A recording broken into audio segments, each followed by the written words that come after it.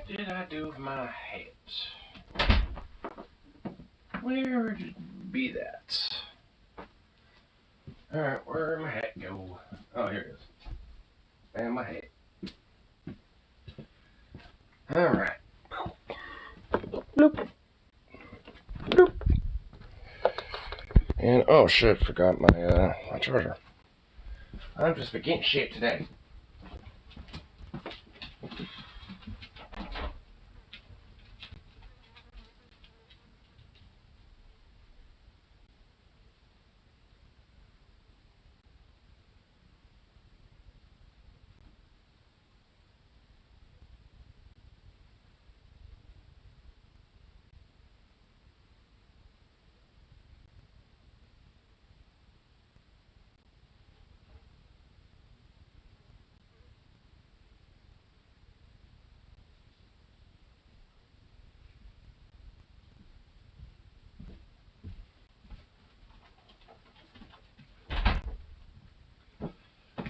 Oh, ba-da-da-da.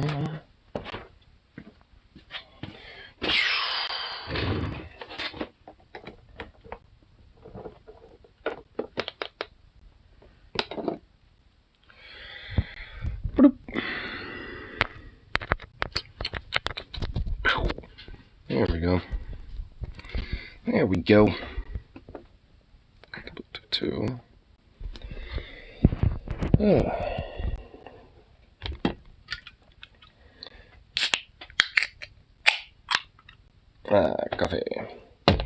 Coffee. Coffee.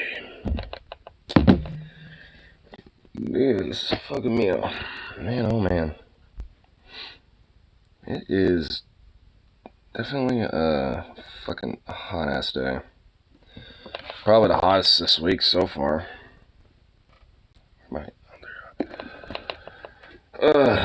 Definitely done. Just done with all of this fucking bullshit heat. Needs to go away. This heat must go away. Alright, there we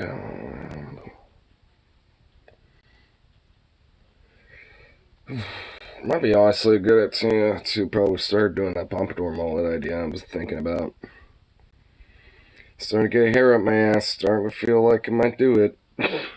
If it gets too hot, I might just change it up a bit so I have less fucking, like, rug back here.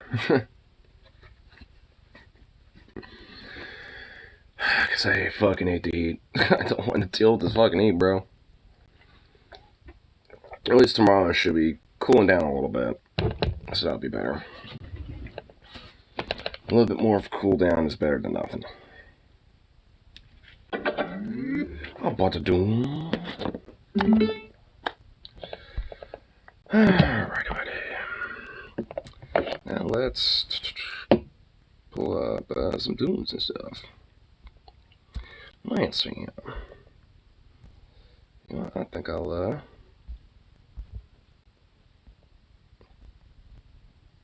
pull some of this. Yeah.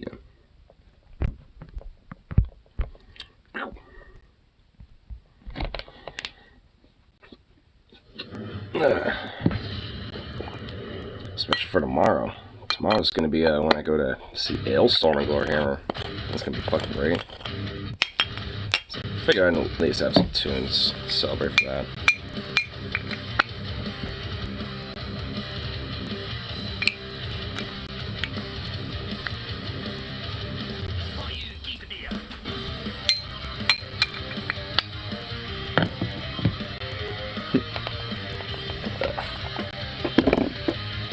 I can also tell my dog is not exactly fond of the heat either.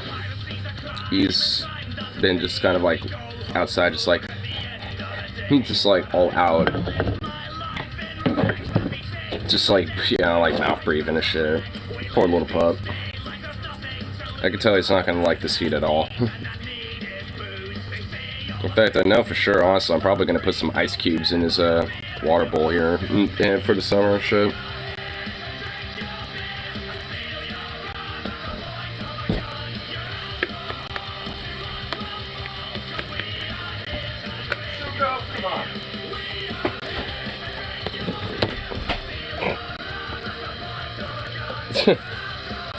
Fucking dog.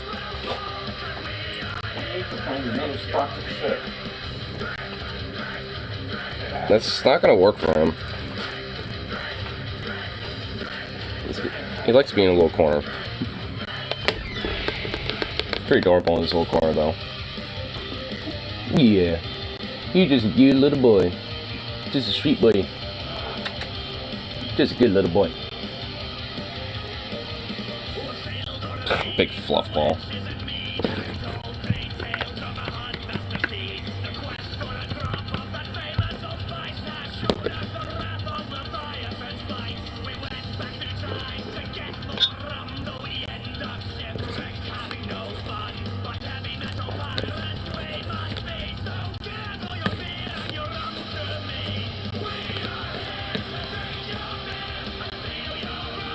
Alright. There we go. Sweet.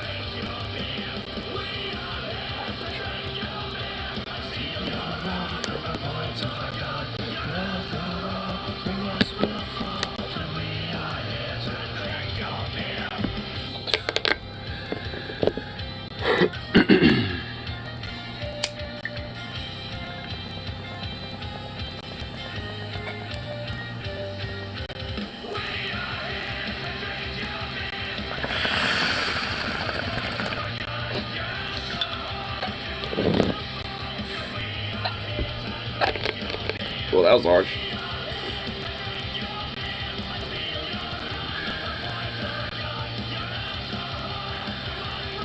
Whoa. Well.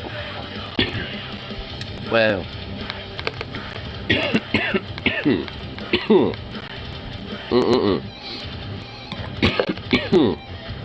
Lord mercy.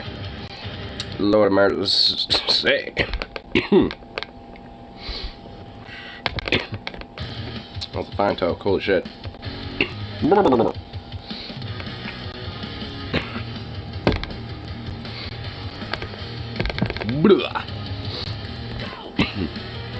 That definitely got me all nice and litty. My goodness. Adios, meal. Oh. Definitely hold on, smoking on a bowl here for a minute. Yeah, I definitely woke the brain up now.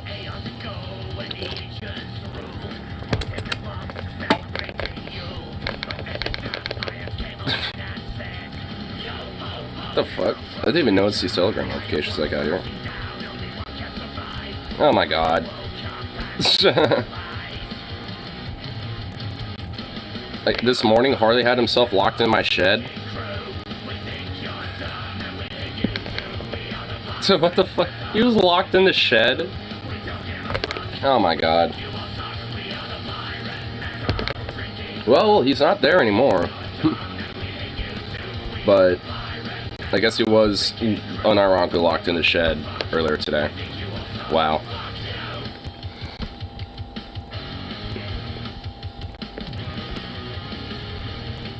Hold on, I actually need to say something to that.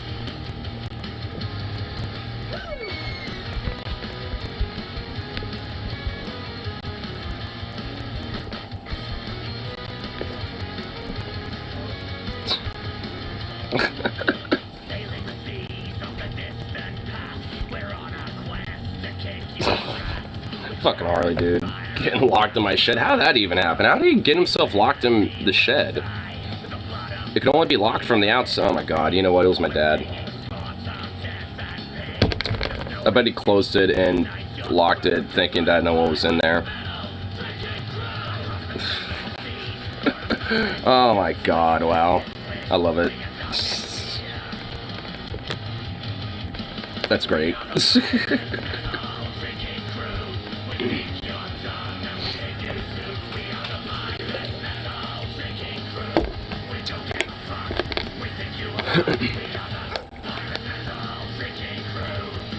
Kind of find it amusing that, like, you know, honestly, like, Harley gets himself in these random little foibles and hubristies.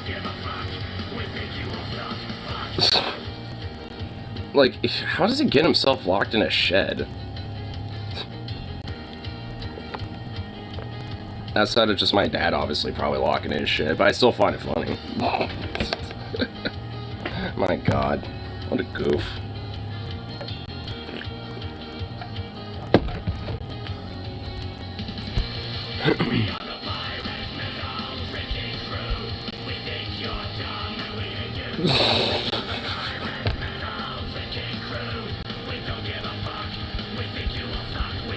It's saying it's not funny. Well, it's funny to me, Harley. I'm gonna laugh. For you being locked in my shed, it's my shot for you, Harley. And it's great.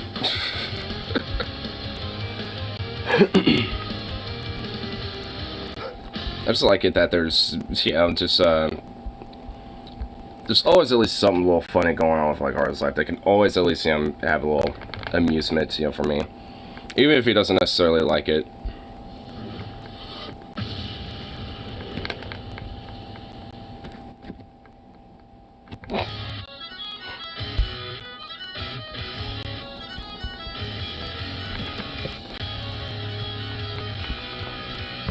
Hold on, send this one more.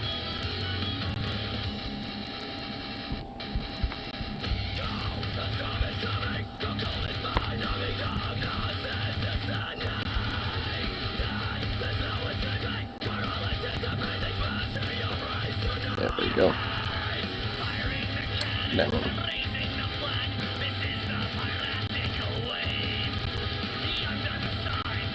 There we go.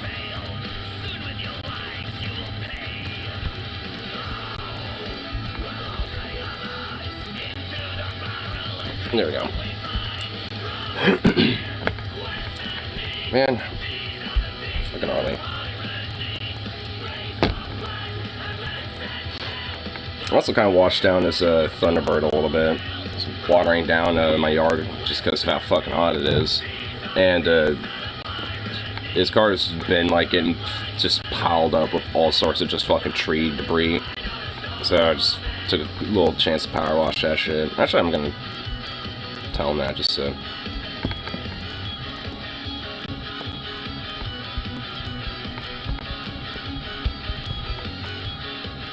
Just tell him that just so.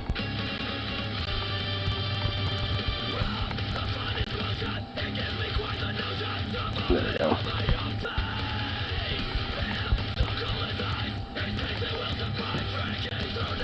There we go.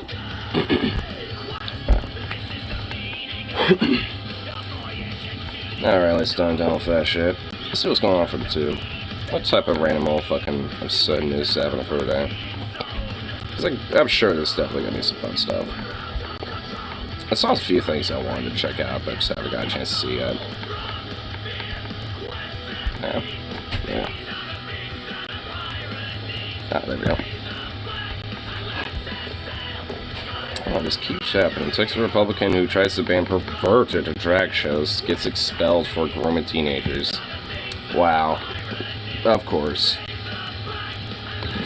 Of course it's gonna be the same party that cries about groomers and shit that is, wow, unironically, grooming people. Who would have fucking thought?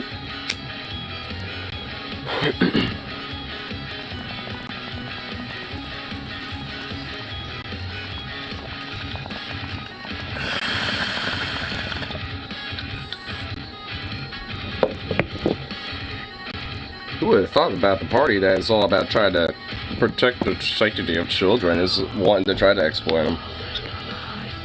I mean, it's basically like, I think Zarin Hall just called it like pedocon theory, where like, I mean, these conservatives, especially at least these anti-groomer ones, are pretty much doing so because they want to try to hide their own pedophilia from society and get away with their own fucking grooming, which is pretty much is what is happening.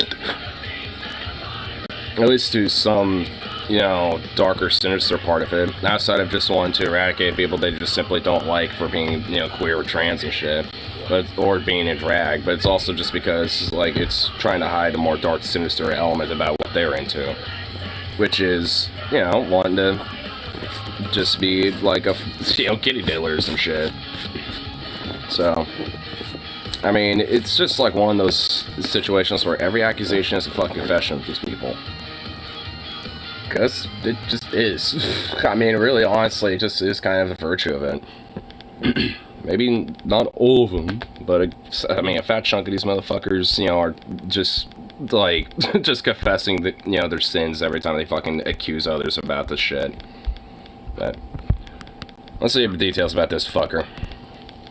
So I know that I'm a little bit late to the party on this particular story, but I couldn't pass it up because it's just that good. So we're going to talk about Texas Republican lawmaker Brian Slayton. He is one of the party's loudest crusaders against LGBTQ plus people, especially drag queens, because he claims that they pose a danger to children. In fact, in March, he announced new legislation banning all family-friendly drag shows, calling the performances, quote, erotic, while saying the state has a duty to protect kids from being sexually exploited, and the HB 4129, that's his bill, is the most comprehensive bill to stop the sexualization of kids by these performances. Now that... No, it's not.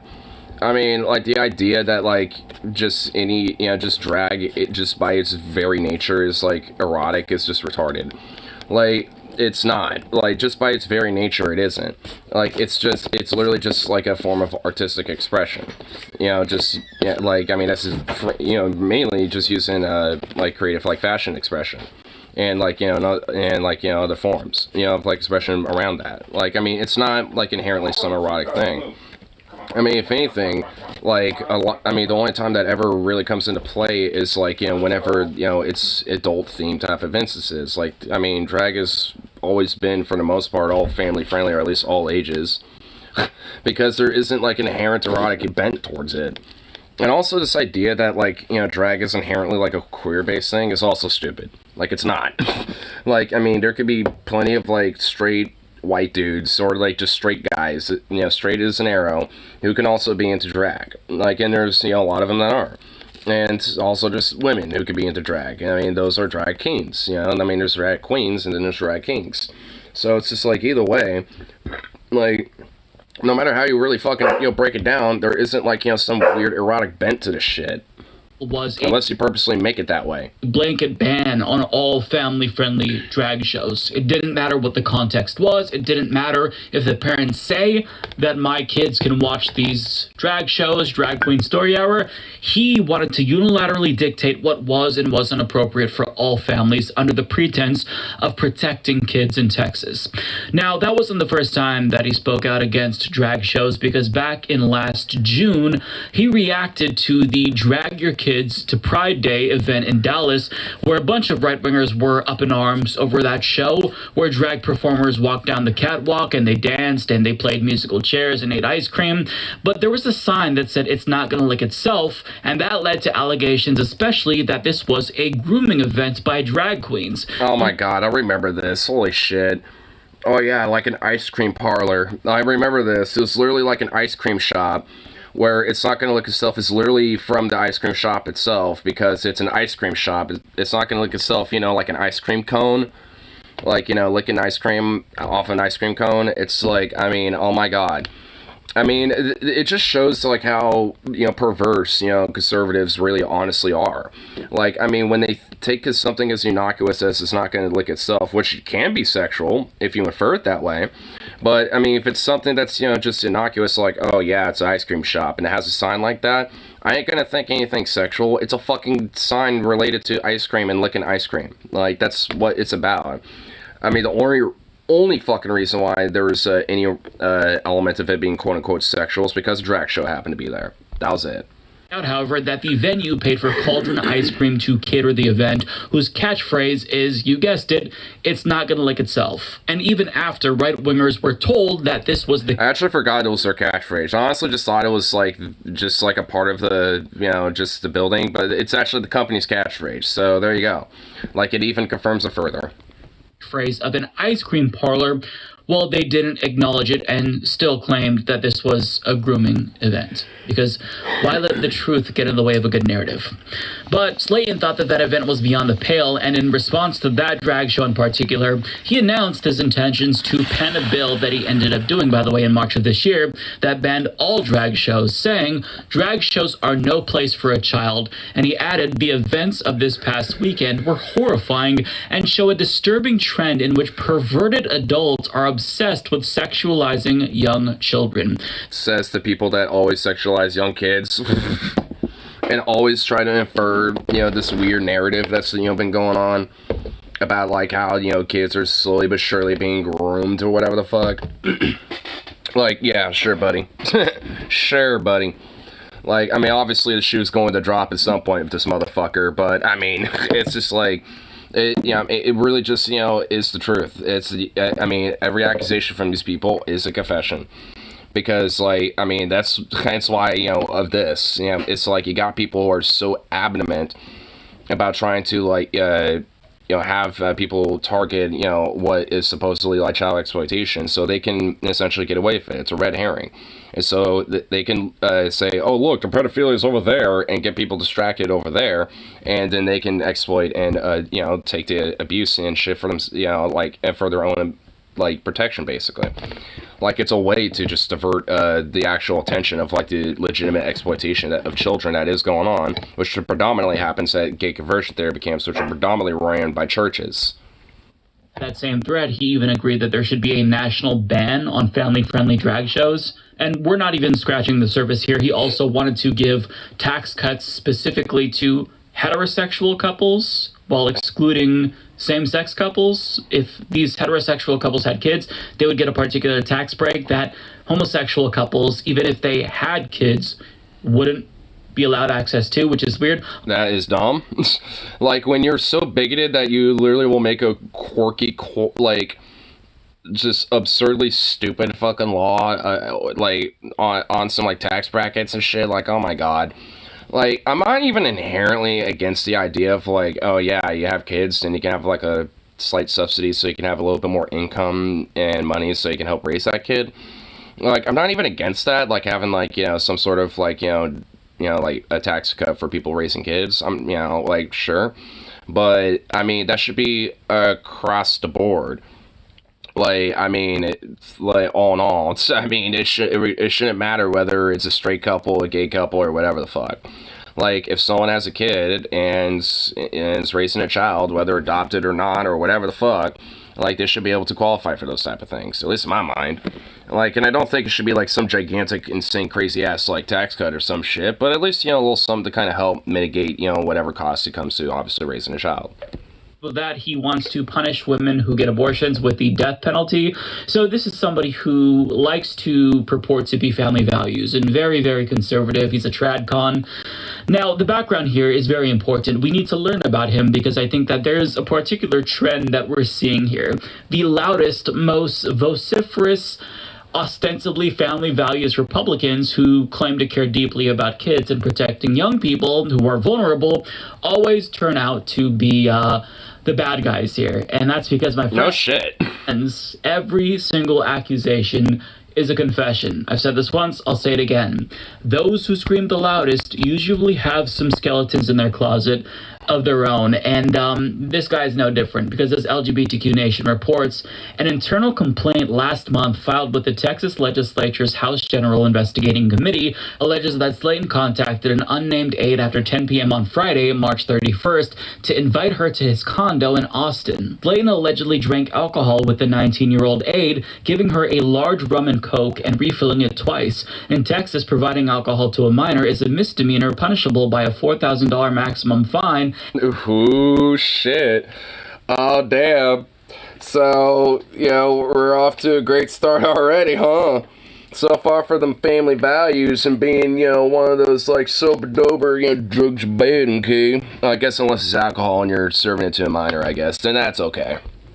To a year in jail. The report said that the aide was so drunk that she couldn't effectively consent to intercourse and could not indicate whether it was welcome or unwelcome. He and the aide had unprotected sex, and he drove her home after midnight. She got Plan B at a drugstore to prevent pregnancy, a medication that Slayton opposes. After the meetup, Slayton allegedly showed the aide fake emails which purported to know details of their late-night meeting. These emails were a sort of loyalty test, the complaint said, and Slayton allegedly told the aide not to discuss what happened with anyone. So this man who was... So fabricated emails to blackmail her. Dude, what a fucking scumbag, bro. What a piece of fucking subhuman shit. And of course, I mean, you know, it comes from the people that scream the loudest about family values and, you know, being like, you know, an honest, you know, good principled, traditional conservative and shit. And then, you know, of course, every time you actually look, you know, under the sheets of what they're doing and, like, in their closets, it's like some of the most scummiest, you know, fucking, like, rapacious shit. And the thing is, like, I don't even think it's inherently, like, the worst thing ever to be, like, you know, a politician and, you know, like, get, you know, inviting somebody or, like, an aide over to, you know, have a party or some shit or, like, you know, get together or something. I don't think that's, like, inherently, like, you know, bad or the worst thing ever. But with a 19-year-old, like, buddy, like, what is going on there? Like, that is, you know, questionable as fuck. Like, I mean, because honestly, I mean, there's been, I mean, it's like, how many times do these, like, politicians, you know, have these fucking parties and shit, and, you know, and it's just like, you know, with just all adults and shit. I mean, it happens a lot to the point where it's just kind of whatever. You know, so it's like, evidently, there's, you know, a sense of, like, all right, yeah, these, you know, these things happen, but, you know, it just implies, like, what underneath, you know, all that surface level shit is really going on.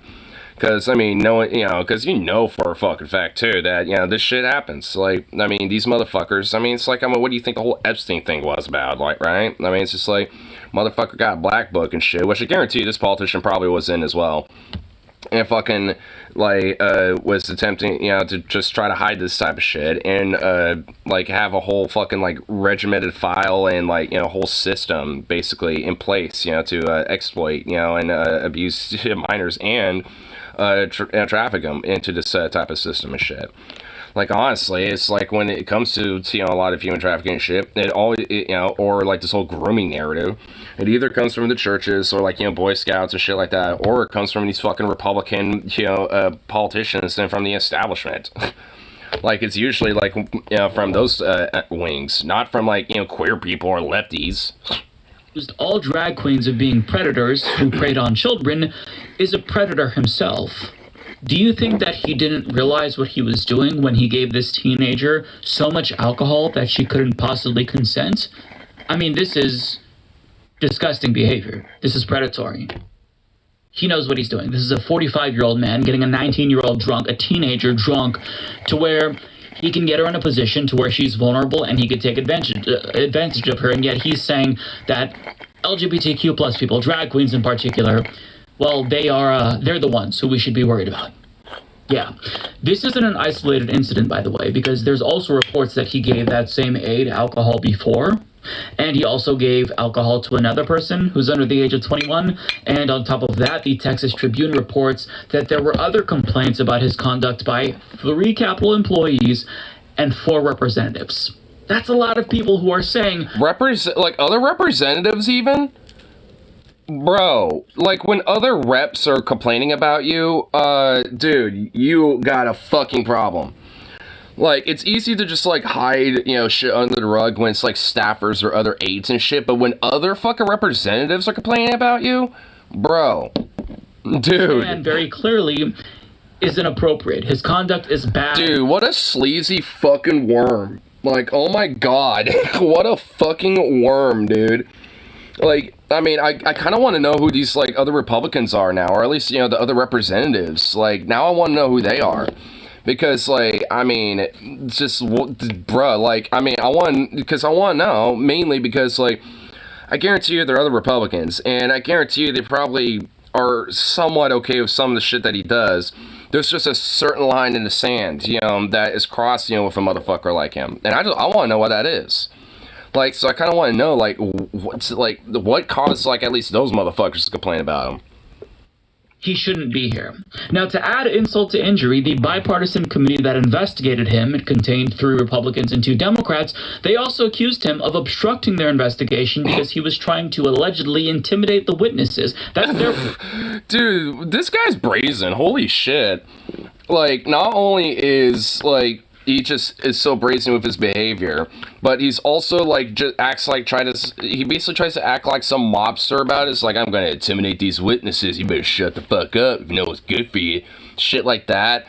Like, dude, like, what a way to shit in the bed and, like, you know, roll in it, dude. They said intimidation.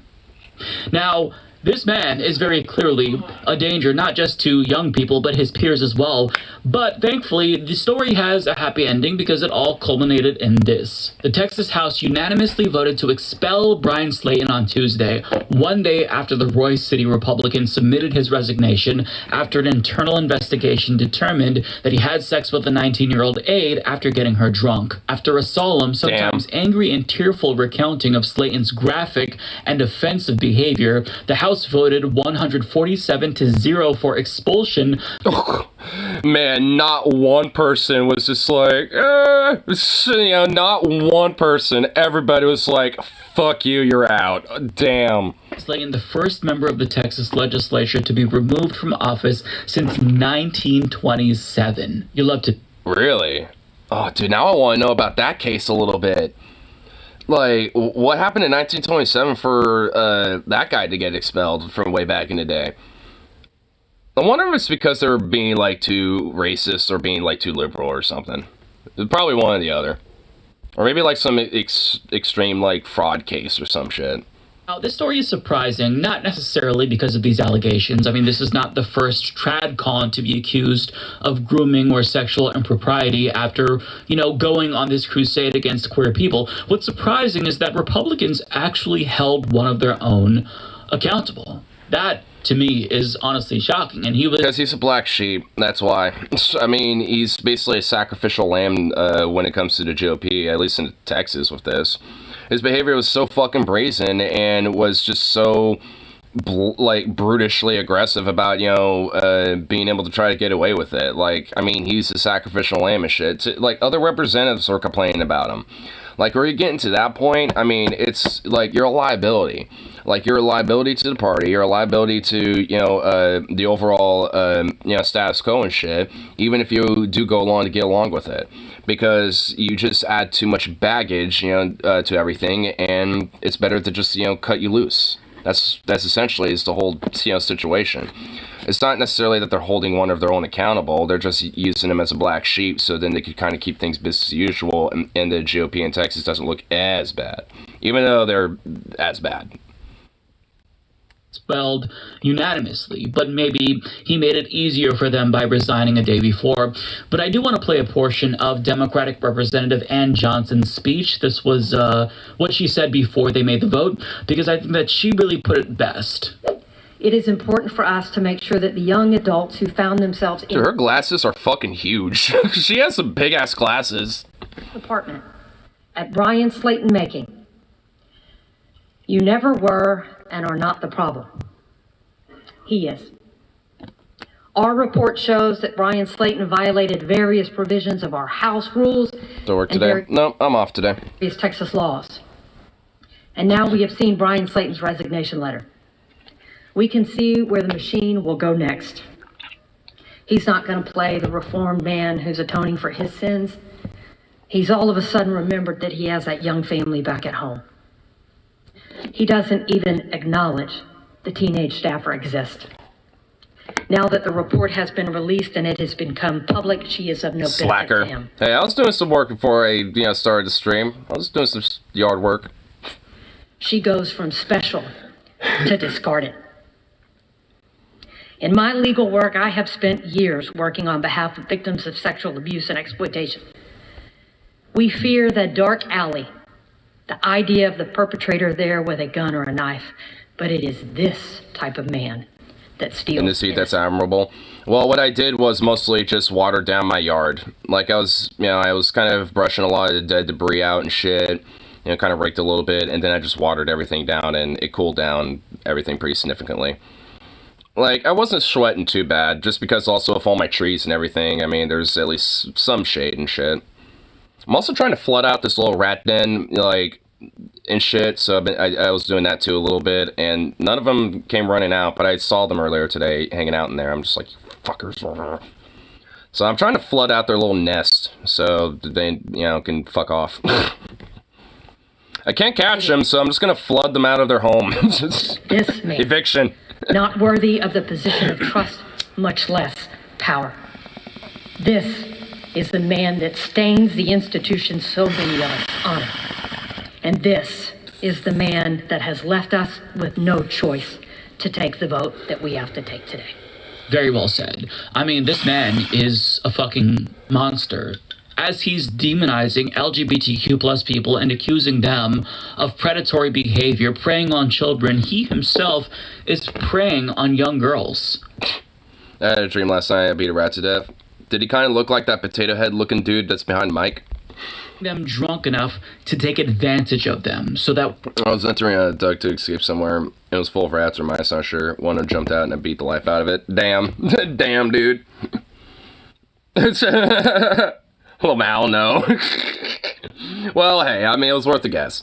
But, you know, honestly, like, I mean, if to deal with a rat actually really isn't as hard as you think. It, you know, I mean, it's as brutal as, just blunt as it sounds, just head, body, there you go. And then just, there you go. I mean, honestly, if you want to kill a rat quick, you know, with your bare hands, that's just, there you go. Just, you know, the twist. What the twist? Can't even consent, they're so drunk. That is what predatory behavior looks like. That is what grooming looks like. It's a form of deflection, I guess, where they are super loud about queer people when that's just them hoping that we all don't look at them, right? That's them saying, hey, look over there, not over here. I mean, those that scream the loudest about LGBTQ plus people, they usually do have skeletons in their closets. So there's... I mean, at the minimum, when it comes to people like that, it's usually either they are, like, snorting coke off a gay hooker's ass or some shit, or they are literally growing kids, or both, you know, or, like, a combination of something like that. I mean, it really is pretty much like this almost all the fucking time. I mean, you might get, like, you know, a small margin of people that just genuinely just don't like these people and shit and don't have those insecurities. But they're usually, you know, inferred and grown and indoctrinated into those ideas because of fucking people and their insecurities projecting this shit everywhere. And of course, you know, given enough time, they get caught. And, SpaghettiOs. Too bad so sad when that happens. It was, I mean, what's really annoying, though, is that sometimes every now and then, like, they still, you know, get defenders. They're like, well, you know, he had to just repent with God there for a minute, you know, and just, like, repent for sins, and just, like, you know, think about that for a minute, and he's good to go. You know, he regrets it.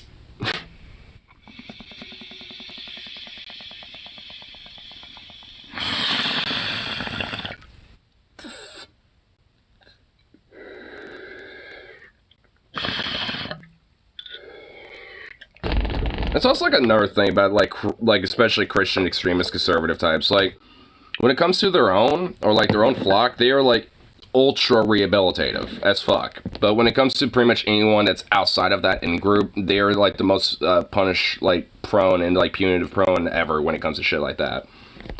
I mean, they're really just like the biggest fucking hypocrites of it. Because I guarantee you there's probably some churches that, you know, in Texas, you know, that are very supportive of that guy that, you know, are still going to defend his ass.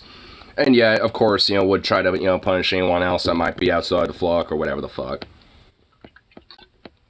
Or outside of their general worldviews and shit. I mean, we saw like Herschel Walker and Roy Moore, you know, from a couple years back and shit. Like, that dude was, like, banned from a fucking mall for stalking teenage minors and shit, amongst other things, and he was still, like, narrowly fucking won. That flow of the world would forgive them, because they're special. Well, I mean, in a way, like, the whole idea, well, I can at least understand why they think that, because after the flood, at least the reason why you know, we have rainbows, at least this is how they, you know, say it.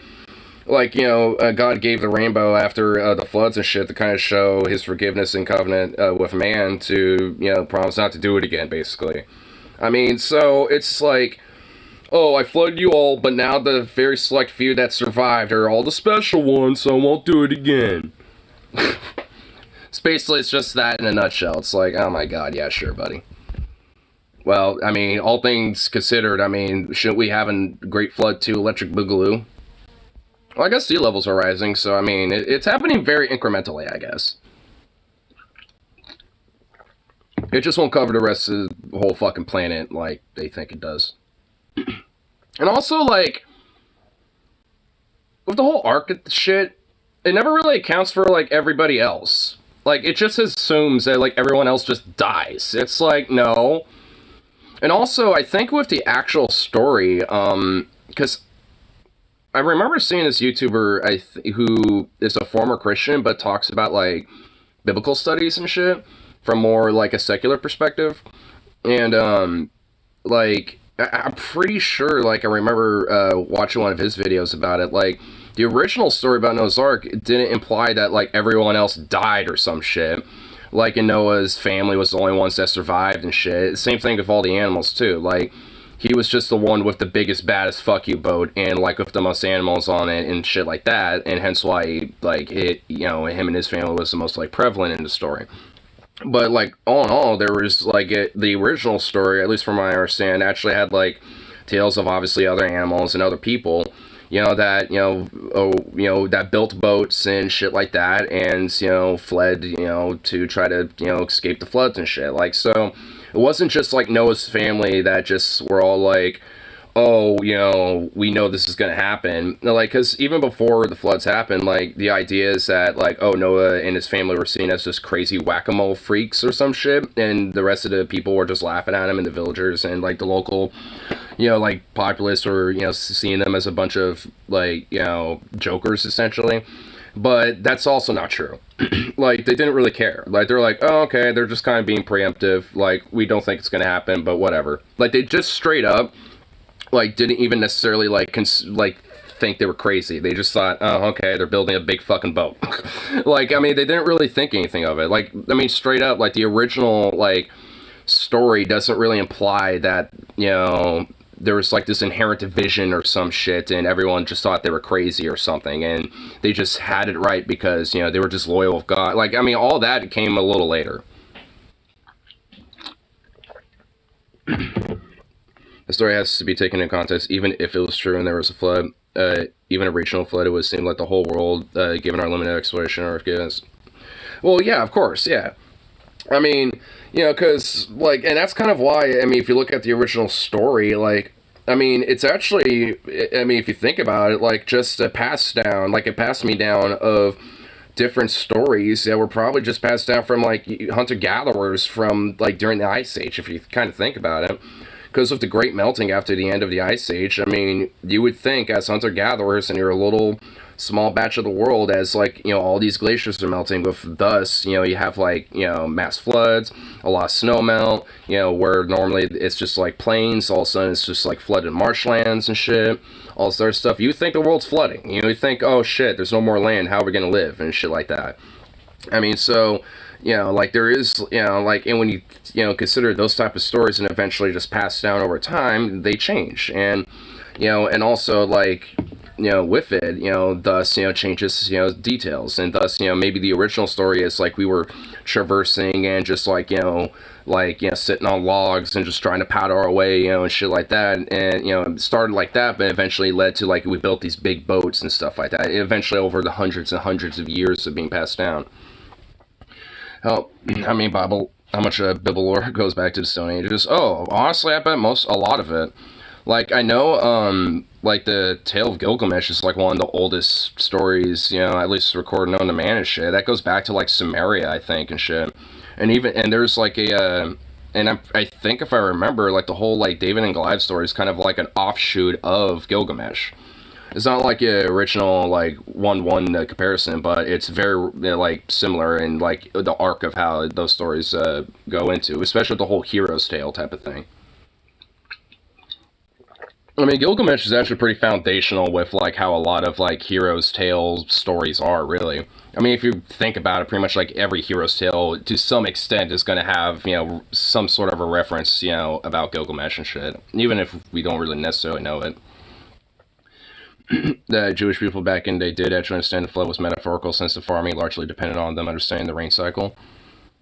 Yeah, I mean, if you think about it, if we were able to do, like, like, essentially early proto-industrial farming and shit when it came to having, like, mass agriculture like we were establishing back then, like, that took understanding of, the water cycles, because you couldn't just, like, irrigate your farmland just because, oh, water.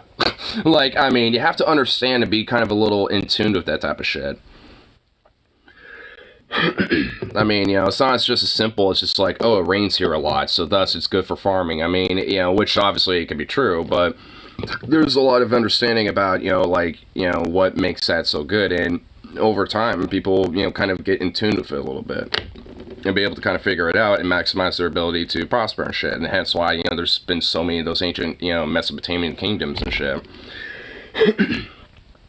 While, white Germanic Europeans and shit were all still, in little huts and shit. And there was, little kingdoms in Mesopotamia and stuff going on. That's what I honestly find funny about, white supremacist racist types. You realize white people were literally still hunting, gathering, in tribes and shit, while, Mesopotamia was having fucking, kingdoms and shit, right? Established governments and shit. And, philosophy and all sorts of other shit happening. And, way more, way more so in comparison. It's just, it's not I'm trying to, downplay, European tribes or whatever the fuck. But, goddamn, bro. If we're gonna look at, what was more advanced or some shit, it's white people are kind of dragging along, dragging behind for quite a long time.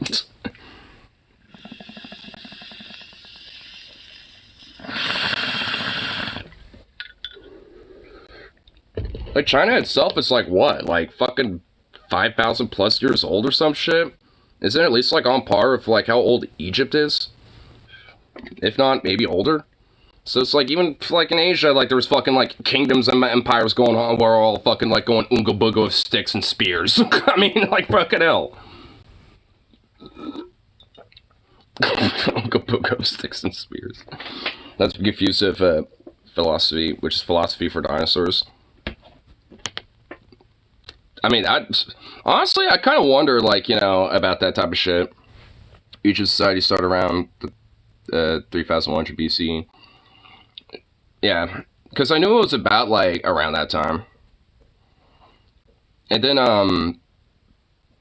yeah, wasn't it at least China around, 4000 BC? So at least maybe about equivocal, or at least maybe even a little longer? I mean, I don't know. I'm a little rusty about that part, but, I mean, either way, I mean, I know Egypt and China, not just regionally, but, as nations technically are, some of the, if you kind of go back far enough, are technically, the oldest. I mean, the current iteration obviously isn't, but way before white people, lol. Yeah, exactly. That's kind of my point. That's why I find, so many white racist types and shit so fucking silly. It's because, I mean, a lot of what they claim is just, was civilization, straight up, kingdoms and different, civilizations in Africa, Mesopotamia, fucking, in Asia and shit, were doing a lot of this type of shit first. I mean, they just straight up were. And even then, those type of concepts just weren't a thing. They didn't, they just, it was basically just hey, we're either part of this kingdom or we're not. That's literally as far as it went. They didn't really give one fuck or another. And even then, sometimes it wasn't even like that. It was just we're a part of this tribe, we're a part of this, broader community and shit. With, there's a few people down there in that village, just across the way or some shit that, are kind of a part of us too and shit. A little small, confederated tribes or some shit, you know what I mean? So it's a lot of that was how people, identified themselves with. It wasn't based off of this shit. If anything, they just thought, someone looks a little different. Cool. They kind of shrugged it off, didn't really think one way or the other. If anything, it just added, interesting, ways of people being described, if you look at, older, texts of people's first-hand accounts about shit. It also kind of leads to kind of some interesting but creative ways of talking about people and shit. It's this very olive grease, type of fairness or whatever, blah blah blah, or whatever the fuck, you know what I mean? It's just it kind of adds a little extra pizzazz almost.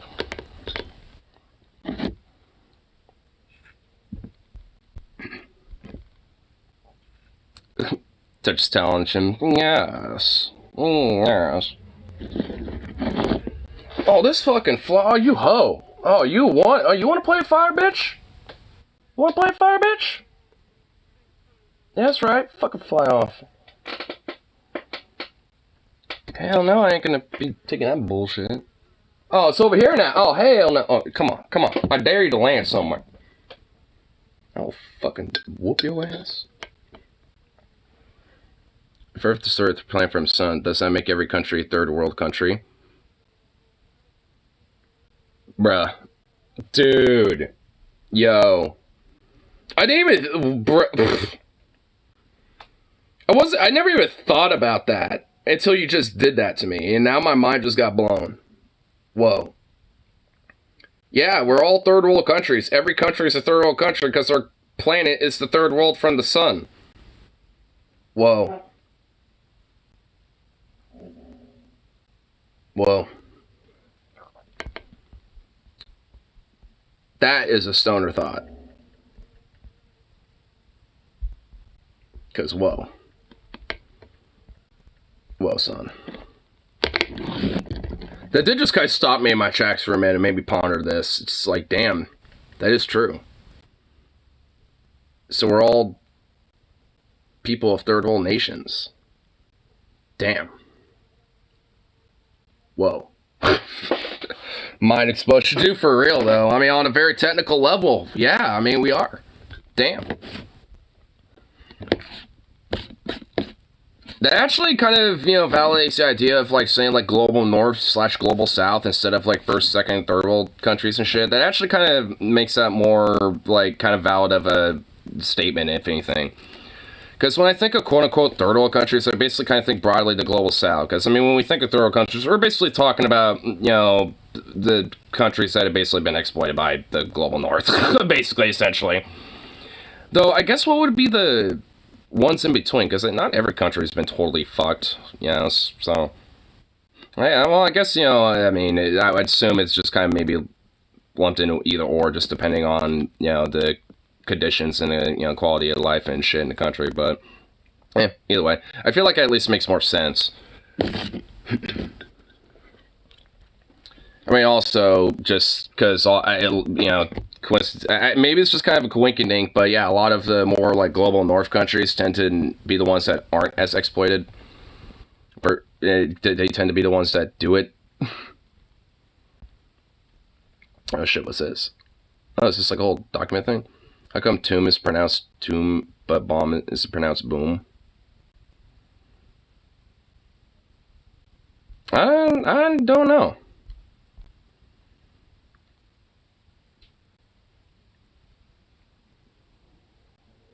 Bomb, Tom. But then tomb would be Tom.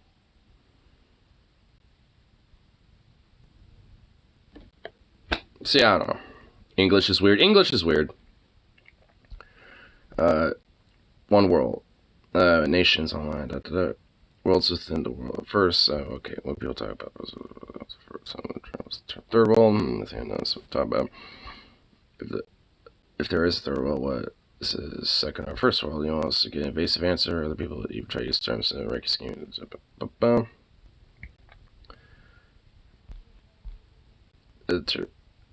The use of term first, the second, and the third world is a rough, say, outdated model from geopolitical world from the times of the Cold War. It's no official political definition for second and third world below OWNO is explanation term. 4 worlds. 4? After over Second World War, the world split into 2 large geopolitical blocks and spheres of influence to contrary views that, well, yeah. A bloc of democratic industrial countries within America's influence sphere is the first world. Eastern bloc of communist socialists leaning second world, and the remaining 3/4 world is non-aligned as the third world.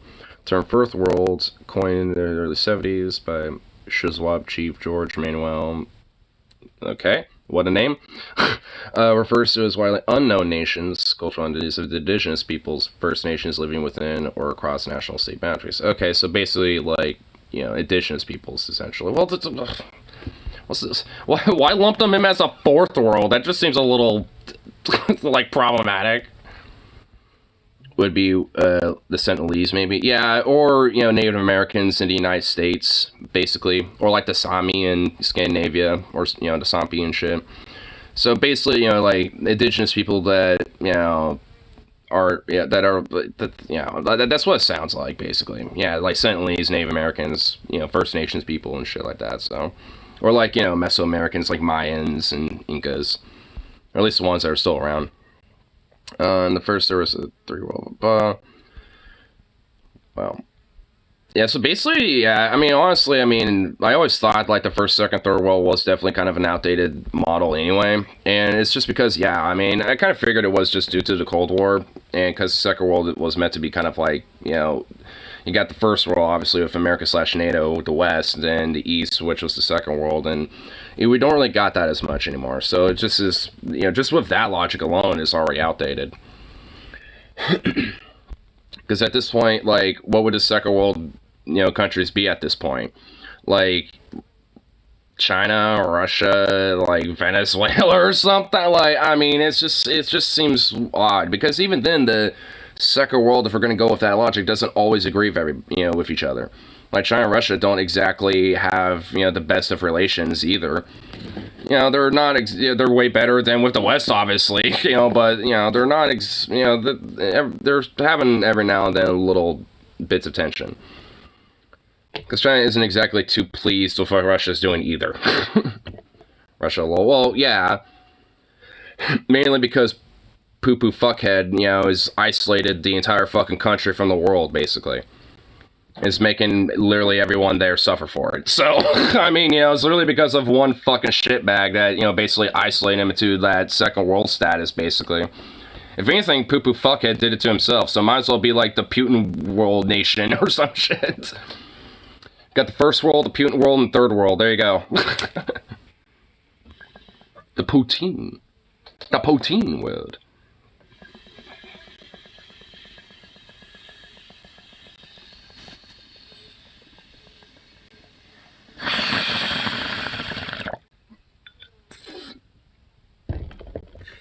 But even then, you got like these different little like sub-regions that have like their own little influence. Like Saudi Arabia has their own influence in their region, or at least are competitive with, you know, Israel too. So there's like, it's not even necessarily like first, second, you know, third world nation shit anymore. It's also like regional things too. Like you got like, you know, like the, you know, like Israeli Middle Eastern influence slash Saudi is Middle Eastern influence and shit. And I guess Turkish too, and Iranian. So just like a quadfecta of bullshit going on there. And amongst all sorts of other shit. And then you got like, you know, the more, you know, like regional shit going on because of like, you know, Taiwan plus the greater regional influence of, you know, from that side with like South Korea, Japan, America, etc.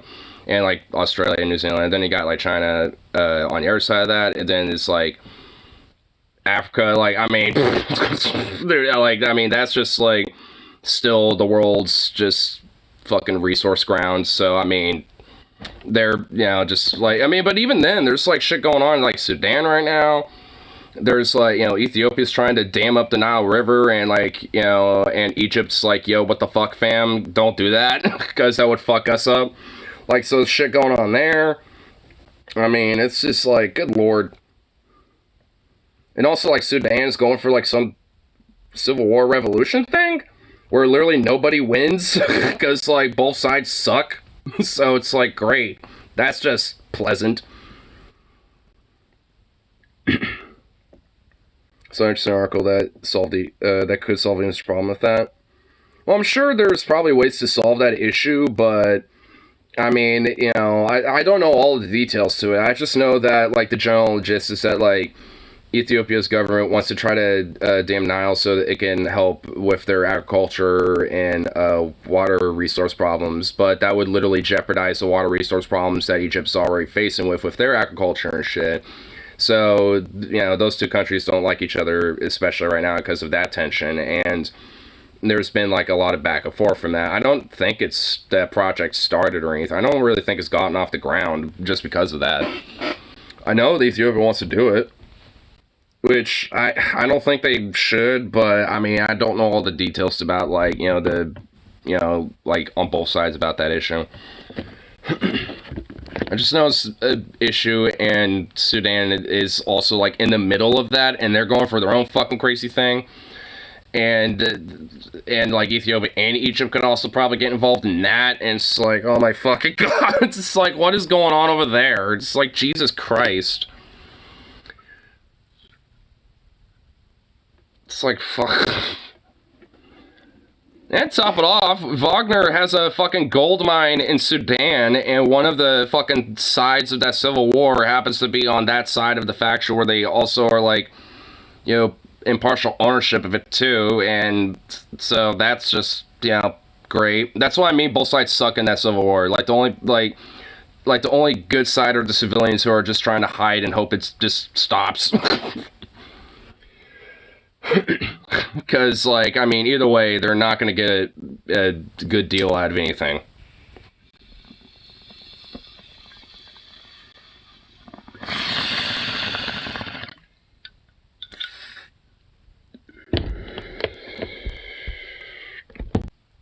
What about countries that used to be considered developed but then slid backwards? Yeah, kind of like America. Because I consider America was at least, you know, legit developed for a while after World War II, at least, and then, at least since the 80s, slowly was going back, and then at least since 2008, just like, just have just been like, you know, fucking avalanche in that bitch. So, I mean, at least, you know, for America's case, that's definitely, you know, for sure. Where we're sliding back, yeah, honestly, pretty rapidly at this rate. And yes, god damn it.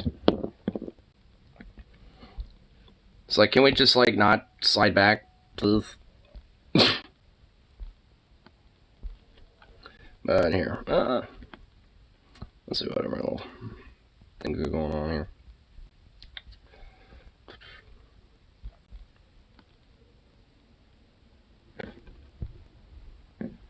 What is this?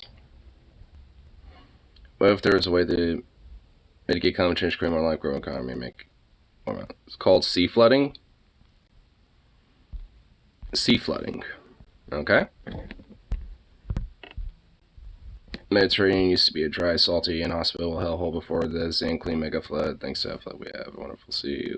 Okay.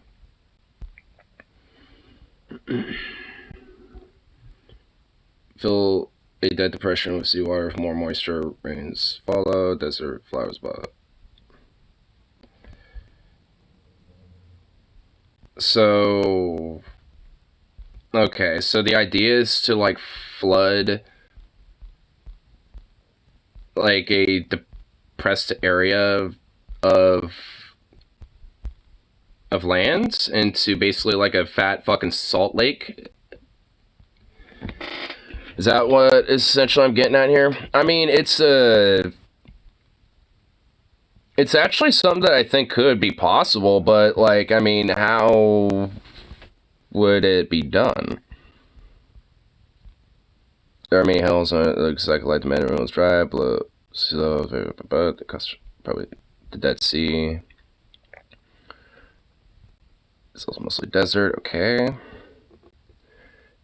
Water from the sea and flood. Oh wait, so the Dead Sea? So flood the Dead Sea?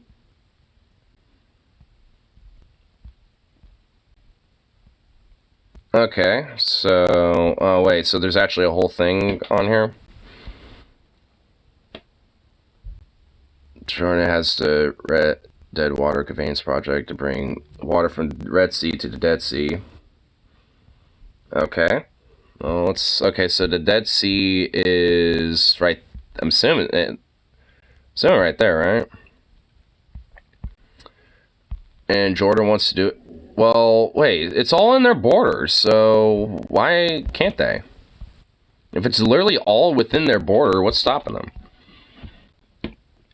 Israel doesn't show them has its own plan. They have their own plan? This distance is shorter. Oh, wait, oh, never mind. So the Dead Sea is right there. The Red Sea is there and the Dead Sea. Okay, so basically they make a fat canal, which would basically stretch, you know, across Israel's border. And Israel wants to build a shorter one, basically. Which I guess would be cheaper. And it goes directly into the Mediterranean. So, I mean, I don't know, like, why not do both? Copé no los dos is what I say.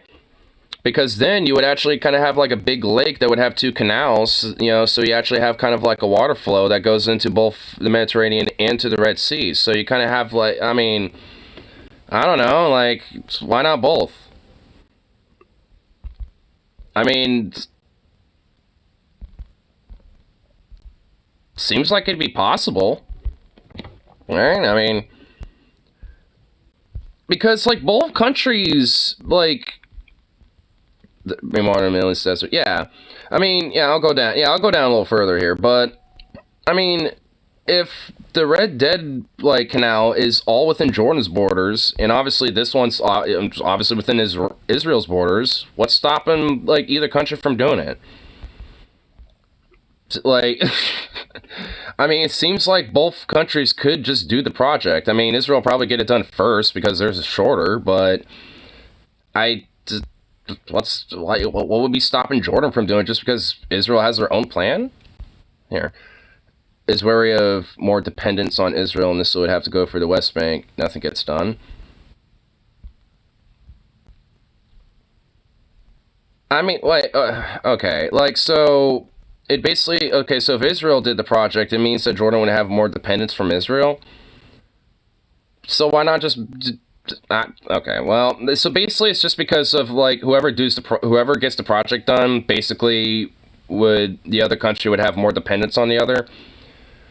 But Israel already has, like, essentially some dependence from America anyway. Like, I mean, so, like, what downgrade would it be for them to, like, have a little slight, oh, well, I just realized. It's an Arab country, fuck that. Like, okay, never mind. I kind of see where that, you know, is probably coming from. This, doesn't, you know, this Shafian, this Qatari Depression. The Qatari Depression, it's just in the middle of nothing in Sahara. Sand, salt, and sorrow. Sand, salt, and sorrow. The Egyptian guy had an idea of seaflow in it. Okay, so Egypt has their own idea, which would be right here. Well, this actually also makes sense because the Sahara, for like thousands and thousands and thousands of years ago, used to actually be like somewhat of like, you know, some plains and shit like that. Like what you see here in the Nile, like thousands of years ago, was like all over here. So I mean, this would actually, and honestly, there's like a lot of different little lakes. I mean, you could kind of see where some of this used to be. Like some of these little indents. I mean, geographically here, you can kind of tell, you know, it used to be where, you know, some of these waterbeds used to be. So I mean, and it looks like, I mean, right here, it kind of fills up pretty nicely. And some of the proposed pipeline routes. Why pipelines? Just make a full fucking canal. Just like dig a fat fucking ditch and just like, you know, there you go, boom. Why build a pipeline? It's just a waste. I just feel like that's just unneeded material. I mean, it looks like, you know, it looks like one of these two right here would be the shortest length. They think even with the erosion lines on the Sphinx are from water that used to be in the area. Yeah, it wouldn't surprise me. Let's see, yeah. I mean, it looks like there used to be like a little river right here. You can kind of see what looks like a riverbed right here. Kind of. Yeah, a little bit. It looked like it kind of, you know, the Nile split into what used to be a river here, and it fed into the Red Sea a little bit. Yeah, you can kind of see what looks like a little bit of a delta. It's kind of cool what you can kind of see with satellite images. Oh wait, is this kind of their idea of it? Oh, is this why? Oh, that's why they need pipelines, because there's this. Jesus. Okay, that's probably why they can't, you know, like, just build a ditch, because it's a fucking huge plateau. Okay, I get it now.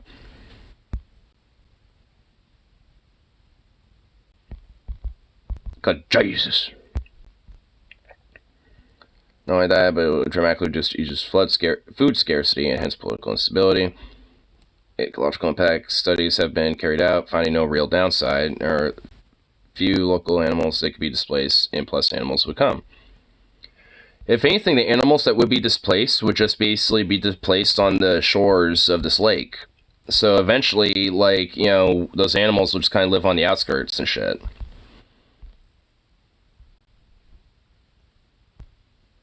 I didn't know Jordanians and Israelites had shawarma with each other. My Arab aspects are clear of them. Oh, damn.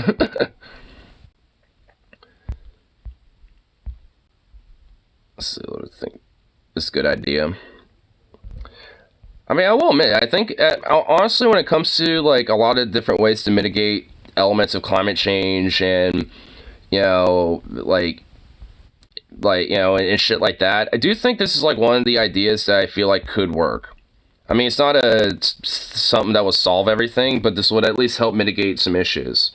Especially when it comes to, like, mass, you know, climate refugee, you know, fleeing and shit.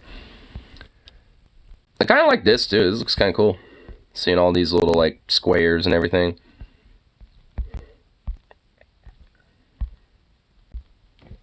I've always loved satellite images, or just, like, looking up at shit from a very high altitude and looking at it down below.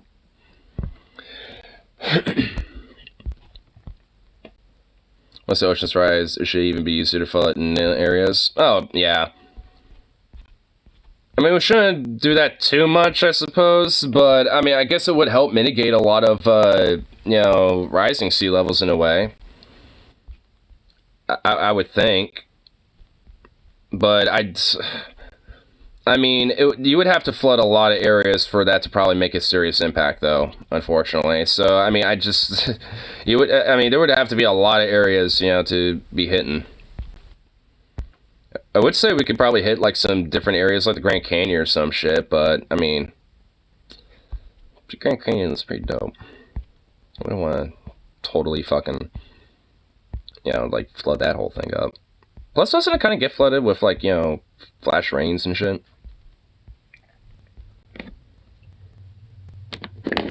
I have no idea. Maybe I can learn some Greek. Israel soldiers. What do you call this in Gyro rap? Easy. Gyro. Guns cocking. Oh no.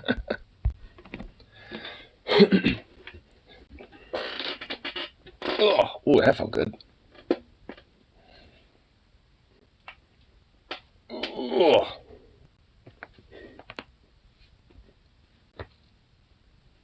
Oh, fuck. Snack Cracker Pop Rice Krispies. Holy shit. Mm. Oh, that felt damn good. Oh, I feel all nice and tingly from that now. That nice.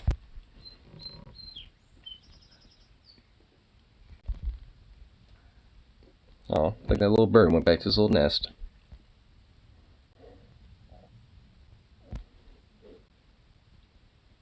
Oh, he's in that damn laundry room again.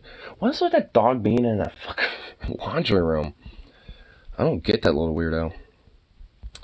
What a goofy little thing.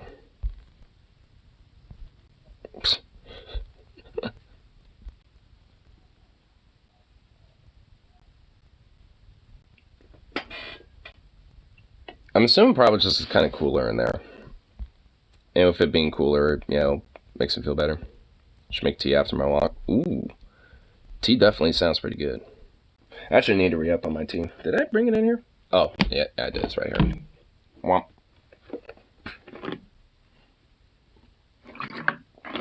Definitely need to get some more. Get some more too. Definitely make sure I kind of take it easy for today anyway.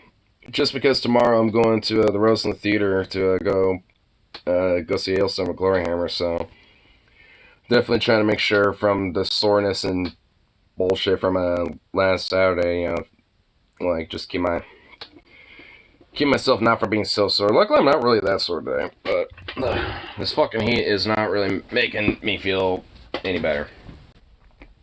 Ooh. Lemon tea? Lemon tea sounds pretty good.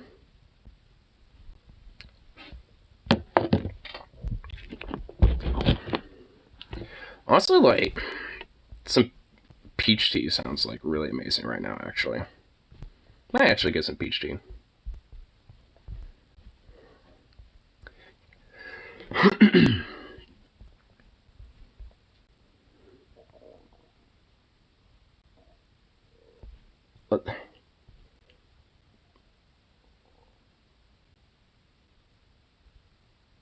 What?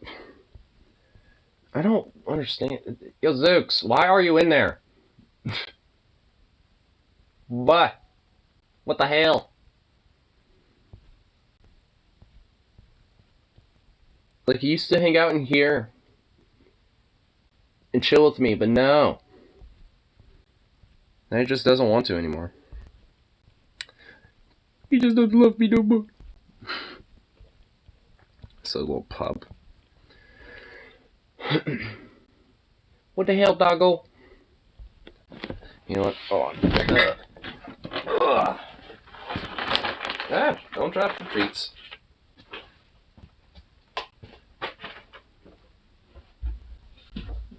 Hey, yeah, you. Hey, little stretchy bean. Alright, little stretchy bean. Oh my goodness, hello. What's up? What are you doing just chilling in here? Hmm? Are you a little goof? Aw. You silly thing. Ugh. Come on. You have to come over here for it.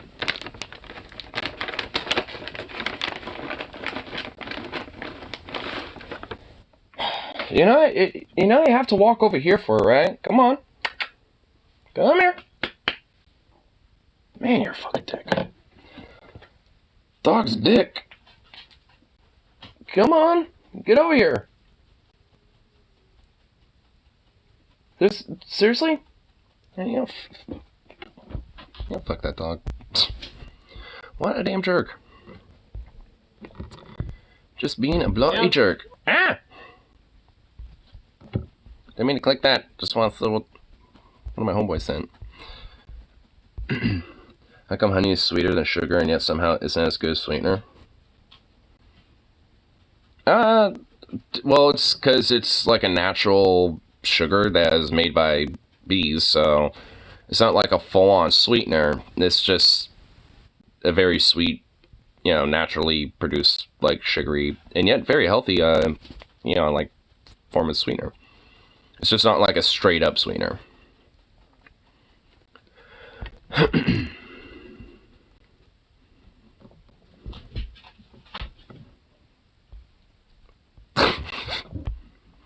Hold on.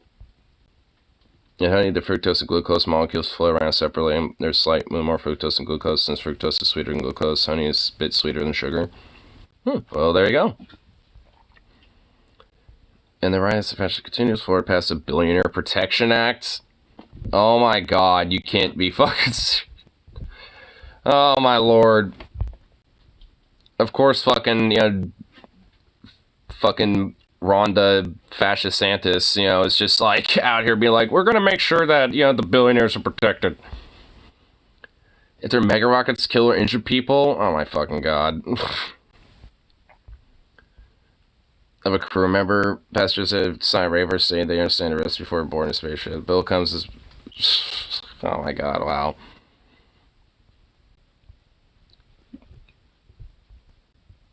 I mean, it should honestly be an obligation, to be like, hey, I should be allowed to like, sue these billionaires. It should be like by law, to do that.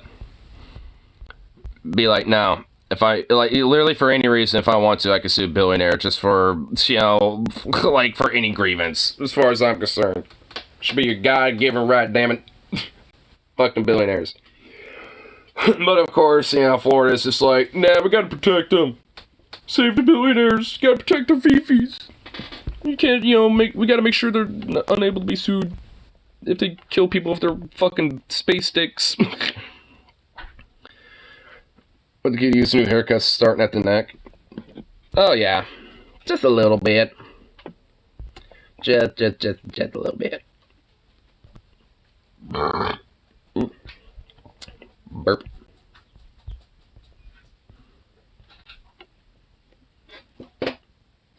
Are you not gonna come over here and get this? Seriously, dog? Just a trim. Just a slight trim. Watch a Trilly Green has a public meltdown. Oh boy. I haven't seen Kyle in a minute. Now that Republicans control the House of Representatives, Check they're this doing very Republican things. They decided we need to have an important committee hearing on left-wing extremism. Yeah. Huge problem plaguing the nation is left-wing extremism. These goddamn leftist communist groomers are just plaguing the nation with their damn drag queens and their terroristic trainees out there just trying to scare the good traditional Christian folk of this land. I tell you what, brother. If you want to be, I'll steel man their case as much as I possibly can. Every now and then, Don't even bother, Kyle. There ain't no point. there's a video of Antifa that comes out, and they're doing some property damage. Oh no, cry! Oh, I must cry the tears of solidarity for that property.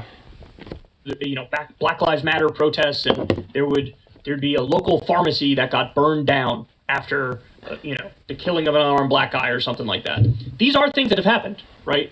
And if you want to say, hey, I'm going to file that under left-wing extremism, okay, by all means, go right ahead. I'm not in favor of property damage. I don't think it has any, positive end goal as a result of it, right? Boo. Boo, lib Kyle. But where do you go beyond that, right? Like, what's the death count? What are we really talking about here? And let me point out, it's not like And once again, no one can point out an example of pure left-wing extremism and what it look like. Yeah.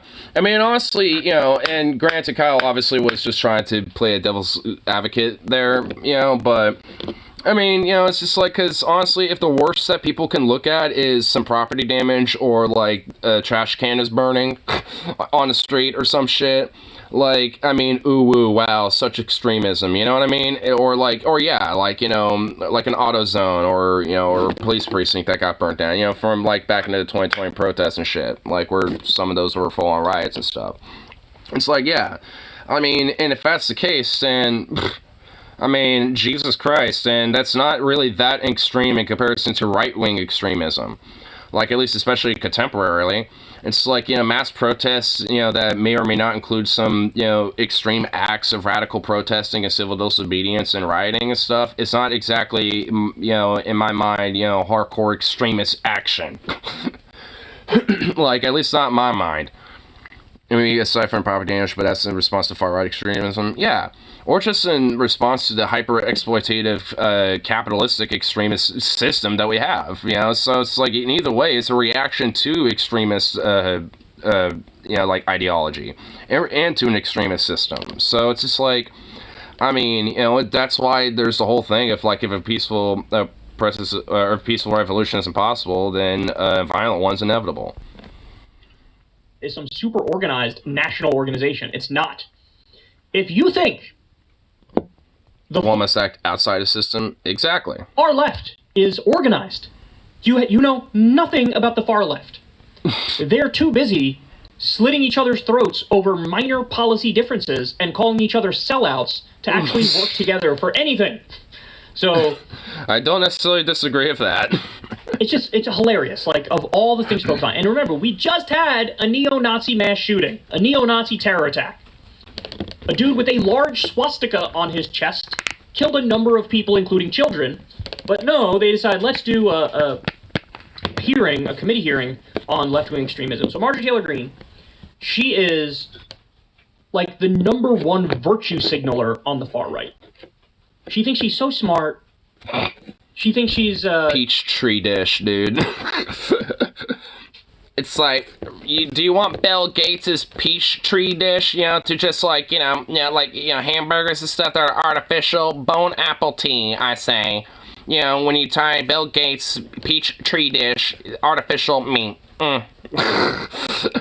It's got debate-ending checkmate arguments, but really she's the clown of all clowns. So she's going to go in here. I love this back and forth. She's talking to, I forget this person's name. You're going to see it on screen in a second here. But she's going to try to, like, own this person with facts and logic. It's like a debate bro stream move, what she tries to do here. Oh, my God. And she face plants, and she ends up just having, like, a sad public meltdown in front of the world. Oh, I apologize, Spitalnik. Miss Spitalnik, while you were talking about white supremacist and abortion, I totally agree with you. There's a lot of white supremacist supremacists in the abortion movement and abortionists because they have murdered over 20 million black babies in America since Roe versus Wade. And oh my god. The frame on Kyle I haven't paused on, and this fucking fly, I swear to god. But, like, this fly is annoying me.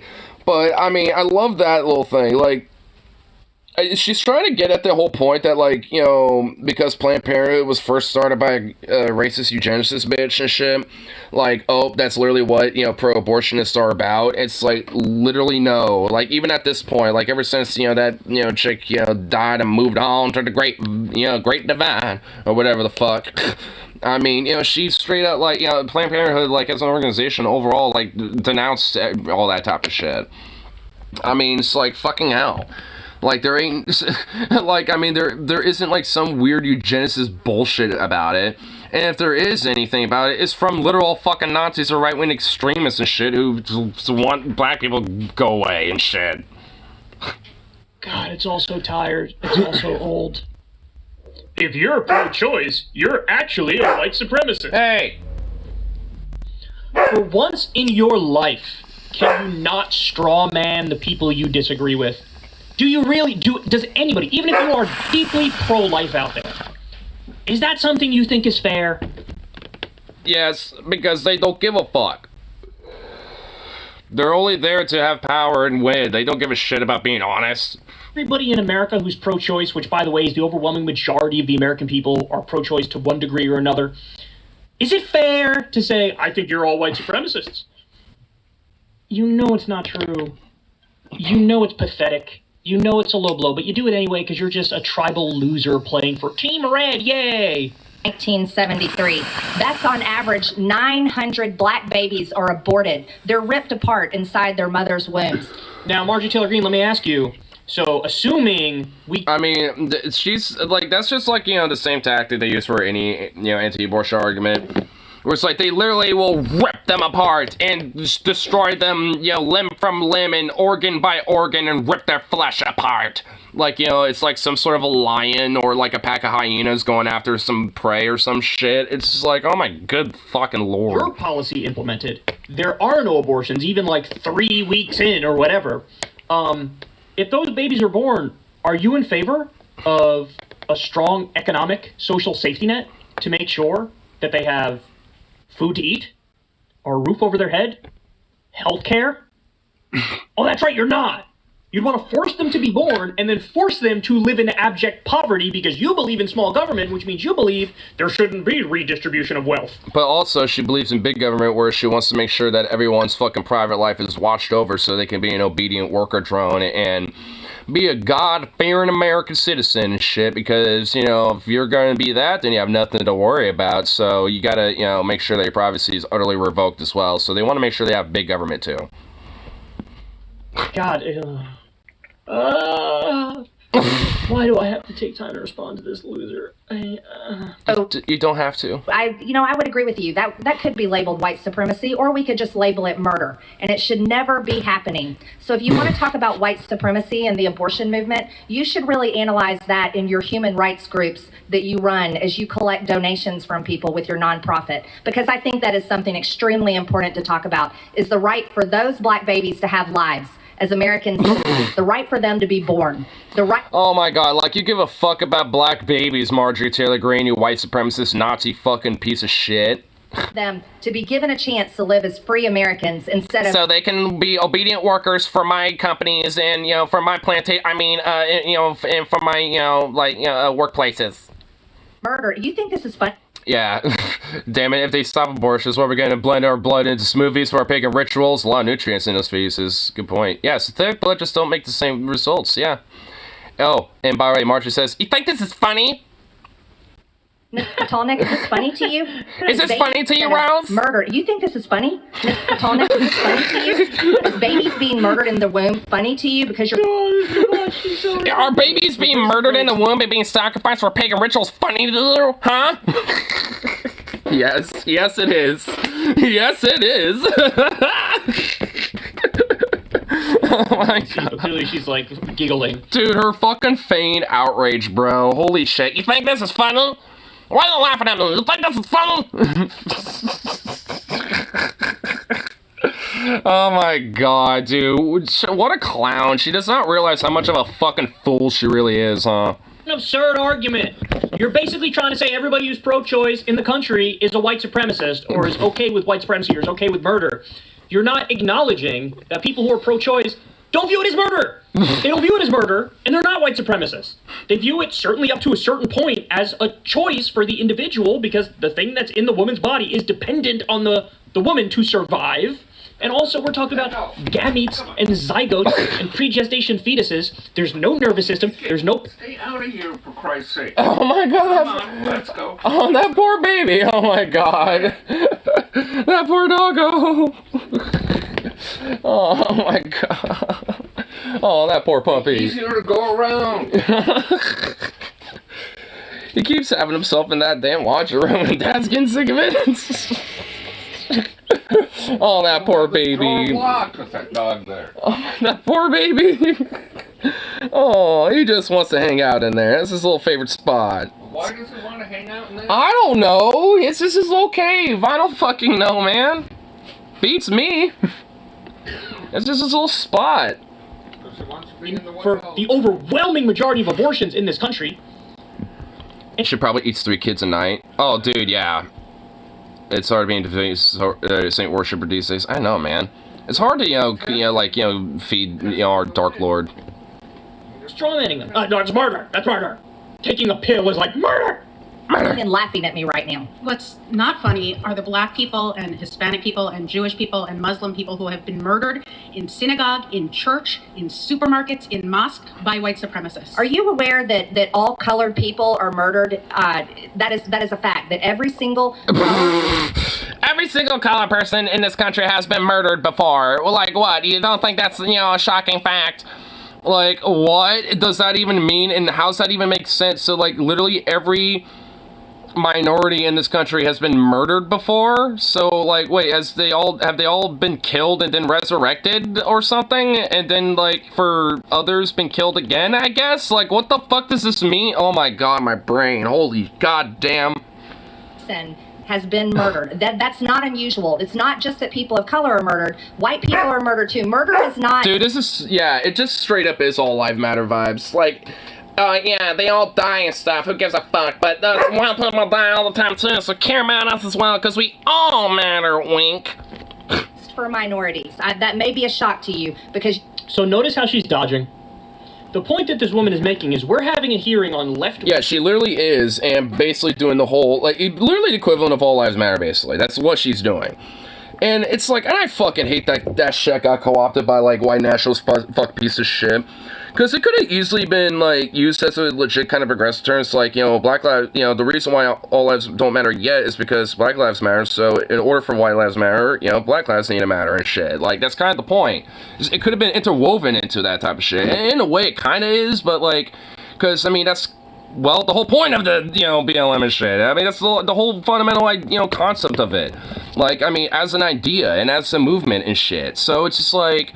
I mean, I just hate how it just got so co-opted by these fucking race piece of shit, dude. Because, like, yeah, like, on a general level, yeah, all life should matter, but, like, not because, like, on some bullshit of, like, oh, well, what about love? It's like, well, what about all these other motherfuckers that keep getting marginalized? Why do you think there's, specific terms for that type of shit, like Black Lives Matter and stuff? Because in order for all lives to matter, you gotta, like, address this fucking shit. It's just so...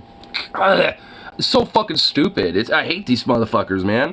And they co-opt so much bullshit, that, for the most part can be seen as either, like, neutral or innocuous or not even really that harmful or whatever. And they just co-opt this shit for, like, such stupid, nefarious bullshit and reasons. And it's just ridiculous and just... Bleh. Just makes me want to just, like, barf, like, diuretical shit all over the face.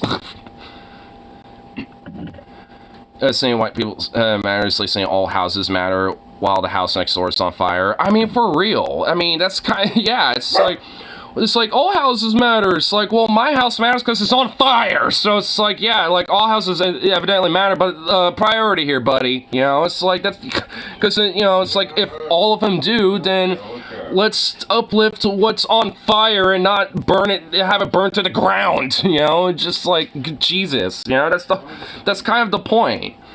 It's like, you know, I mean, because the whole idea is that, like, they don't, like, all lives don't matter in our system. Like, the whole idea is to advocate, you know, so our system does, you know, give matter and, you know, credence to all lives and shit in this country.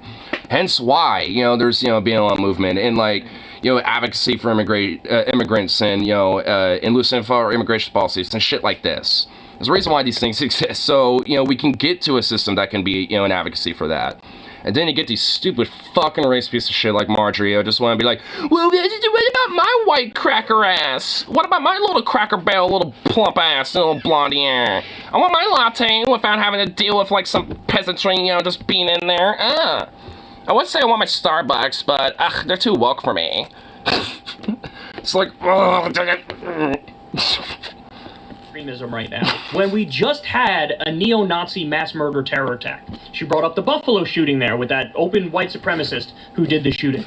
She's saying, hey, there's so many instances of right-wing mass shootings or right-wing terror attacks, and it's explicitly ideological and political, but when that's brought up, all of a sudden, what do you mean? People, all sorts of people get murdered, and all sorts of people do murder. I don't know why you're trying to make it a political thing, because it is a political thing. I don't know why you're trying to make it that way. Did you know that happens? What happened? You were just super loose with your tongue trying to claim that you're a white supremacist if you're pro-choice. Now all of a sudden she brings up literal white supremacist terror attacks. You're like, there's all sorts of attacks that are not white supremacists. Did you know that, bro? Did you know that, bro? I'm honestly surprised Marjorie Taylor Greene didn't do the whole, like, black on black crime thing, like that trope. I'm honestly legit kind of surprised she didn't do that. Maybe she is going to, but I'm surprised she hasn't yet.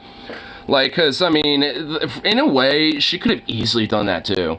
Like, I feel like that just would have been a little too overt, and because she's trying to virtue signal and pander, like, I mean, you know, it's probably giving her too much credit, but she was probably smart enough to know that would have just looked really bad. But maybe she's going to interweave it in there at some point. But, you know, actually, she could easily virtue signal. It's like, what about, you know, other black people that murder other black people and stuff? Because, you know, it's like, you don't want to pay attention to that type of stuff. So it's like, what are you, a white supremacist that's just allowing these people to just kill each other or something? Ugh. I hate these fucking condescending, conservative, nationalistic fucking pieces of shit, dude.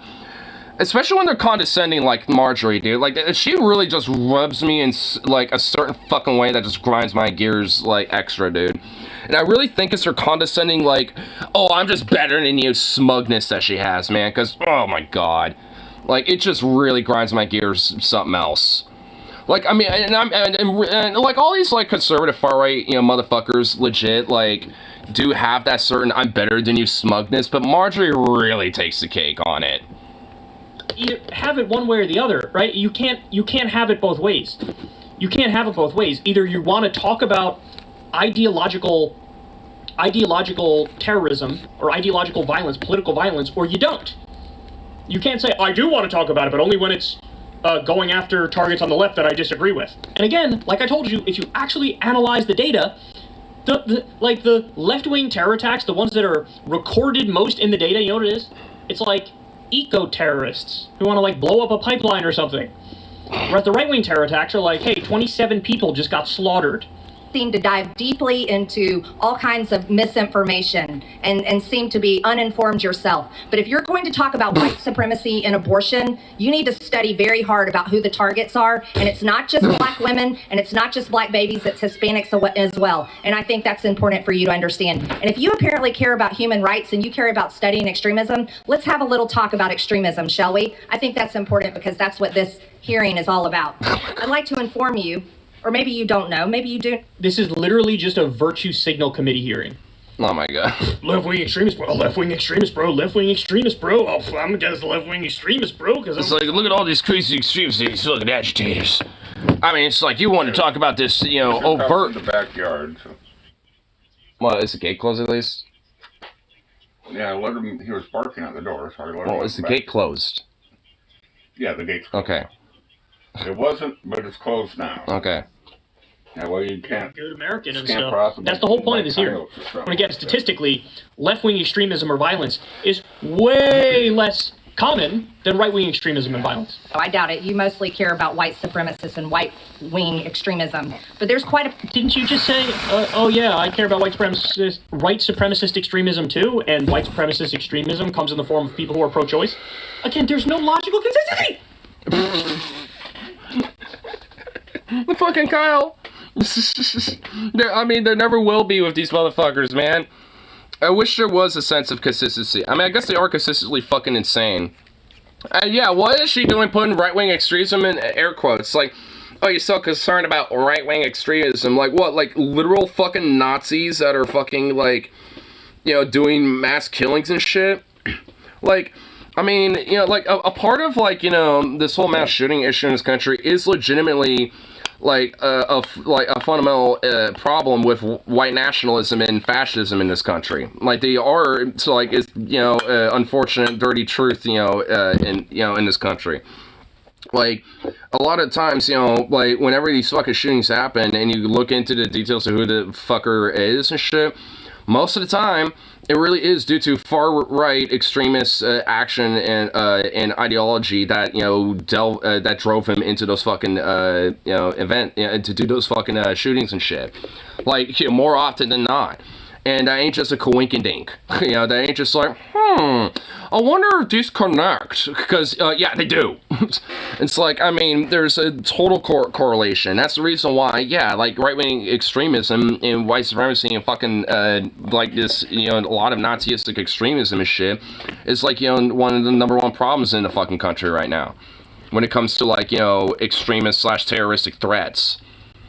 Message got censored. Yeah, I didn't see anything. So, yeah, YouTube didn't like it, I guess. It's like her whole... Wait, I gotta hear it. There's no logical consistency! What was that, Kyle? It's like her whole worldview is just what you would expect it to be, which is like, I disagree with the liberals and the leftists. Whoa, wow, congratulations, you're so special, you're so smart, you're so unique, you're so inspiring, just, wow, sticking up to the man with that one. And oh, you're loud when you say stuff in a committee hearing. You must be so brave. Of left-wing violent protests on college campuses today. Miss Gaines here was a violent left-wing protests at college campuses. What? So a bunch of college kids who are like rad libs who get rabble rowdy, at a protest, or something at a college campus. Like progressives and rad libs get rabble-rousy at a college campus, and that's like left-wing extremism in her mind. Oh my god, this fucking bitch. This cunt, dude. Of it. Do you support what they did to Miss Gaines? These trans terrorists chasing her into a room? Do you These trans terrorists, bro!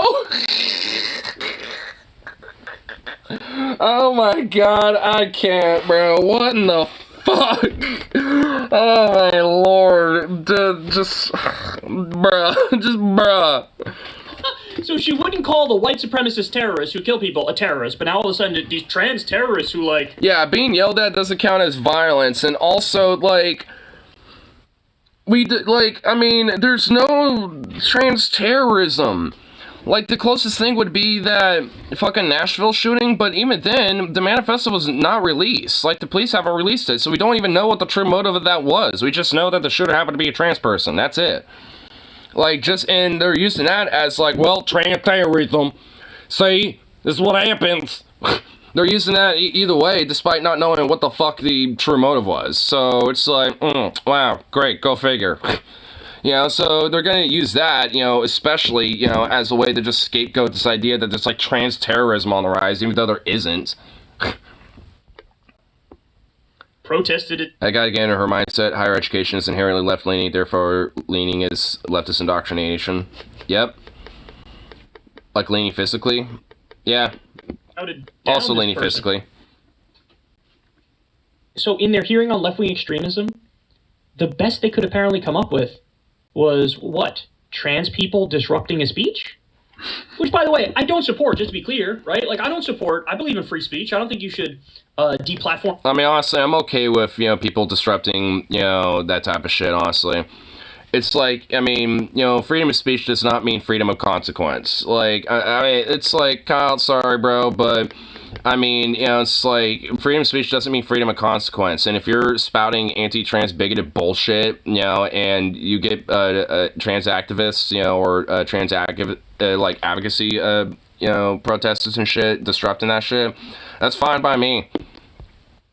Or try to get them to never speak because you disagree. I don't agree with that at all.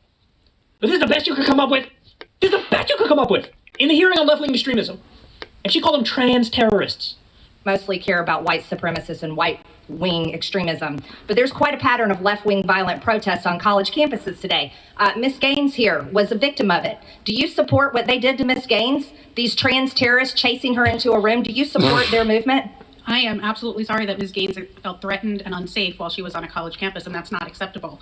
But again, the statistics tell us that when it comes to politically motivated violence, in 2022, every single murder was committed by a right-wing extremist. Every single murder in America was committed by a right-wing extremist? Every single politically motivated murder was committed by a right-wing extremist. Are you sure about that? I am. Are you aware that the Tennessee shooter just recently identified as a man? Oh my god, I fucking knew it. She was gonna say, I fucking called it.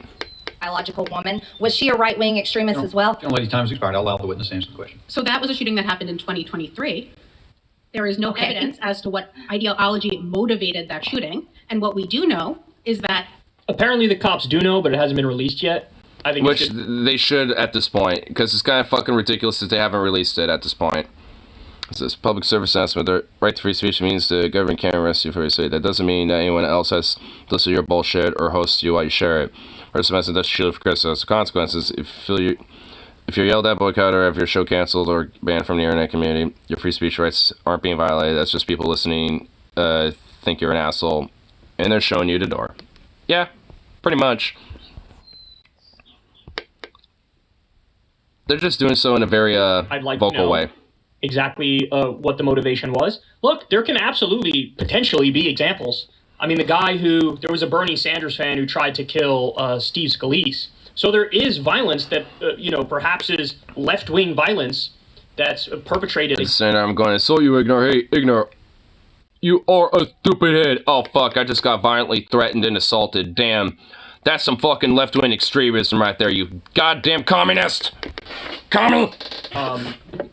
Innocence, or that happens from time to time, of course. But again, the main point is, statistically, overall, what do the numbers say? That doesn't mean that left-wing instances of violence aren't bad and wrong. They are. But if you're going to have a hearing on the left-wing political violence, then you should definitely have a hearing on right-wing political violence, and that hearing should be longer and more detailed because there are way more examples of it. Cisgender males are responsible for the vast majority of mass shootings in this country. I'm sorry, I don't know what a cisgender male is. There's only two genders. It's male. What the fuck? I'm sorry, I don't know what a cisgender male is. There's only two genders. Guess what? Cisgender male is a male. Oh my god, you fucking retarded homunculi. You fucking homunculus that breathes like a human. Oh my god, I just want to Female. That would be that. So no one knows what a cisgender male is. It's a made up. It's a made. Oh my god, my brain can't even understand. I can't understand it. Oh my god, you fucking liberal. You goddamn woke liberal. Oh my god, dude, this fucking bitch, bro. Holy shit, she really thinks she's just sticking it to the man, bro. I feel like her brain's made of antimatter. It is. Oh my god. Look, I will say this. That point at the end, if you're talking about political violence, that point is gratuitous. It's unnecessary, right? Because it's like cisgender white males commit most mass shootings. That's true, but it's also true that, like, black people on average commit more violent crime, but that doesn't mean anything, right? It doesn't mean anything because the characteristics, the meaningless characteristics of who commits a crime and when and why, that doesn't necessarily speak to motivation, whereas political ideology can. I mean, that's why it's called... And also, like, a lot of times, what is considered a crime when it comes to people being arrested, especially when it comes to, like, that demographical aspect of things and shit, might not even necessarily be accurate. Like, because a lot of it could just be, false charges or, just... purposely just trying to, like, have quotas and shit, or just do very specific, like policing and shit that is, you know, purposely trying to, like, you know, look for certain, like, demographical targets. Terror attack when it's violence done for political or religious reason. There's an underlying ideological thing which pushed them in the direction of doing the violence. Whereas when you talk about mass shootings, oftentimes it is mental illness. When you talk about property crimes or, you know, robbery or whatever, or some crime that happened on the street, it could be because of, you know, a drug deal gone wrong, somebody ends up getting killed. It could be because they don't have food and they need to steal some food in order to eat. It could be because they, you know, people started hanging out with the wrong crowd and went along with the crowd. So I would separate out, you know, racial characteristics and just like immutable characteristics that don't matter from the conversation on political violence. Again, political violence is about what's your ideology, what are you doing in the name of your ideology. That's political violence. So to bring up a lot of white guys do mass shootings, it's not like, what does that have to do with the conversation on political violence? It doesn't have anything to do with that conversation. In the same way, that would have been unfair for Marjorie Taylor Greene to say, well, black people commit more crime in the aggregate. It's like that, okay, but that doesn't mean... all black people do drugs. I mean, I get what he's saying. I mean, at least when it comes to, like, you know, like a lot of politically motivated, especially for right-wing political motivated attacks and shit. And I mean, there is legit, like, you know, accuracy to the idea that, like, yeah, that's mostly going to be done by, you know, cis white men. Like, that's just, I mean, that's just frankly the truth of it, because a lot of them, you know, are, you know, well, white supremacists are shocking white. You know, so they're going, you know, so there's going to be, you know, just propensity of that, you know, that's going to happen. We're talking about political violence right now. All right, anyway, I'm off in the wilderness. You guys get the point. Marjorie, I mean, like, and that's kind of why I was, you know, mentioning earlier, it's like, you know, to some extent, depending on, like, you know, how policing is done, when it comes to, like, you know, or, like, addressing crime and shit, that's why it's not totally accurate. Because, you know, a lot of people that tend to be, you know, white supremacists that do crimes and shit tend to get away with it more often than not, or at least have lesser charges and shit, in comparison to people who are not white or like white supremacists at least and shit. Because they're not, you know, part of, like, the whole, like, blue club, you know, so to speak, of the police and shit. Because a lot of them tend to be pretty much white supremacists and racist themselves. God, she is like the Facebook mom personified, right? Just quintessential, totally tribal. Oh my God, Marjorie really comical. And I can't even believe they're having this hearing, right? But this is what happens. Republicans just got control of the House of Representatives, and this is what they're going to do. This is what they're going to do. So hearings on left-wing extremism, when they're not busy trying desperately to find new pictures of Hunter Biden's cock, they're going to be out there making arguments like this and talking about the pervasive threat of left-wing extremists like trans people protesting. You can't make it up if you tried. All right, guys, that's the show. Damn. I was hoping maybe there would have been one more little clip, but I guess there wasn't. But, ugh, what the fuck? What's Kyle's drip with that shirt? Kind of like that shirt, actually. It's kind of a cool looking shirt. It's supposed to be like a lion or something? Like a little lion in like a little pink square. But, what fucking Facebook wine mom personified. That really is just a summary of Marjorie Taylor Greene. Jesus Christ. I mean, because I bet that's what she was, like, straight up, you know, like, before all this. Like, she was, like, you know, that Facebook wine mom and everything. Well, my IQ's down a digit. Marjorie Taylor Greene has, unfortunately, that fucking power. Because she is, yes, is the fucking white supremacist alpha Karen. She's the fucking racist alpha Karen, dude. Like, oh my God. Ugh. What a psycho. Dios mío. Dios mío.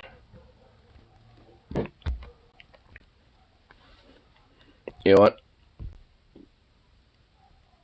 I have something that would be... that'll be fun for, that we could think about, you know, doing to Marjorie. Hold on here. Hit that shit and then clear out of the mind after all that. Yeah, for real. But here.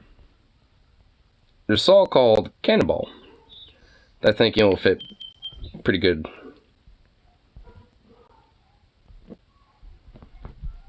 A vape shop open near you? Ooh. Ooh, a vape shop, huh? Nice.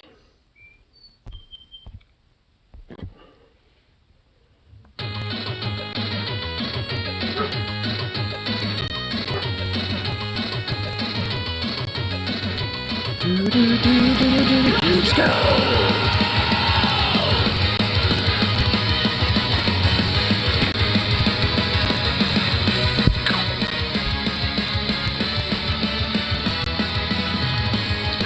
You know, hold on. I gotta show this, honestly. You'll see why. I like that little ducky just chilling there, too.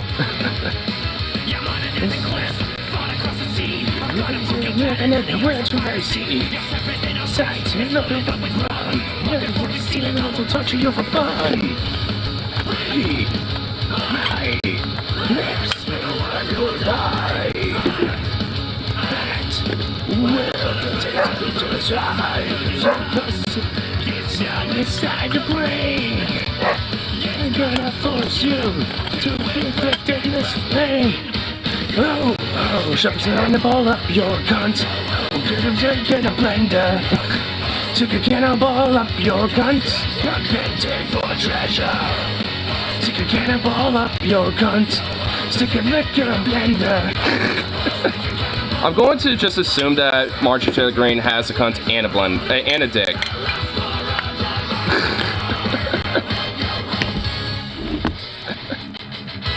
I like how Chris is just in a literal blender too, just dancing around in there.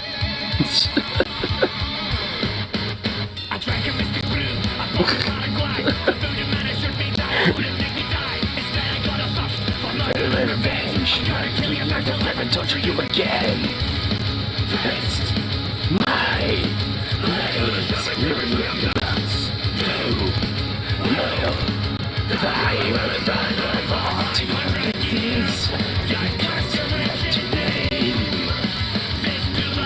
This may be a secret chamber that the owners can show me that you need a lantern for. Dude, that'd be great. Georgia says aesthetic stuff, but still. It's a start. Yeah, it's a start. I mean, you know, this aesthetic stuff is nowhere near as good, but hey, I mean, it's definitely a start. And if they want to say anything otherwise, then, you know, just shove a cannonball up their cunt.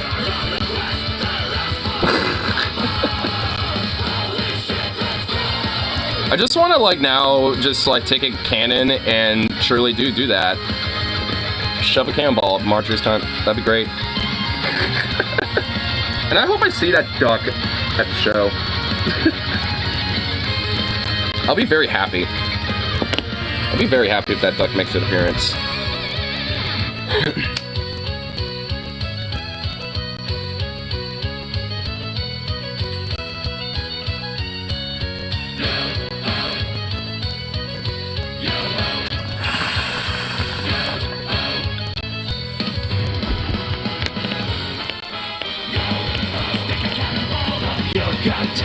Stick your dick in a blender. Stick a cannonball up your cunt.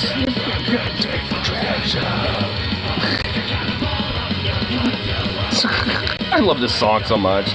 So I love this band a lot. I mean, they just like take the piss out of like, you know, what they do and have no fucks given and just totally embrace it.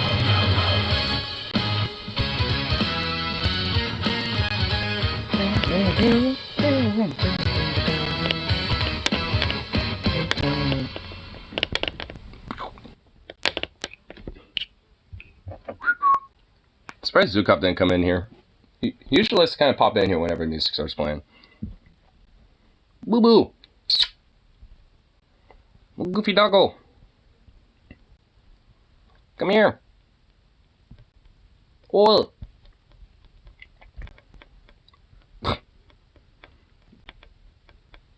Poppy. Poppy. What is he doing out there?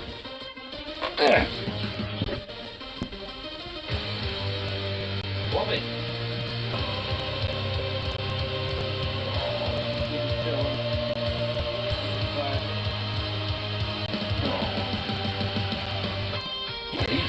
happened.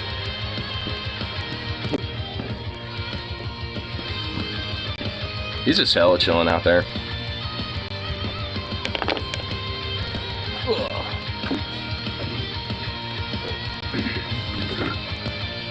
That was a fucking weird burp.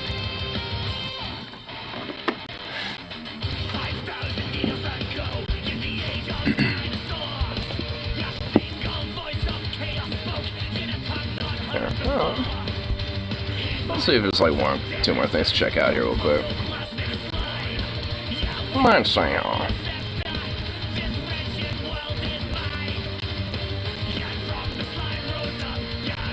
Let's see.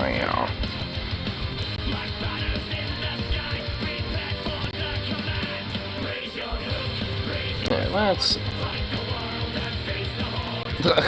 Oh, you came back in here. What's up, Bubby? What's up, doggo? What's up, pup? Come here. Here. Here, take this. Would you take this damn treat? Come here. Come on. Oh, you found a fly. You know, I'll let him go after the fly instead. Come on. Oh, did you get it? No. It's over here now. Come on.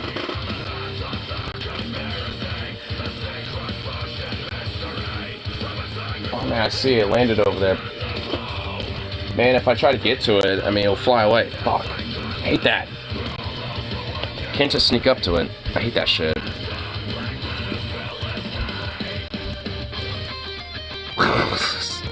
Elon Musk falls apart in bonkers CNBC interview. Oh my god, okay. What the fuck? I love the thumbnail for this. He just looks like he's just like a broken, lost android.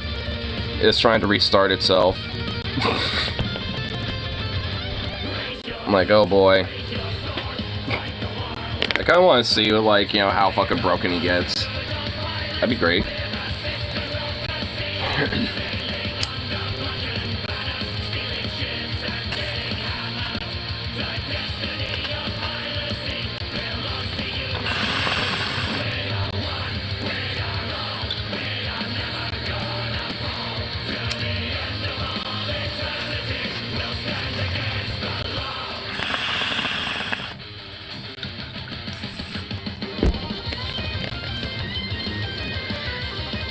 K9 system error 0, 0, 1. Never get close to flyback back. Close to flyback that you don't notice and blind swat at it. Well, I mean the problem is that usually a fly doesn't care if you don't notice it or not. If you get close enough, they will fly away. But yeah, I've done that before. I'll just be like, oh, there it is. And I'll just be like, kind of get my hat and I'll just be like, and I'll just kind of like eyeball it just to make sure I get my, you know, mark, and then boom, slap that shit. Especially at work, I'm kind of an ace when it comes to knocking out fucking flies.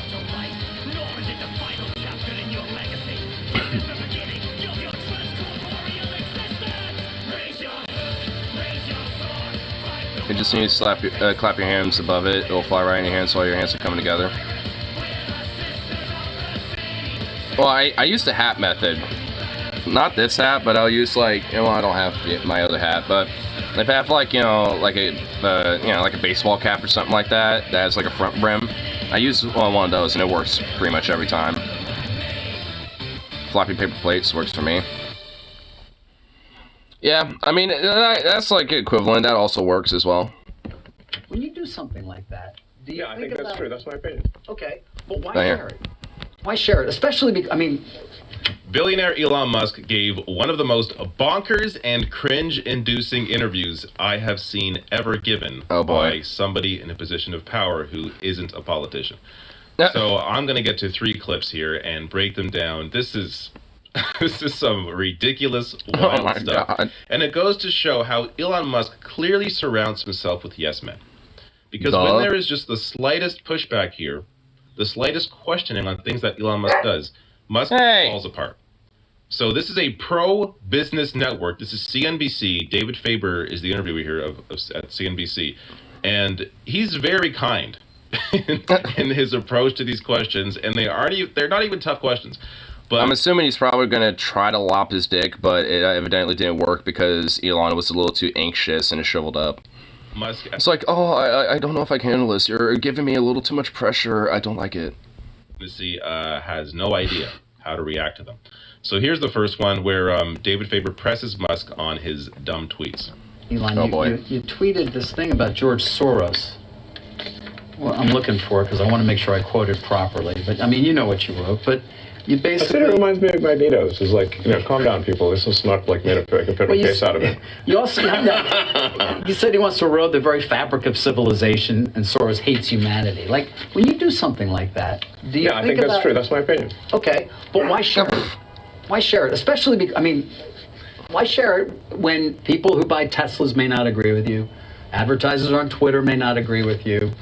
Why not just say, hey, I think this. You can tell me, we can talk about it over there, you can tell your friends, but why share it widely? I mean, this is freedom of speech. I'm allowed to say what I want. You absolutely are, but I'm trying to understand why you do, because you have to know it's got a... It puts you... It's my opinion, fuck that guy, like, I'm actually, the deep fabricator and destroyer of humanity, but, fuck this dude. In the middle of the partisan divide in the country, it makes you a lightning rod for criticism. I mean, do you like that?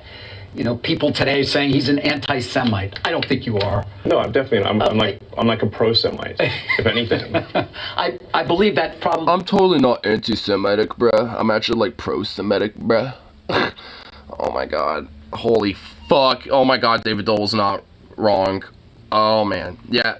This isn't even like Ben with the BBC guy. Like, this is worse. Hey, why would you even introduce the idea then that would be the case? I mean, look, we don't want to make this a George Soros interview. No, God, no. I don't want to at all, but I'm like a pro-Semite? Okay. I'm going to get to the next clip, which... I'm like a smart person.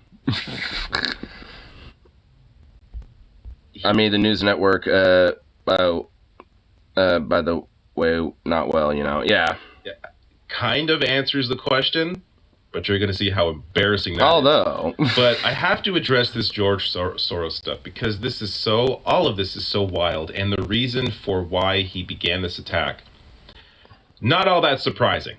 But just to show you the initial tweet here that was referenced in that clip, Musk tweeted out, "Soros reminds me of Magneto, the X-Men supervillain," going on to say, "You assume they are good intentions. They are not. He wants to erode the very fabric of civilization. Soros hates humanity." And it says, fun fact, Magneto's experiences during the Holocaust survivor shaped his perspective as well as depth of empathy. So it's also a Holocaust survivor gets attacked non-stop for his good intentions, which some Americans think are bad merely because they disagree with something. Which, like, I mean, I don't really, like, I mean, whether Soros has good intentions or not, he's a billionaire, so, honestly, by proxy, I ain't gonna, say yes, but whatever, like, I mean, I ain't gonna fucking, like, just like, oh my god, Soros, just because he's Soros. Like, it's because this is so stupid. I mean, he's just like, any other typical billionaire as far as I'm concerned. And yet, like, he's, solely, going to be the, reason why the very fabric of civilization is going to be eroded or something. It's like, oh my fucking god, bro. Attacks on George Soros that he somehow, his right-wing conspiracy, he controls society, he hates civilization. I want to show you something. So, this is the Forbes list of the richest people on Earth. Elon Musk sits at number 2 between Bernard Arnault and Jeff Bezos. Where do you think George Soros is? If he's this all-powerful being that hates civilization, he is eroding the very fabric of civilization. The very powerful George Soros. Where do you think he is on this list? Take a guess. 10? Let me show you. Oh my god, he's way down there. Number 374. He has a fraction of the wealth that Elon Musk and many other billionaires do. Wow, of course, go figure. So he's not even really that powerful of a billionaire anyway. He's just kind of like literally a middle-of-the-road billionaire. Who the fuck is inside with people that can give you superpowers? Dude, I can make plants explode? How the fuck's that work? Shrugs. Boom.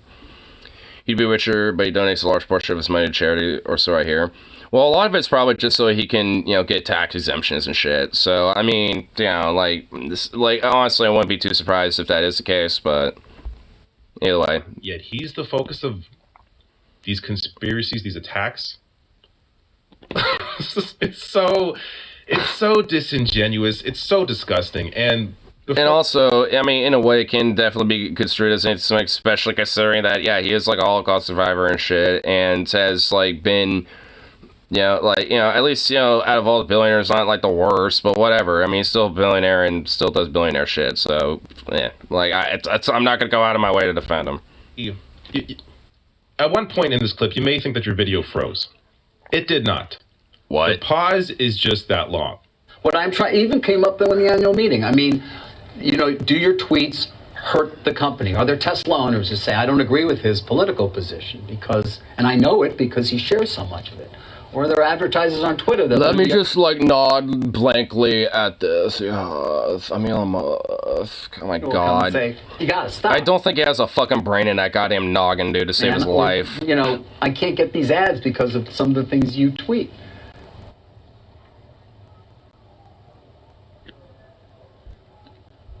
Oh my God! Hold on. What the fuck, dude? Some of the things you tweet.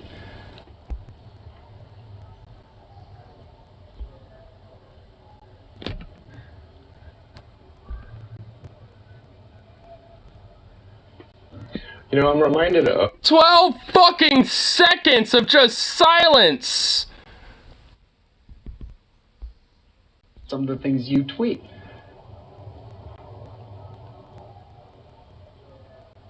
Oh my God, that's just so awkward. What the fuck, dude? Oh my God. I'm reminded of the scene in The Princess Bride. What? Where he confronts the person who killed his father. And he says, wow, it's so inspiring. Wow. Inspiring quote, bro. Inspiring fucking quote, bro. Oh my God, what the fuck is this, dude?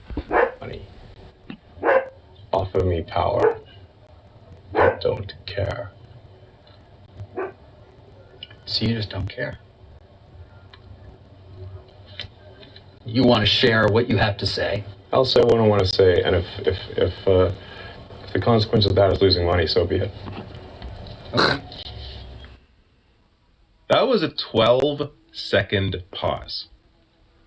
A 12-second pause to misquote The Princess Bride. Now, I'm going to get to his overall point here, but what was that about? Oh my God, dude, my brain. Followed by a shorter, awkward pause. I know, I just, oh my fucking God. Cringe. Dude, that was... Dude, how do people simp for this guy? Oh my God, why are there simps for him?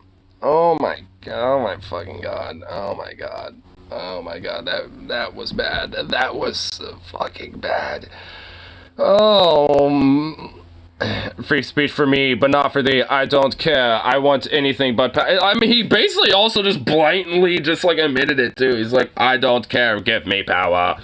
I want it. He didn't I mean, doesn't that just show that his intentions just don't fucking matter? He literally was just was that honestly kind of a rare moment of honesty from that fucking weird worm? I mean, because that it really is just a summary of who he is. I want power, give me more. That's just him in a nutshell. So it's I mean, hey, Sukov, hey, bro, hey, what you doing, dude? But I mean, oh my fucking God.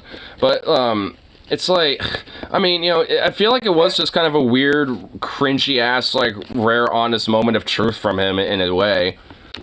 At least, you know, from what was he trying to remember the quote? Was he, I don't know, trying to think of an answer? Was he trying to pause for dramatic effect?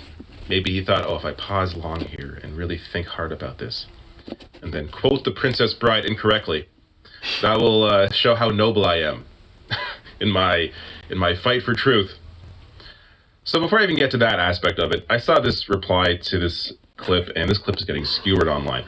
But Mark Allen here shared my thoughts. Holy hell, that might be the single longest build-up to absolutely nothing I've ever seen. Absolutely. Now, this idea that he's about, you know, he cares about speaking truth to power, or giving his opinions. That, you know, could be seen as noble, you know, that you want to speak this truth regardless of how it impacts you financially. That could be viewed as noble if that's what he has been doing. But he's literally just doing memes and dreams, bruh. And by the way, let me just continuously platform transphobic Nazi pieces of shit and racist pieces of shit, too, while we're at it. I mean, that's just basically him in a nutshell. You know, it's like the noble truth is basically just allowing far-right extremism to run rampant and make it, like, you know, fucking... Oh, yeah, see here, like, tweets about Texas mall gunman and Nazi fuck, you know... Saying that, like, he was saying basically that the shooter wasn't a Nazi, essentially. He wasn't a right-wing extremist, even though he had literal fucking tattoos of the SS insignia and the swastika, so...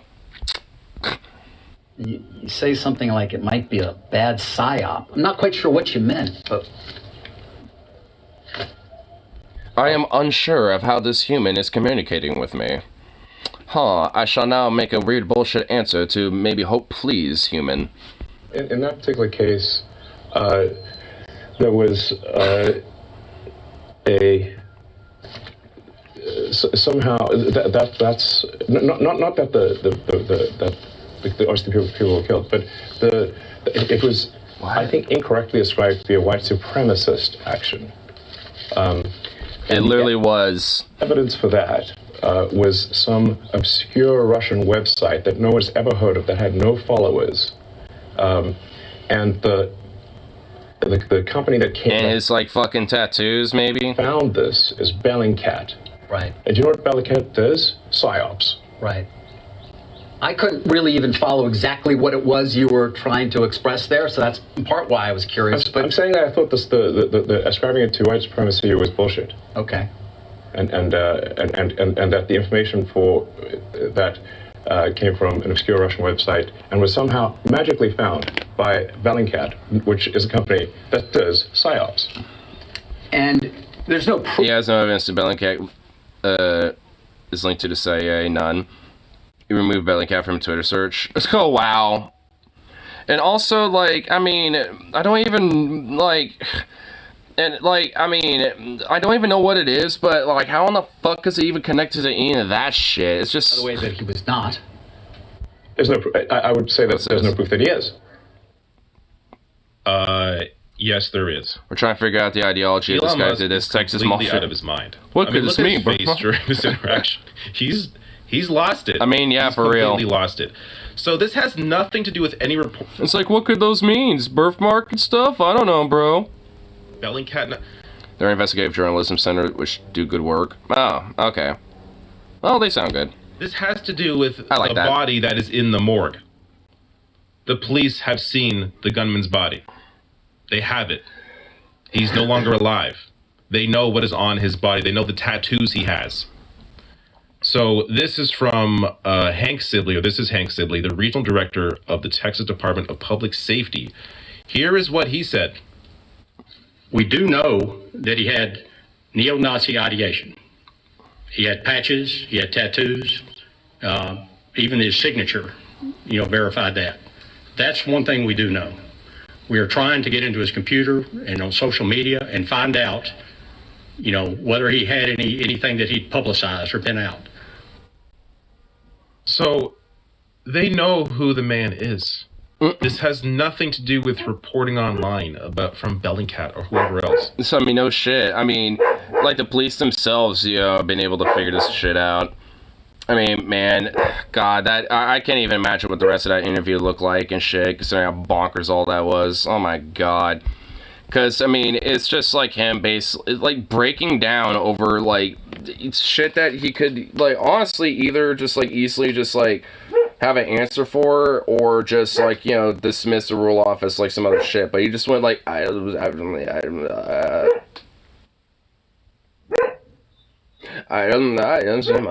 like, he just, like, stuttered his way through all that. It's like, how's anyone see this as, like, some suave, charismatic fucking hero or some shit? Like, what a fucking cretin worm, dude. Sukov! Hey! Boo-boo! Boo-boo! Oi!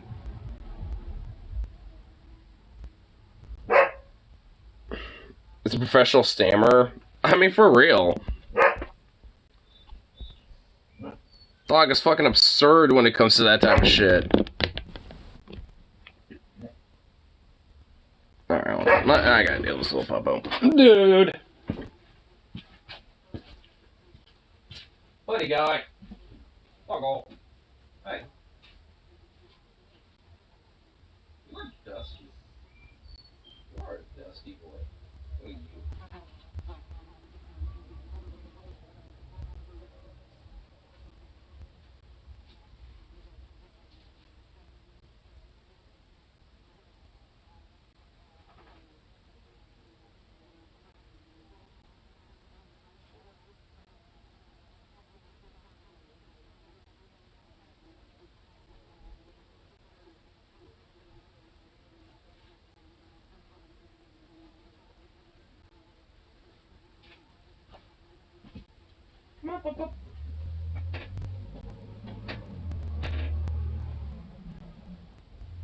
Oh my goodness, look at Zero.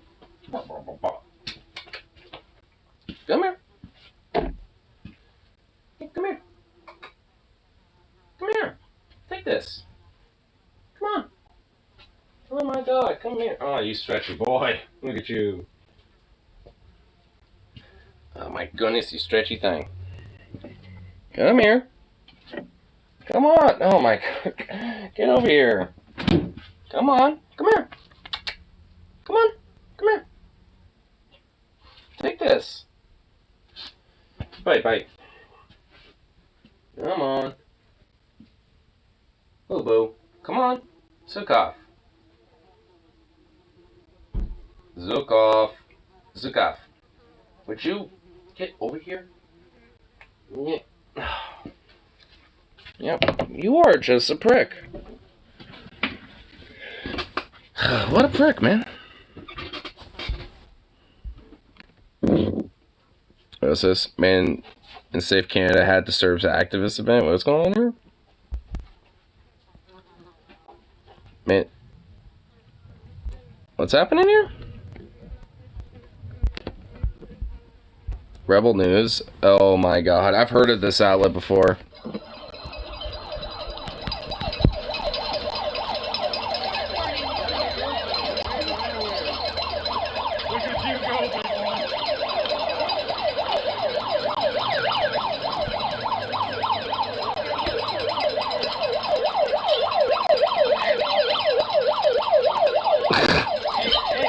Man, how are Canadians even more aggressive about dealing with anti-trans counter-protesters than, you know, Americans are?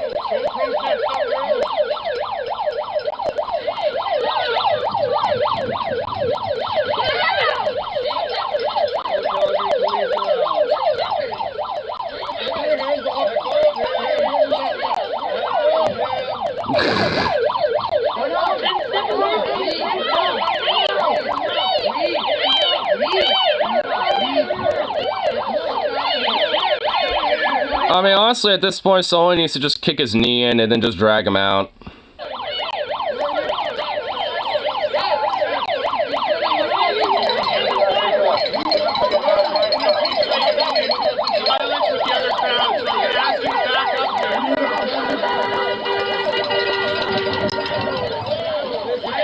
Ah, he got arrested. That's even better.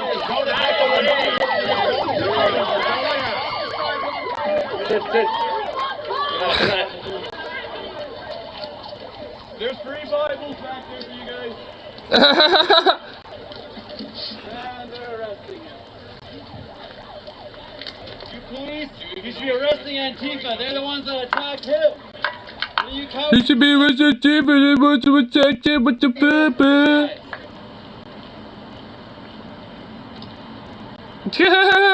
This is a rare time where, like, you know, a cop in a cowboy hat actually looks good. Chud on chud violence. Hog on hog violence, brother. Oh my god, you're getting shoved in the fucking piggy van.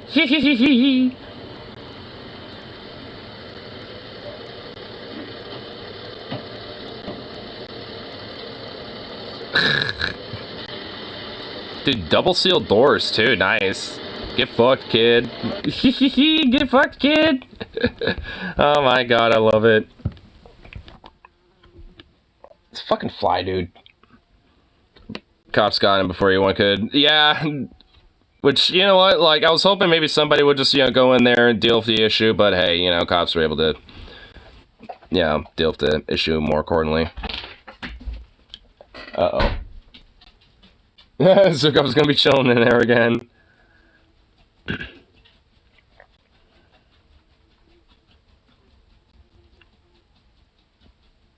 Oh my fucking god, you can't be serious. Two families fighting over who gets to take a picture at the Disney garden. You can't be serious, man. Dude, why do you think, like, you know, like, dads and, like, husbands have, like, secret little, like, rubber flasks that they get drunk off and sit in benches and shit? Because, like, they don't want to deal with this. Oh my god, that's just loud shit. We'll just mute it. Oh my lord. Good grief. Just, like, over these fucking gardens, like... Dude, like what the fuck? It's like, this is a family-on-family crackdown, smackdown, dude. Like, what the fuck? This is like some WWF shit. Like, UFC shit, dude. Like, dude, like, they're fucking gardens. Just, like, wait 1 fucking minute. How, like, hard is it? I mean, you can't be fucking serious, man. What the fuck, people? Magic Kingdom Lake... of course, it's in fucking... It's Florida, so that says everything. My god.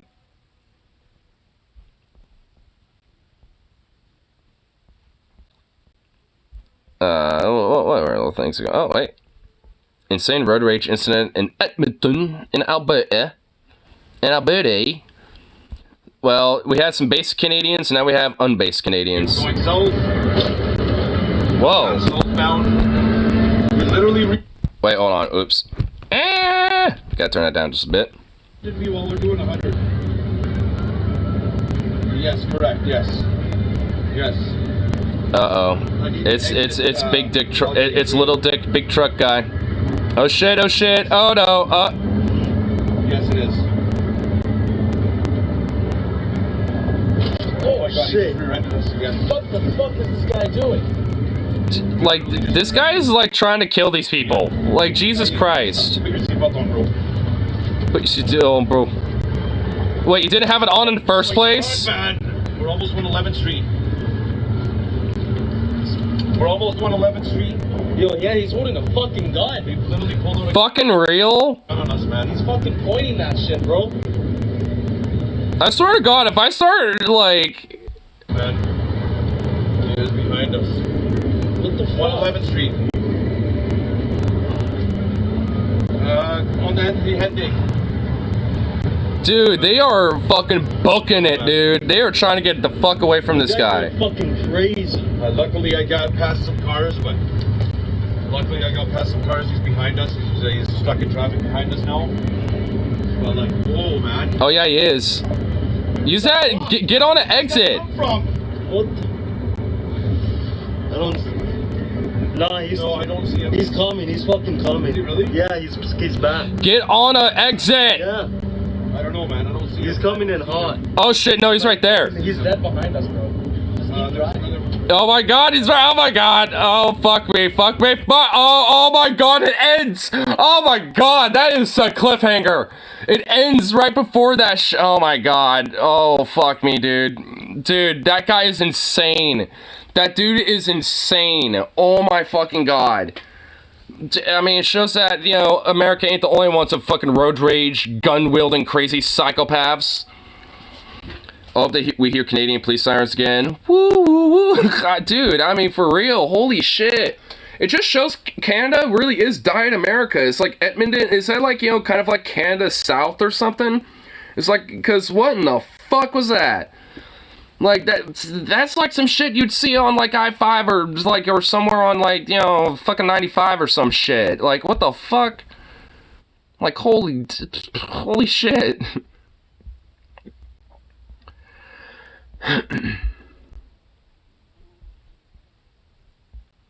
Oh.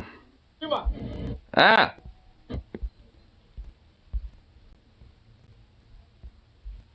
Okay. Let's see what other crazy thing happened here. Wait, what in the fuck? Armed man protests outside county manager's house? Huh? Is it just a single guy? It's just one dude?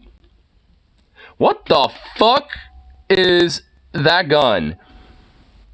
Is that a 12 gauge with like the biggest extendo magazine I've ever seen? What is that? Your President Brandon Howard with you today. We are at John Victokas' place of residence. We are here to demand that John Victokas, the tyrant, resign as the county manager of Henrico County, for them to be stripped of their constitutional right, because this man, John Victokas, is a fucking coward. What? You're just like a one-man army, bro. Dare you come out your house and confront me? Man! Oh, the man, brother! And hide behind the police, because nobody has threatened you. I see 1, 2, 3, 4 Henrico police cruiser. I wonder why, bro. Like, and what is this about anyway? Is this anything here? What's gonna happen when the Attorney General investigates this?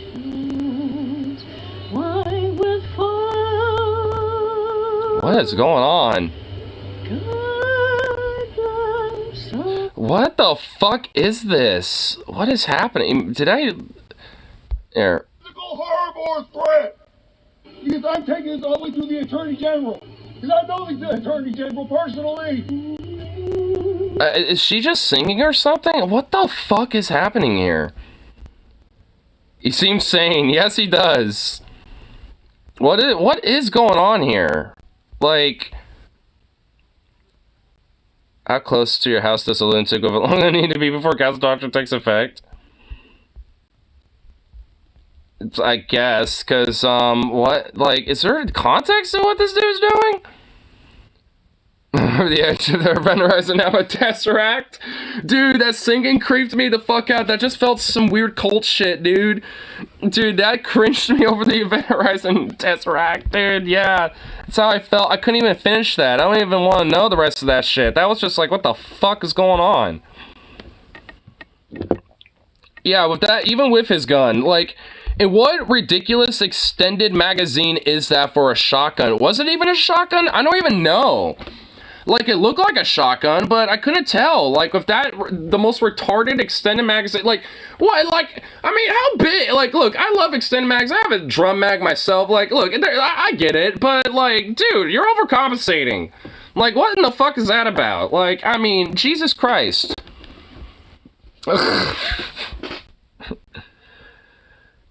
That's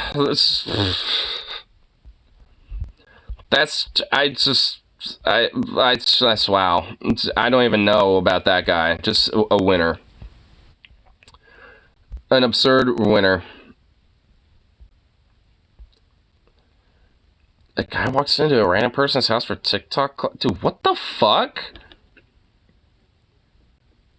Well, this person needs, like, an ass beaten, honestly. Just gonna be blunt with that. Like, oh, let me just home invade for the clout and the lulz. Walk in these random houses, let's go.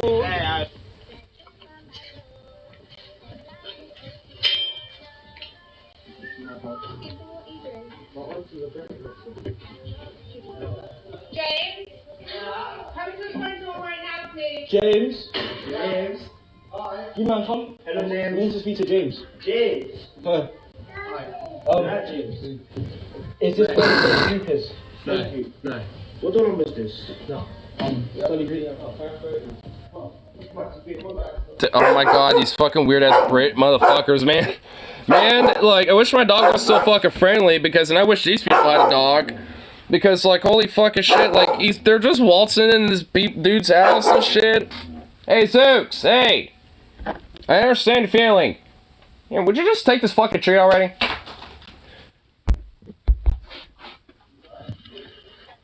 You're just fucking chilling on the couch and shit. But this is not what a study group. You got kids, man. Oh, you got kids? Oh, sorry. Oh, I thought this was a study group. I actually thought. It's just a study group. Oh my god. Can someone smack him up the head a couple times in a row? Like, a bunch of times? Like, fucking, TikTok fucking brain rot, dude. Like, holy shit. Maybe celebrate Columbus Day. I mean, it's I mean, it's like, what the fuck? It's like, I can understand doing shit for clout or whatever. Like, I mean, and there's harmless ways to do that. But, like, I mean, goddamn, dude. I discovered this house. It's mine now.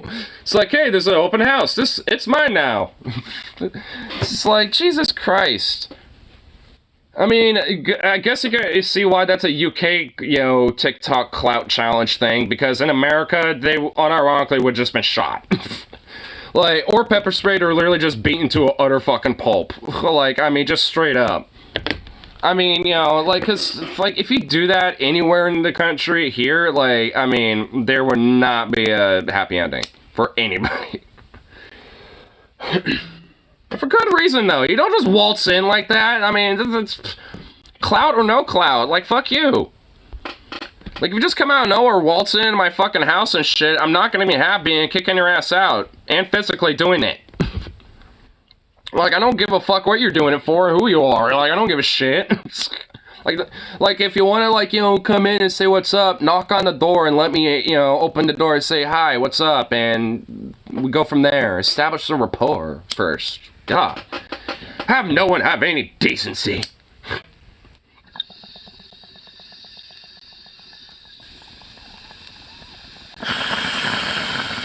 These damn kids. These damn delinquents.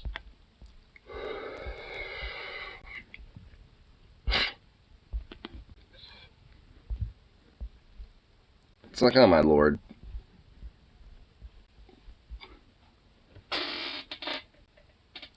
Unless that tree got him shut up. This asshole mutt. Yeah. Seen what else on Public Freak Out, but not really too much else that we haven't seen from last night. So.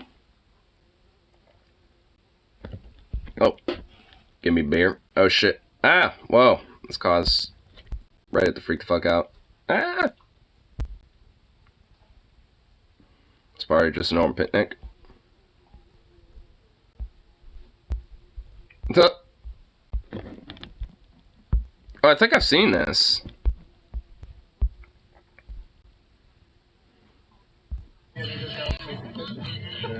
What the fuck is happening right now? Sean, hit your cigar. Zero food.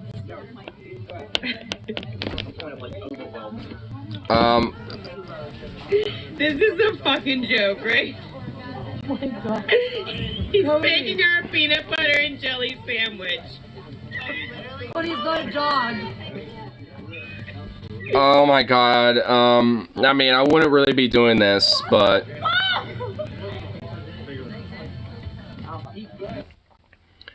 I wouldn't be doing that. But you know, like, cause it's a bear. I mean, they are black bears. Like, I mean, it's not, like, the thing is, like, black bears are actually a lot more skittish of people than people will actually realize. Like, I mean, and they also tend to be pretty curious, but they're still fucking bears. You know? They're still a bear. Like, like, I wouldn't necessarily, you know, be trying to do that, you know? Like, I guess in a way it kind of shows the bears, like, all right, they're not that bad. But what if it gets a little extra hungry, you know what I'm saying?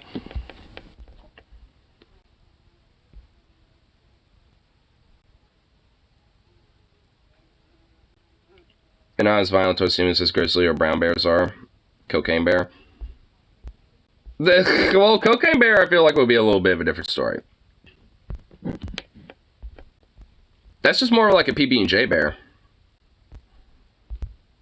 And honestly, but yeah, like, it's just, man, some people, dude.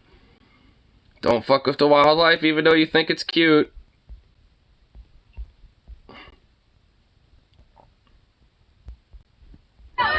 Oh my god, I keep forgetting to mute these before I start perusing Reddit. Jesus Christ.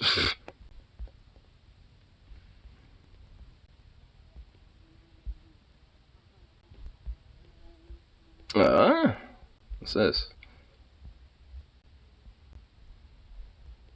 Wait, what the hell? There's a storm in a car right now, and it's caused multiple sofas to fly?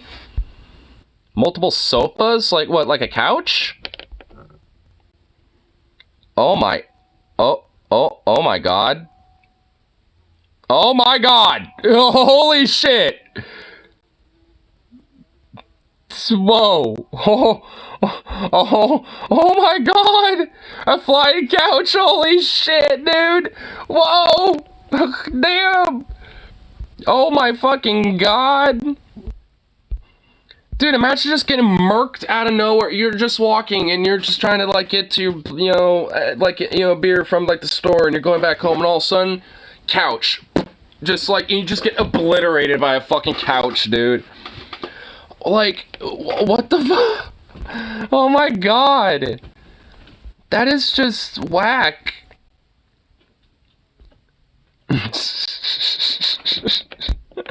Oh my lord. Dude, this first comment is literally what I was thinking. Imagine being taken out by a flying sofa. If there's an afterlife, trying to explain this to your forefathers, many of whom experienced horrific war illnesses, etc., and you were taken out by a random couch. Oh my god. Man. I've expected to see the Wicked Witch sitting on it eating popcorn, dude. For real, dude. Like, what the fuck? That is just whack. I love it, though. That was just, I mean, wow. This is beautiful.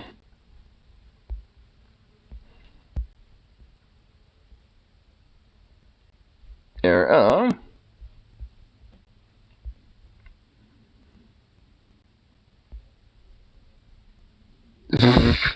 quote, Blood Tribe. Wait, is this a new paramilitary group that calls themselves literally Blood Tribe? We worship Blood God. We are Blood Tribe. Blood for Blood God. Like, what is this? Oh my god, we got some fucking winners if I've ever seen some. Holy shit.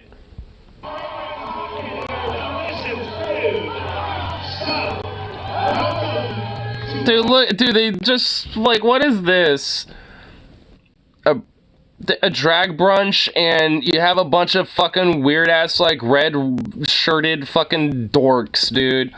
We are like, we are the Red Blood Tribe, and we want blood for blood good.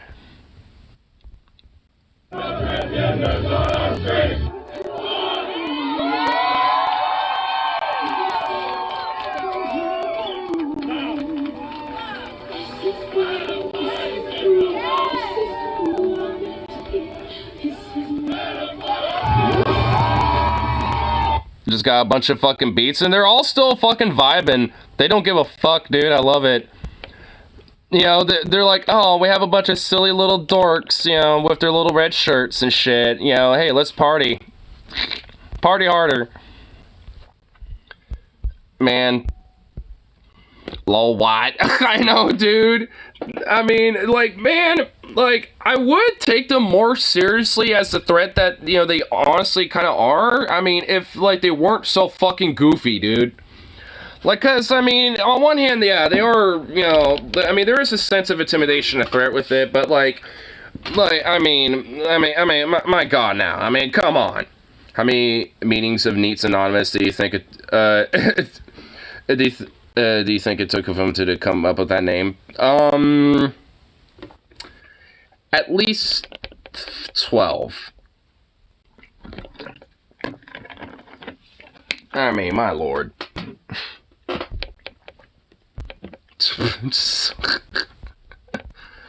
Ah, it's just wild. These motherfuckers are just some jokes, man.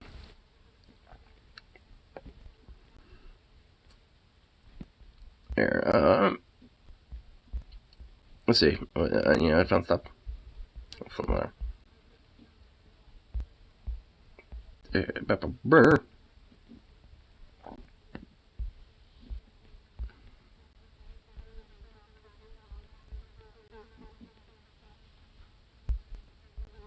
More of these chuckle fucks, neo-Nazi protesters antagonizing people in Texas. Why is it whenever I'm on the public freak out like subreddit, like these don't pop up, but when I'm on Reddit's homepage, they do? They're expired farm equipment. They're Jewish farm equipment that's expired. What?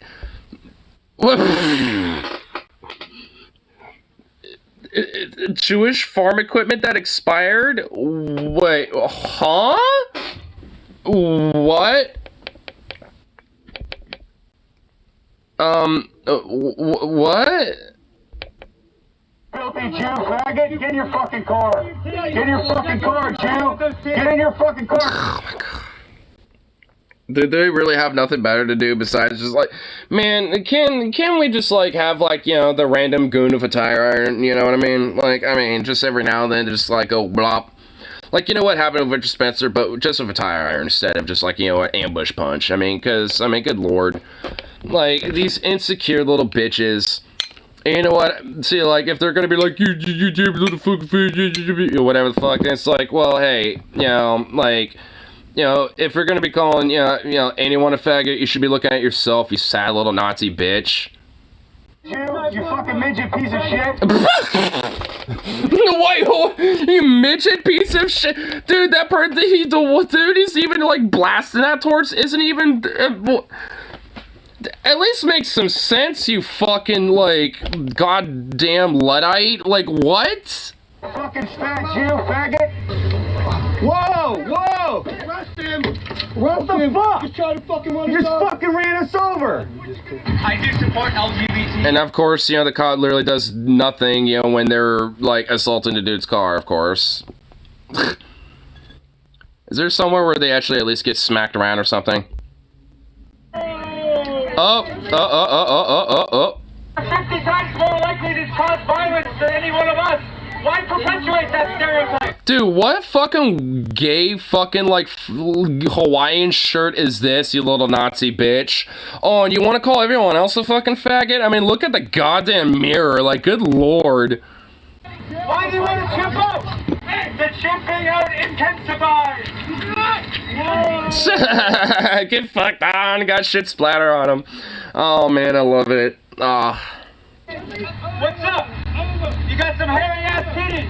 What's up? What's up?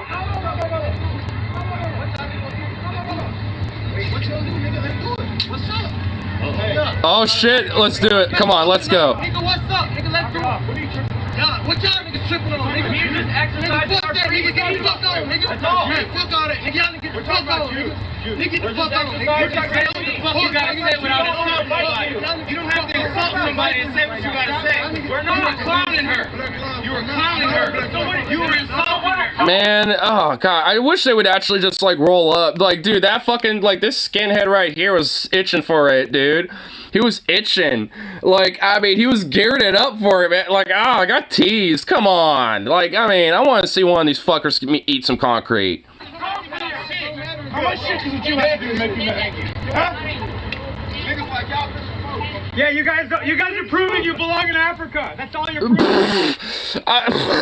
Man, like, what's to say about you, you weird sad malarkey fuckbag with that like Nordic tattoo on the side of your fucking face? Like, maybe you should go back to fucking like Svalbard, buddy. In fact, I still do propose the North Icelandic proposal. Let all the white supremacists go into the whitest fucking glacial fucking shithole that has no one on it, you know, and just petition Norway for it, and just like send them all over there. They don't get anything outside the shit on their back. And, you know, you could just, like, lie to them and psyop them into thinking it's going to be, like, you know, some sort of, like, you know, white tundra, temperate paradise and some shit. And with climate change, give it time, it will happen anyway. But, you know, by the time that happens, they'll probably kill each other eventually or just starve and die off. So, I mean, that's kind of the whole idea. So, you know, if that's the idea there, Mr. White Boy, Shit Boy, like, then, hey, you know, let's send your Cracker Barrel ass over to fucking North Sauce Land it and see how you feel about that then. Okay, come on. The only thing you're proving is you belong in Africa. What? That's all you're proving. That's all our social experiment has shown. I mean, the only thing the social experiment's shown that, like, I mean, like, if anything, like, there's a lot more advancement in, like, cultural and intellectual progress, you know, with those guys than these sad white Cracker Barrel sops. Like, good lord. What a bunch of pathetic fucking losers. And they were itching for it too, dude. They wanted to fight. Like, they were actually itching more for a fight than the black people showing up. Like, they were just wanting to, you know, tell them to fuck off and leave. Like, I mean, and they were willing to throw some hands, but that wasn't, like, their initial thing. Like, they kept getting egged on and shit, and frankly, I would have defended their actions and shit, because they deserve to, you know, get, you know, some concrete eaten. Like, fucking, like, sad bunch of fucking losers. I mean, because all they want is just to, you know, like, pretend to be the, you know, like, victim and shit, and, you know, we'll cry it no matter what every time, you know, they're like, what, we're just, you know, like, talking about, like, the fact that there's, like, you know, like, you Jews and stuff, and then the social experiment, this and that, blah, blah, blah, blah, blah. It's like, well, hon, I wonder why you get your fucking shit, you know, canned in, you know, every time you go out in public, It's like, maybe you should start thinking twice before you start saying that stupid shit with your fucking megaphone. Fucking retarded Nazi bitch. Might jolt up, you know, some neurons in your head a little bit. It might actually, like, you know, make you a little bit more of a public member of society. Who knows? I'd feel like that at least, you know, might help. It'd be more beneficial than just letting them run amok.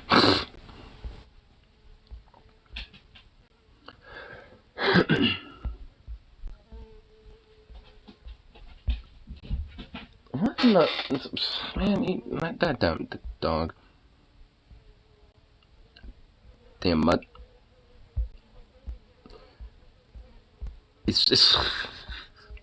He just truly loves being in that laundry room.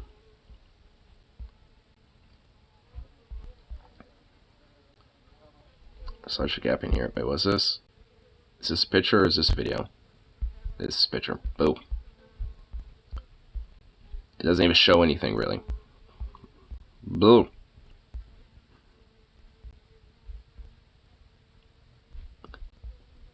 Wait, what the fuck? Jake Gorilla pulls off a flawless prank. Hey. I'm down for it.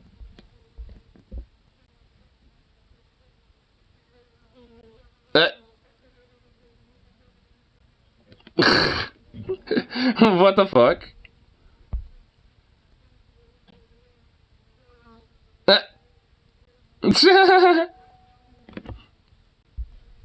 Damn.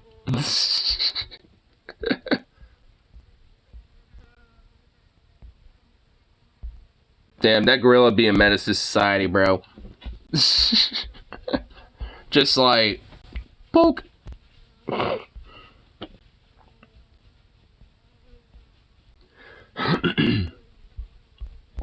Oh, what's this? A woman... okay, there we go. A woman has a freak out when she gets pepper sprayed at McDonald's. Well, I probably would too. Is this a justified freak out? Or is she freaking out already?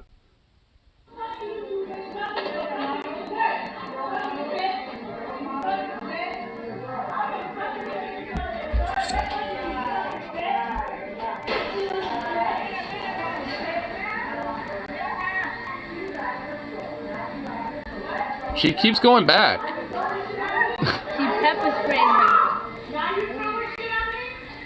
Oh, no, so she got, okay, so she's the one who literally kept going back and starting shit, and then she gets pepper spray, and now she's freaking out running around the McDonald's.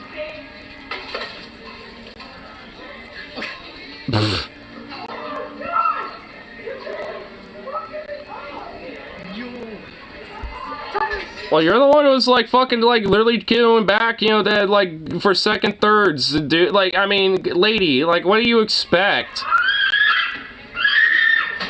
Yeah, it's pepper spray. It hurts, doesn't it? I've felt that before. It sucks, doesn't it? Maybe don't go back to fuck around, like, for the second or third time, and you won't find out. Like, I mean, goddamn, lady.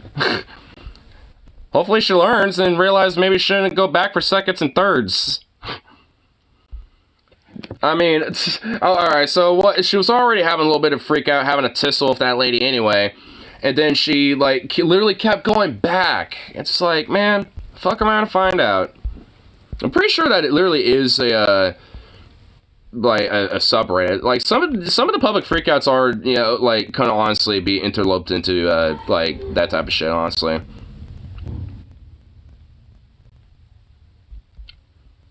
Or warning volume and deal. Wait, was it?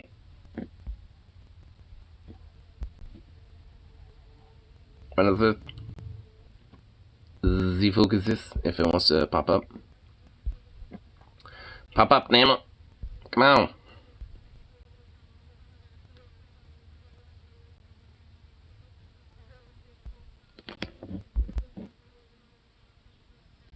Wait, was this the scariest sentence I've ever read?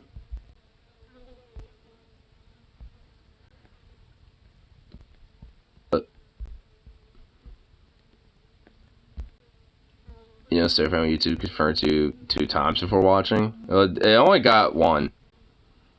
Okay. Oh my god. Suka, if you're not doing a good job hunting these flies.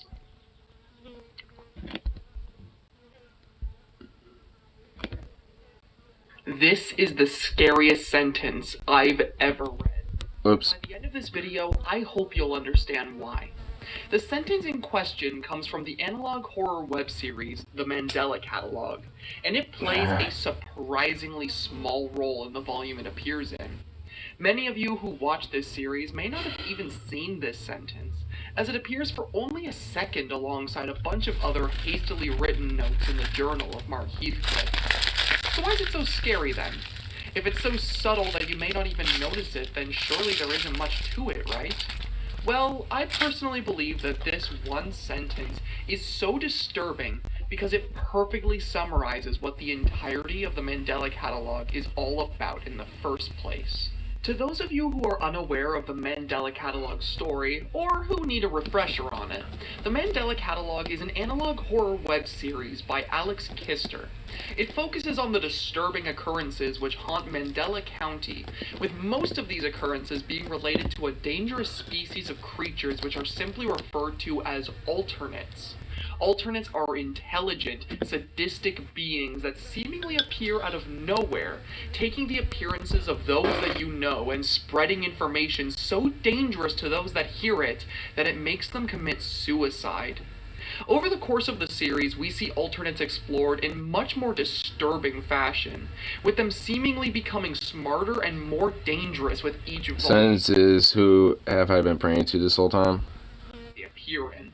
Well, for me, it's not really that scary, at least for me personally, but maybe I might, you know, have a different perspective from it. Innocent people being affected by them. We see the government in a state of panic trying to neutralize this unidentified threat. And on top of it all, we see the alternates in real time tampering with the very tapes we're using to learn about them, making them all the more alien to us.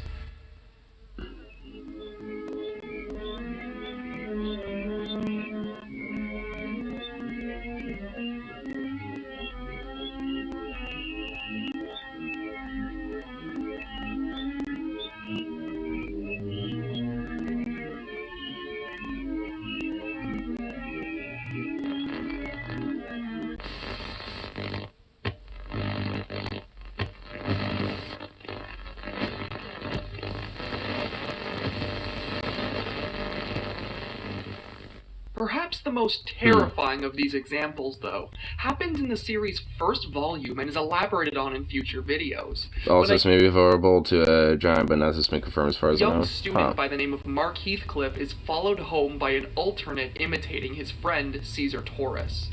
In order to get away from the creature, Mark locks himself away in his bedroom, but the alternate doesn't try to break in.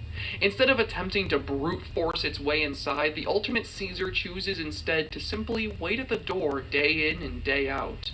Mark's room is on the second story of the house, so the doorway would be the only way he could leave, and all attempts to call the police are left with nothing. Mark is trapped and spends days in that room alone, with the only thing keeping him company being the monster outside, which constantly tries to tempt him to open the door. And it's in this terrifying scenario that the sentence in question is finally written in the pages of Mark's journal. With nothing else to do and seemingly no way to escape this nightmare of a scenario, Mark in his hopelessness turns to prayer and God to save him from the monster outside his door. He writes to God every single night, praying for this to all go away and for him to be given the strength to survive. But over time, each day passes. So maybe just the police. Yeah, I mean, honestly, like, I mean, with that little thing, it's like, oh, so the police don't show up or anything. It's just like, you know, well, it basically, yeah, it's just kind of cops now. You see Mark's faith get brought into question. Nobody seems to answer his prayers. Nobody ever comes to help him. No matter how hard he tries to see the light, nothing seems to go right for him. And that's when the sentence is written in the journal. Over and over and over again it's written, "Who have I been praying to all this time?" And the terrifying reality of this situation is that we, the viewer, have known from the start.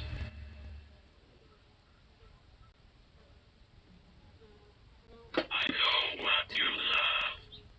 I know what you've read.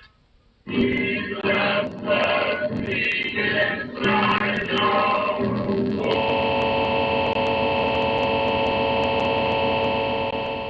That's right. God himself, the very angel who Mark was praying to, has been an alternate the whole time. And we knew this from the first episode of the entire series. From the moment Mark started writing in his journal, we at this point in the series knew what was coming, and it made the moment where his writing devolved into ramblings all the more disturbing.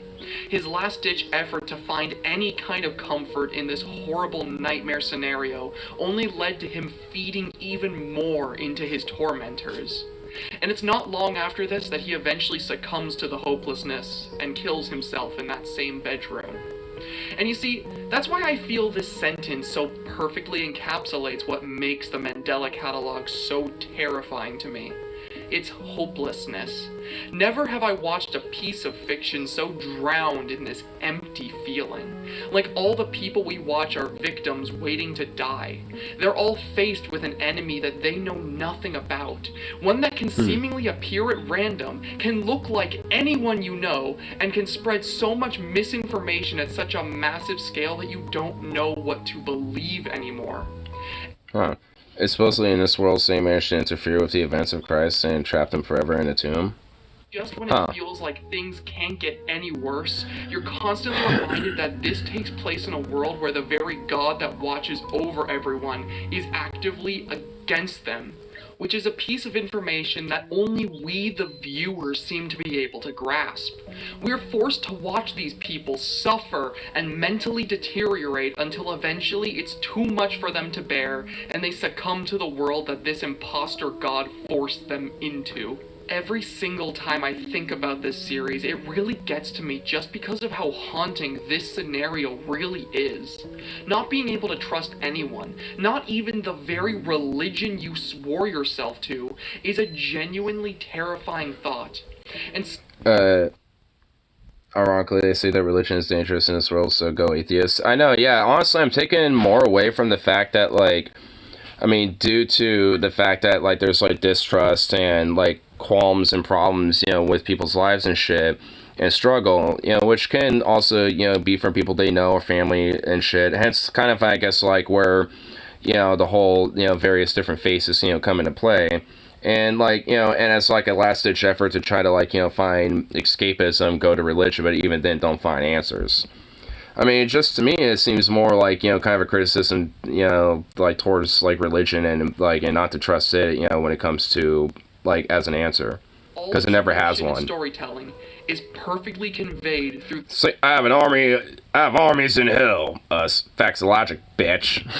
Of one simple sentence. And that is why this is the scariest sentence I've ever read. Yeah, I mean, for me, it's not really, like, super scary, but it is definitely ominous. Yes, when you get 2 words of a bum. I have no mouth, but I must scream. Also deserves arm. Trim. I mean, yeah, that's a good one too. This Pastor Privilege so often one. It's good since I've ever is detecting multiple class size points of information. Are you certain whether what you're doing is worth it?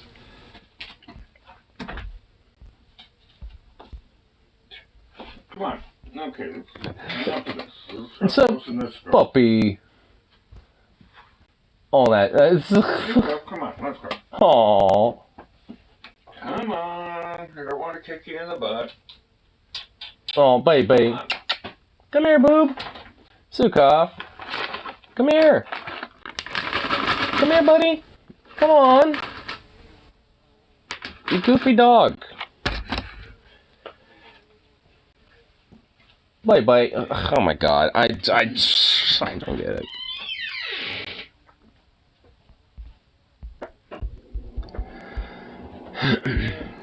So, Lucifer, you know I love you.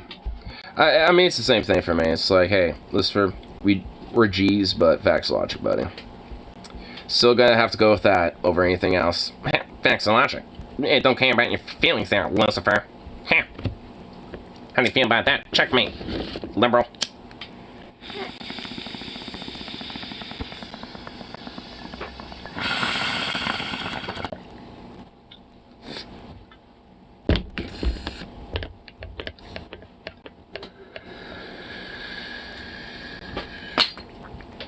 Yeah.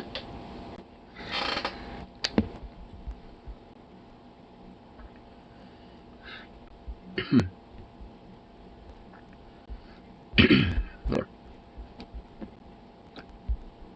What other shit's happening there? There's always gotta be some curioso. Zooks. Are you going after a fly? Finally? Oh, yep, he is. Just trying to find one.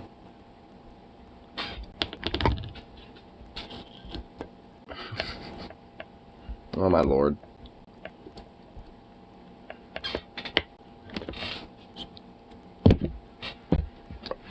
If you would actually start hunting them, you would get better at catching them. Fucking goofy boy. I've seen you like jump for these things. You're kind of slacking. You're slacking, dog. It ain't cool. It ain't cool when a dog is just fucking slacking on his job. Boo. Boo.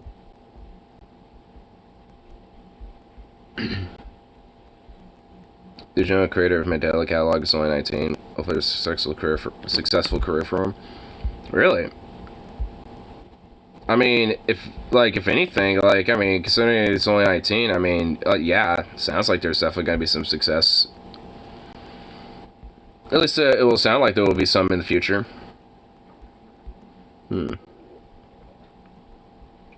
Well, so, yeah.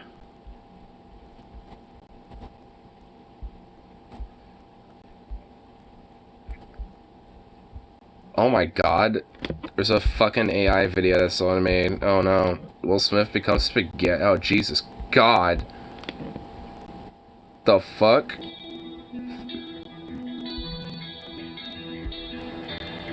I don't even want to have this on full video, dude.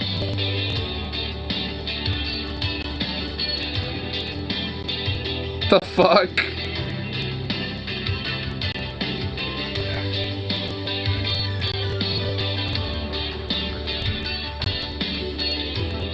He's snorting it too, what the hell?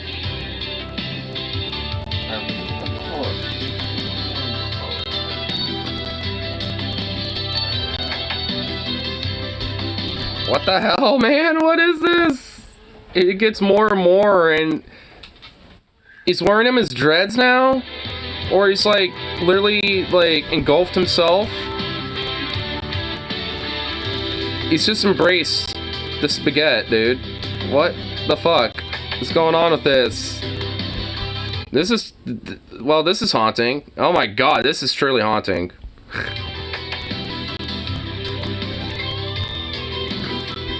Well, I'm definitely gonna have some nightmares.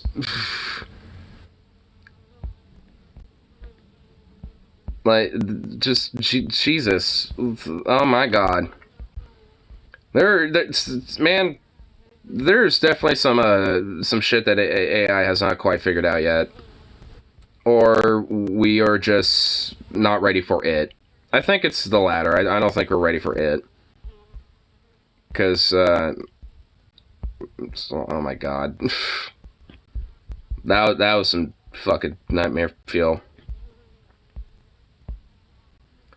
Not sure if it's monetized too, so hopefully he is, and I think also he also does music. Alex Krister or Kister. Well, I'll definitely have to check him out. See if there's like some more of him. I'm sure he probably has other work out there. Especially if he like does music and shit too.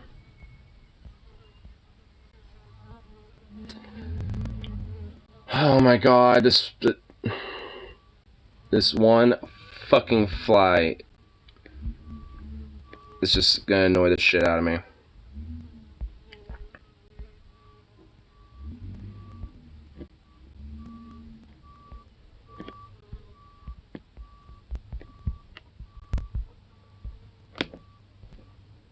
Huh. And because the special elections happened the other day, it looks like at least a lot of the shit that went down for you know, the elections around here actually was good. A lot of right-wing chuds, you know, got voted down. Sweet. Thwut. I wonder if that local fire measure passed. I'm sure it did, actually, if anything. So, ugh. Not quite an election cycle yet, but hey, we got a little special election thing going on, and it looks like it went good. So, that's good stuff. I also want to be, like, aware of those, like, special elections or, like, little weird off elections and shit, because there's always, like, some legit interesting shit in there that actually might be very important.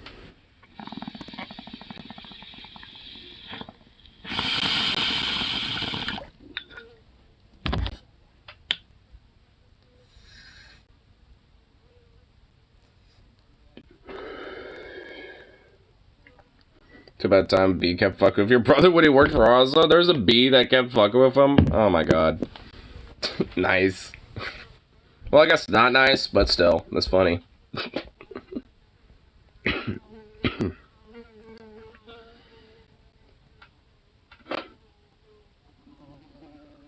god, there's gotta be fucking something to use. You know what? Here's this bag. I'll just like crunch it down. Very significantly.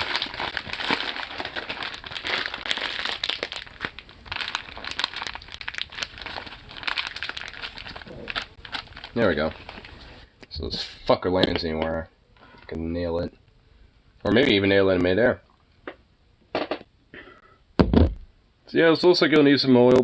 God damn it. Fucking beat. It's just flinging a wrench everywhere. I'm about to start flinging this fucking thing everywhere as this fly comes back. Zukov, you gotta do your damn job. I mean, goddamn, bro. You suck at this. It's like, it's too hard, I don't want to do it.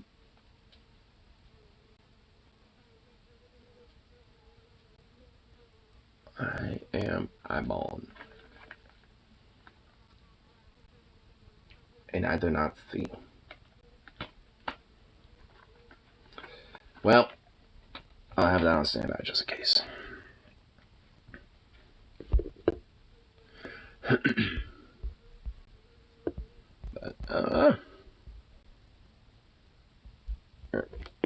But, Apparently bees can perceive color. I mean, that would make sense if they're trying to, like, you know, find certain things, like, you know, flowers and shit like that when it comes to pollen. I'm sure they don't, you know, perceive, like, the same colors that we do, or if anything, I'm sure they probably perceive more colors than we do. At least I wouldn't necessarily be surprised.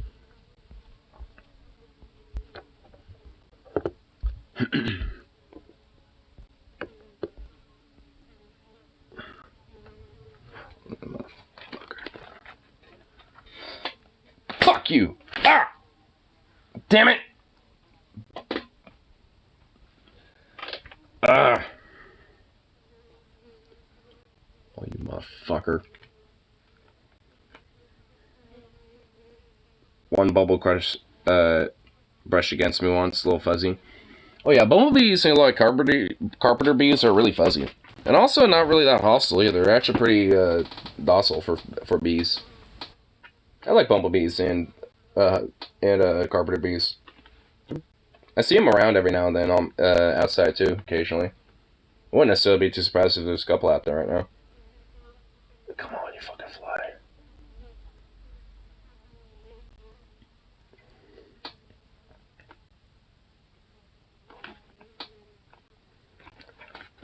Come on, little bastard. Fucker.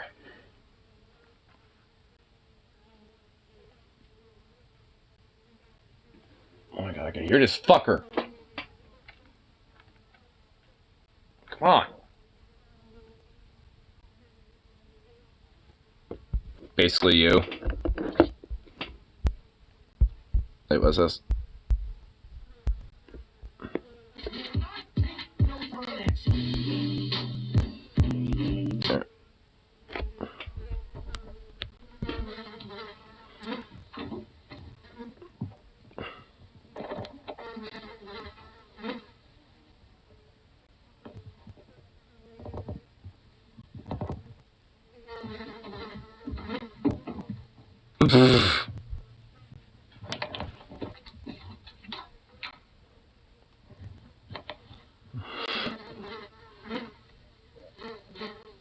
Oh my god.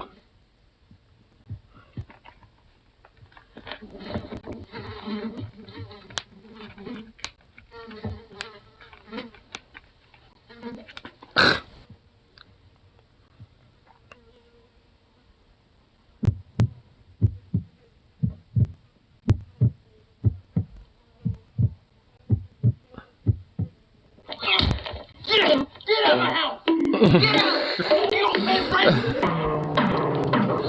don't want some maggots around here! Get out!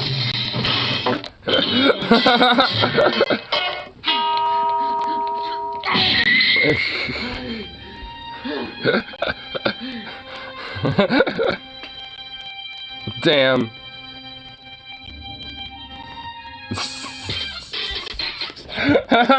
Yep. That's just basically how it is. I'll get this little fucker eventually, though. Oh my god, this bastard's so fucking fat, too.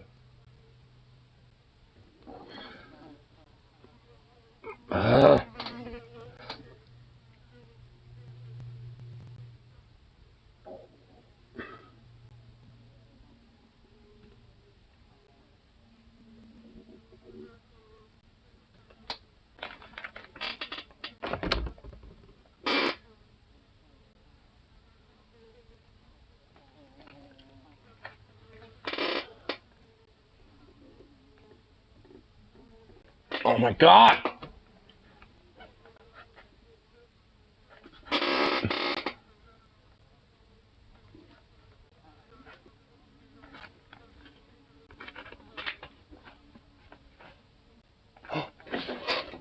Fuck! Damn it!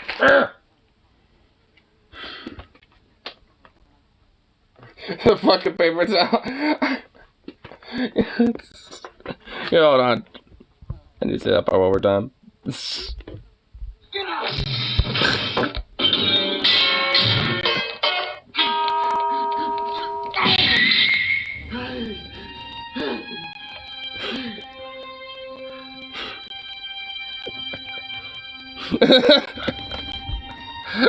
The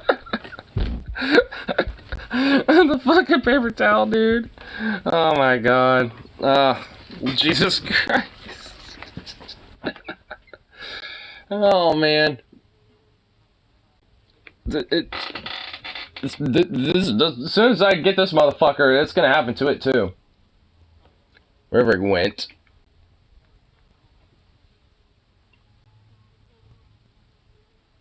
It's up there now. Well, it was. It's driving me fucking nuts, dude.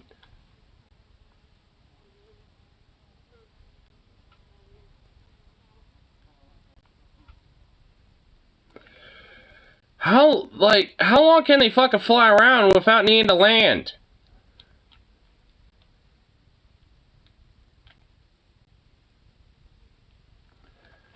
Like, holy shit.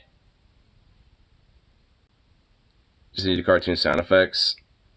I know, that's all I'd really need, and I pretty much could be able to recreate it, but I'm just, having a very long form version of it right now.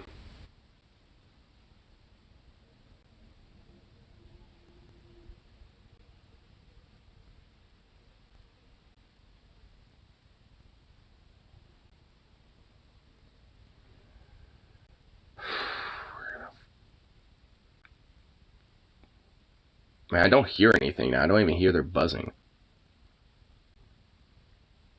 I swear to God, I'm gonna get one fly right by my fucking ear now that I just said that.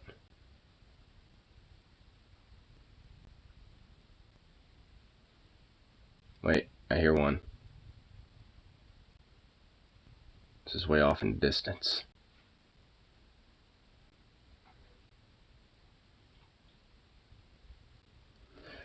Man, these fucking dudes, I'm so sick of these things. I think it's a salt gun.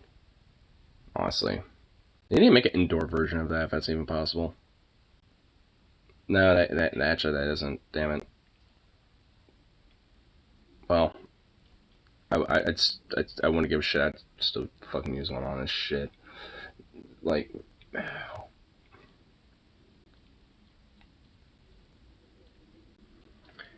never see a moth staying in the same spot for like 4 days, so you assume it died, and when it moves, you're like, holy shit. Yeah, I see mobs like that a lot. I mean, I get so many different mobs around here. I'm sure there's probably one on my front porch doing the exact same thing you just mentioned. Or they will basically barely move. Like, they'll, like, sit there for a day or two, and then they'll move, like, to another spot that's, like, over here for, like, another day or two.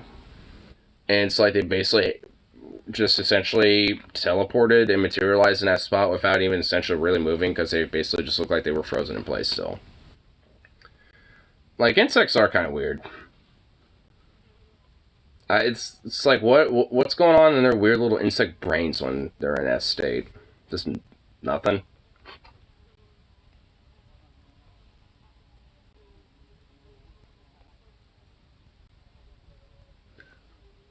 Oh, one's out and about.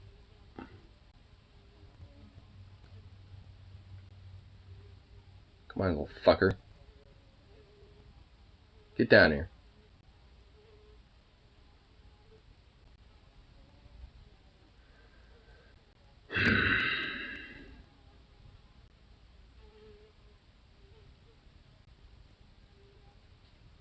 This is so annoying.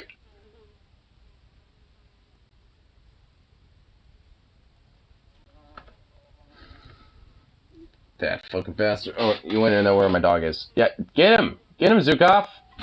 Yeah, get it! Yeah! Did you get it? Shit, fucking just went psycho mode over there. Did you get it, boy?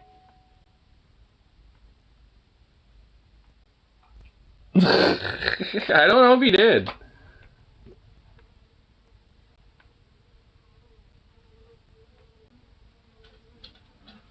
Nope, he didn't. Fuck.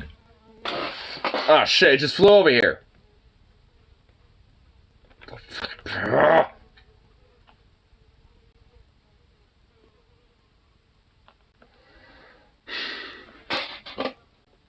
You almost got him, Zukov. You almost did. Land. Do it, motherfucker. No, it's you just like... What was that? Fuck you! It did like a touch and go. It like, boop, boop. It landed for like barely a fraction of a nanosecond and then just like lift off. Like immediately.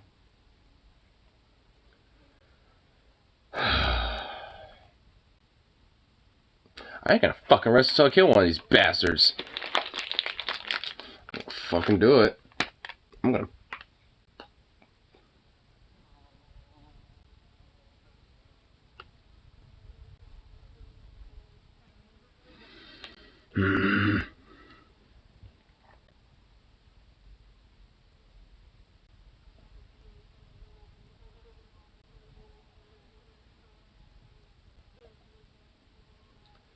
I know it's over there somewhere. I can fucking hear it buzzing around over there. Ugh, so annoying. These fucking flies, dude. I just flew over here again. I just heard it. I could just fucking land somewhere so I can just smack you and die already. Damn fly.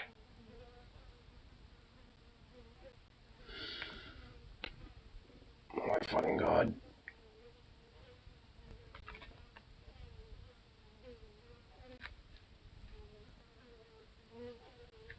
Seriously, you're gonna be doing this? Buzzing around my...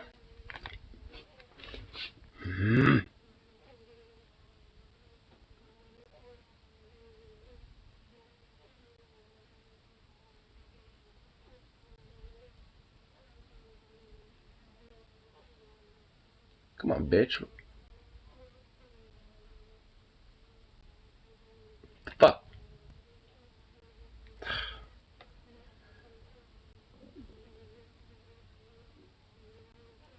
Okay, you know, if it's literally flying around like the way it is, there's literally no way in hell. It won't land!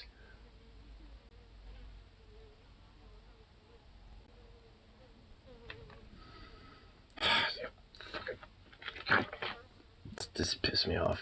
This is actually making me mad. Man, I hate these flies, dude. Flies are the bane of my existence. Like, I get it. You're valid for the ecosystem shit. But fuck off from the house. You don't pay rent. Oh my god. Now I'm like at the give up mode, and now they're trying to test me.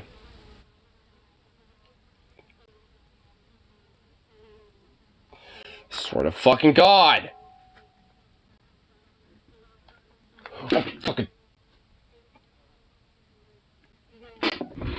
Oh, okay. Oh, this fucking son of a bitch.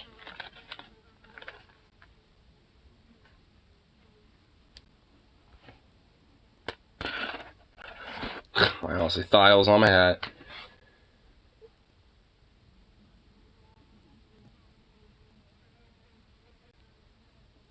Seriously, this fucking fly is sentient and aware of my frustrations. Oh my fucking god! Yeah, it knows. It is taunting me now. There's purposeful taunting going on with this fucking fly.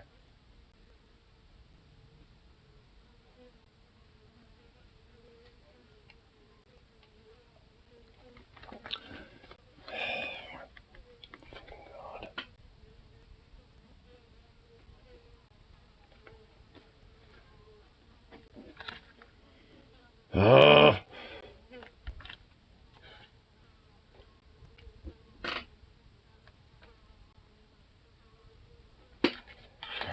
Fucking piece of shit. It's my thing now. Just having flies, you know, just like become semi-sentient and aware of torment and taunting.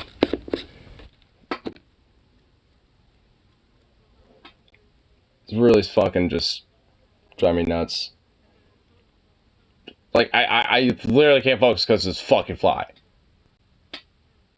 It is, like, its buzzy annoyance is just driving me fucking up the wall.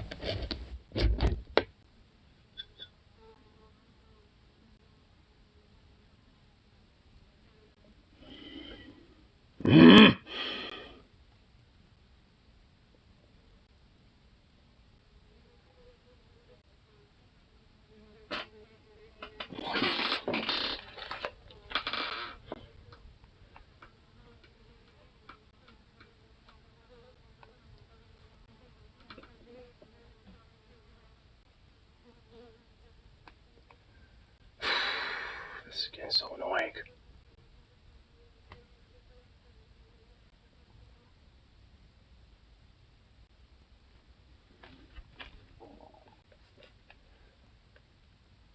I gotta like power myself up or some shit and just try to fucking like get it midair or something. This is driving me fucking nuts.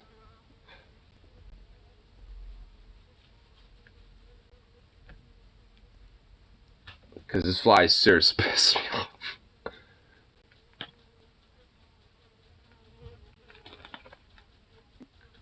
Come on, you little fuck.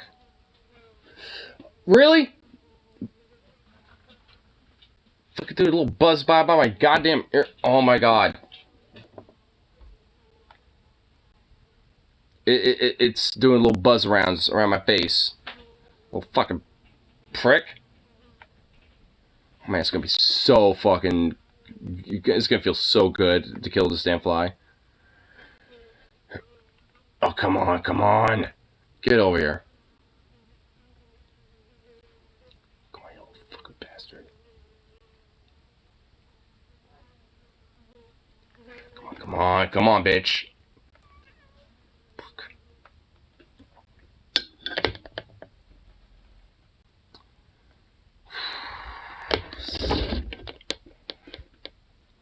Like, what can...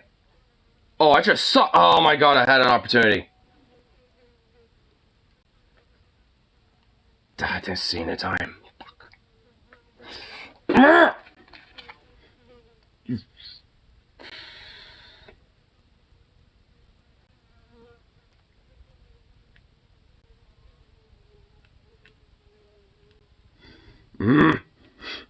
I'm getting fucking primal with this motherfucker now.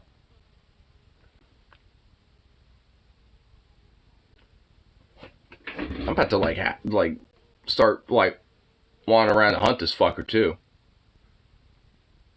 Maybe I'll be able to like fucking scare it off into like sitting somewhere or some shit.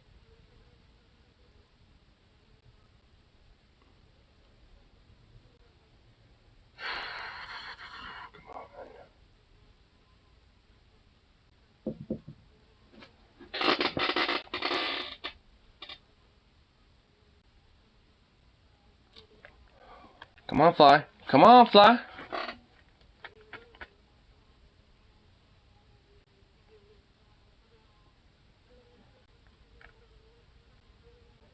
Oh, there you are. Oh, come on. Yeah. Don't you fucking move. You bitch! You moved!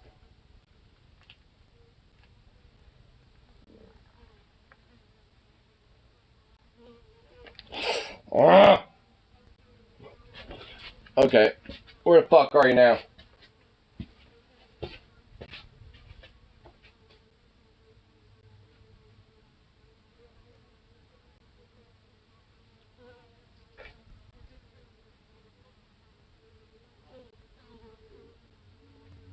There you are. Come on, land somewhere. I see you. Land somewhere, bitch.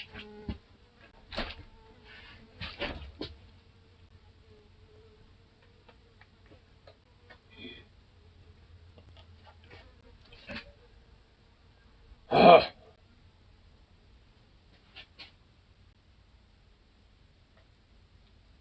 Come on. Oh, fucking. Ah!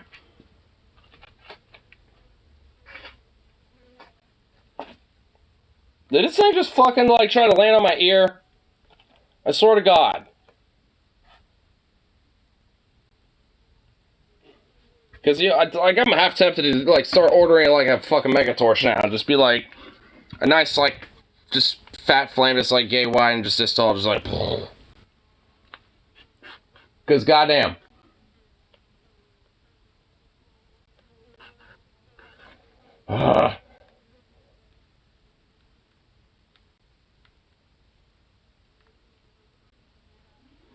These fucking flies, dude. Pretty sure it's just one, but still. Holy shit.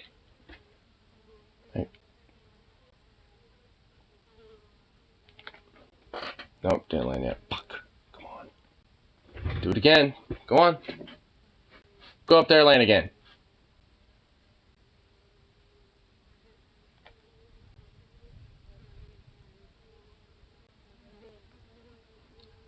At this point, I literally can't tell if it's behind me or in front of me. There you are.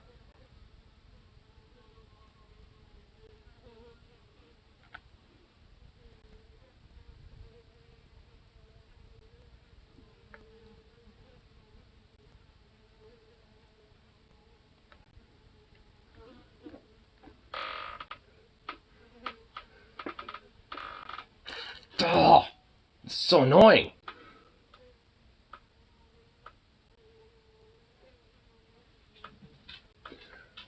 Do you ever stop flying? Just land for like a good 5 minutes so I can murk you. Holy shit.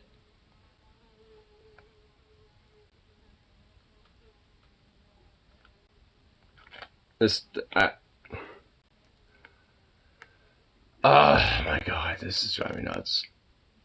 I'm so sick of this fucking fly, dude.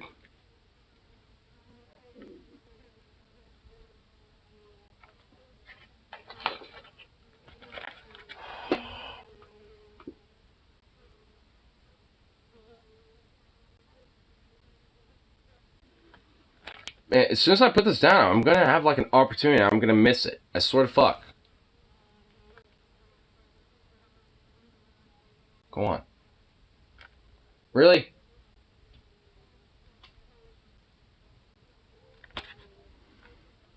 This fly knows. It knows if it lands anywhere not the flies, but where it will be. It's really hard to do that when it's like going super fucking fast. Like I will track it for like a second, then it'll like be outside again.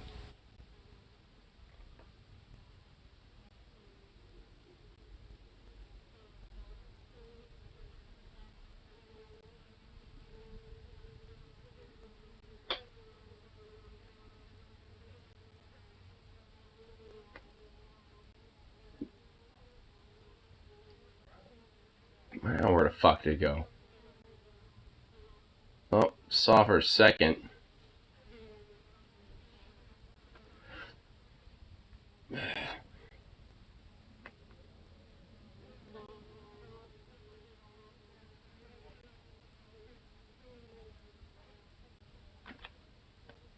Like, I'm hearing this little fucker, but I can't, like, now I'm at the point where I can't even see it. Yeah, we're doing this out. Oh, wait, now I see it. Well, that's going way up there. Well, no, that's back over here. There you are.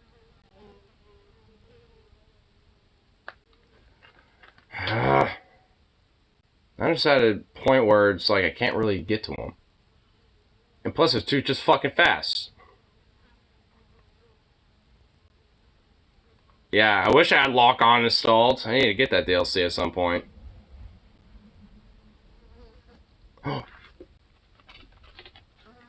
Fuck! I didn't have a clean shot. Ah!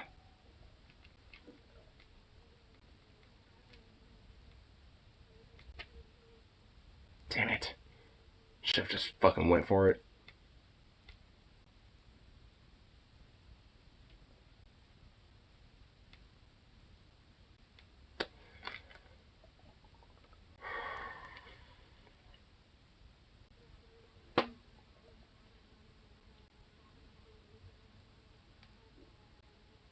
Oh, they fuck off now?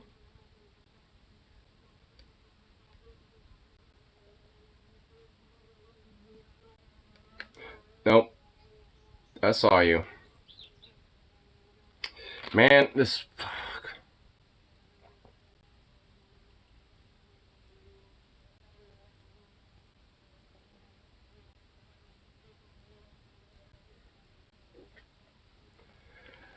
Ah! Damn fucking mutt. Oh, well, actually, yeah, damn fucking mutt. You're supposed to be the one helping hunting these things, and you're not doing a lick of a damn job at all at addressing this issue. I think at this point might have fucked off. I don't see him around anywhere. I think they did.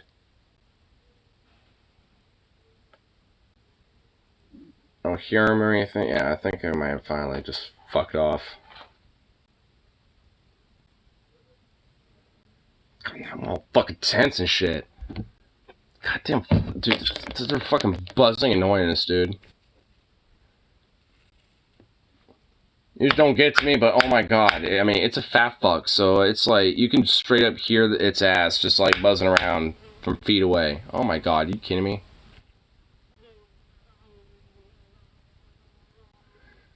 You fucking kidding me?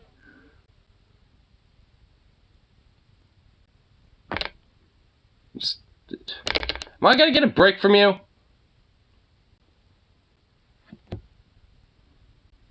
I'm not. I'm not at all. Oh my god. Fuck these flies, dude.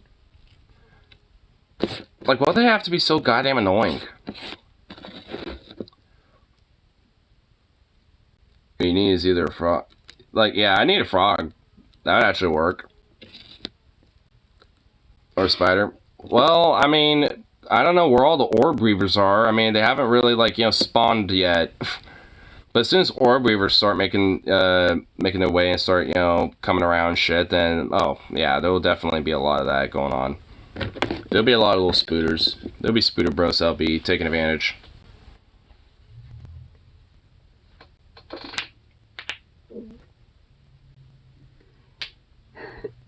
Oh.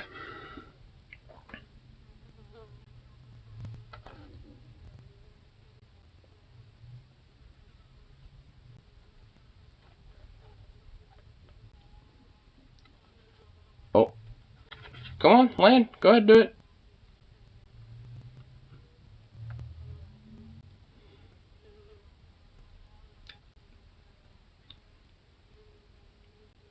Oh. Oh, yeah, I think so. Hold on.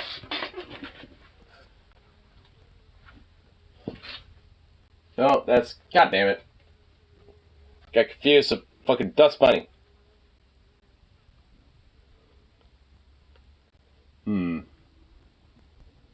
Where could he have gone now?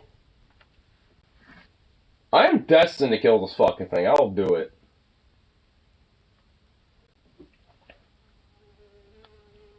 Oh, there you are. Come on. Oh. There you are. Go on. Yeah, go in there. Yeah, dog, get it. Get it, dog.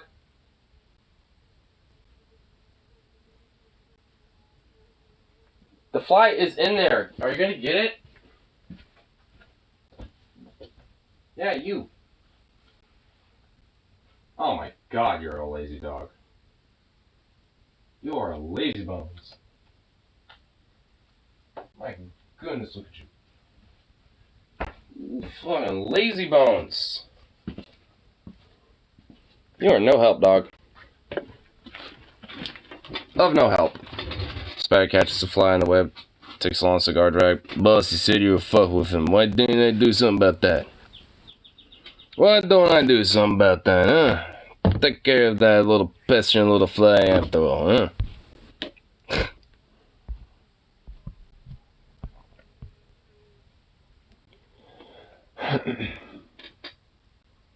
Wow.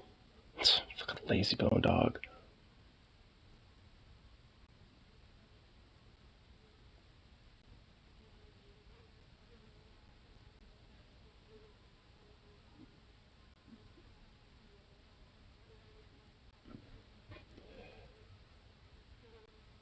Oh my god, this fucking fly, dude.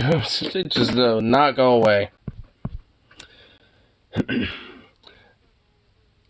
Though, I know this feud will not be over. It was just a prank, bro. It was just a prank, man. Come on, bro. I didn't actually mean it.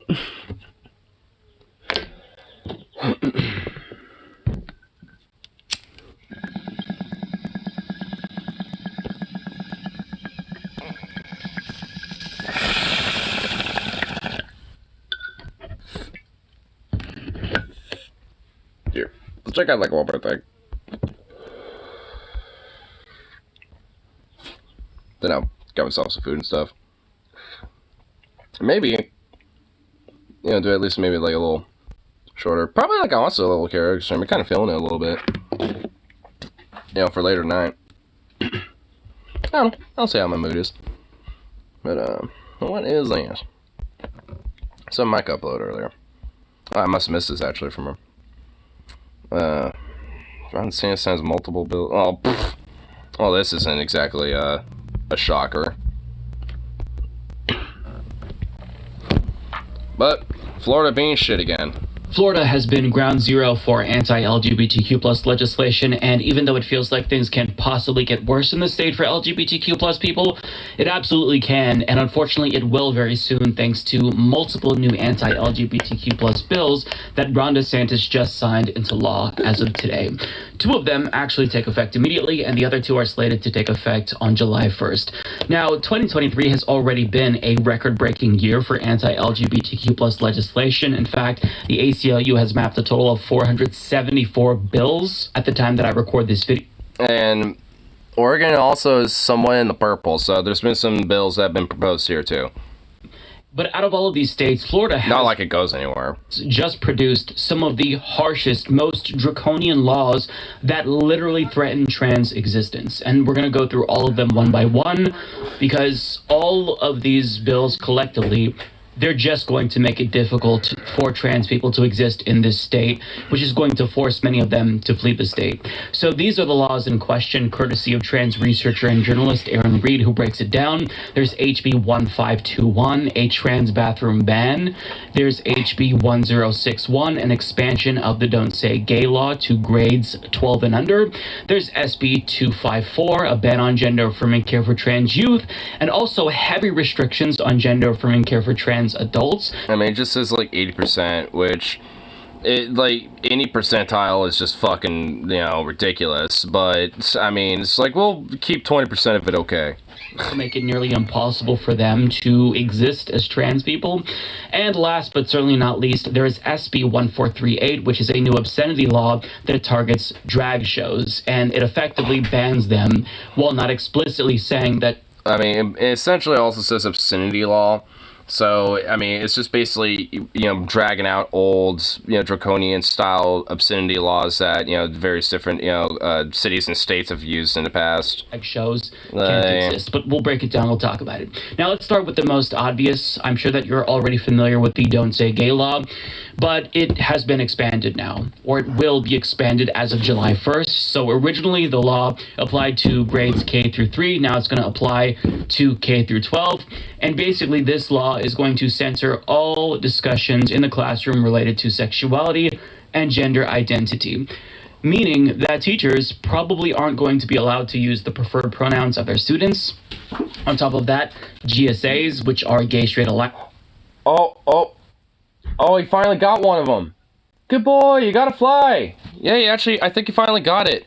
Is really crucial resources for LGBTQ plus youth probably won't be allowed to exist because of this law's expansion. And on top of that, LGBTQ plus students are likely going to be forced into the closet. I don't know how they're going to be able to transition in high school given these restrictions on queer speech. And on Monday, we talked about a Florida teacher who is under investigation for showing her 5th grade classroom a Disney movie that features a homosexual character. Now, I was under the assumption that the investigation into her was triggered because she violated the newly expanded version of Don't Say Gay, and news outlets also made this assumption as well. But that was an incorrect assumption because the expansion doesn't even take effect until July 1st, meaning the following school year. So what that tells us is that this teacher literally did not even break Florida law, yet she's still under investigation and her students are being grilled. So if that insanity can take place before the law even went into effect, imagine how bad it's going to get after these bigots are emboldened by the weight of Florida law. I mean, it's going to be... essentially, it's like, they're already, have expanded it, when it came to the bill and shit. They just are wanting to make sure it's actually totally codified. And also, it, all it does is just essentially, you know, like, restrict any type of fucking element and ability for, like, any trans kid to, like, you know, feel comfortable or safe, you know, in the classroom, because, you know, they can even be investigated or blackmailed, you know, to an extent, you know, because of shit like that. Insane. Especially Anyone because of the who is case on suspected Monday. of being LGBTQ plus will probably be the targets of witch hunts in Florida. It's just going to get really bad. So you already know about that, but let's move on to the other laws that Ron DeSantis signed. So I'm going to talk about the drag queen ban. It is an effective ban. It's not an outright ban. And the way that they do this is they're using obscenity laws to basically penalize businesses that host family-friendly drag shows. As CBS Miami reported last month, the law would allow the state to revoke the food and beverage licenses of businesses that admit children to adult performances, adult classified by the state, by the way. The DeSantis administration has moved to pull the liquor license of a Miami hotel that hosted a Christmas drag show alleging children were present during, quote, lewd displays. Now, to be clear, there was nothing lewd about the drag show, but since the right has characterized any and all forms of LGBTQ plus entertainment as porn, well, that's what they're saying. They're saying... I mean, and I was saying from earlier, but, like, you know, drag isn't necessarily inherently, like, a form of, like, you know, queer expression anyway. Like, there could definitely be, like, cis straight dudes that are, you know, into drag and shit and do that as well. Like, I mean, yeah, and also, like, yeah, same for cis straight chicks, too. Like, I mean, because there's drag kings that also exist. So it's just like, I mean, it's not really that uncommon for, like, you know, straight people to also be into it and do it. I mean, because usually a lot of it's just for fun, you know, like, there isn't, like, you know, some sort of, like, you know, this queer undertone or whatever. I mean, there can be. I mean, it's not like, you know, queer people, you know, don't partake in it, because they certainly do. But it's just like, you know, lumping anything that might just be, like, a little flamboyant or expressive and shit that is more colorful in comparison to the very, like, bland, gray, traditionalistic Christian bullshit. You know, it's just seen as, like, queer and, like, degenerate and sexual and pornographic by its very nature, and thus is bad. Doesn't matter if it is or not. There were men who were dressing up as women. Yeah. Now, the law is already having a chilling effect on free speech in the state of Florida because it led to... supposedly the most freest state in the country. ...one Pride event being canceled in anticipation of this being signed into law. In particular, the Port St. Lucie Pride Parade and other traditionally family-friendly Pride events are now just having to restrict their events to ages 21 plus.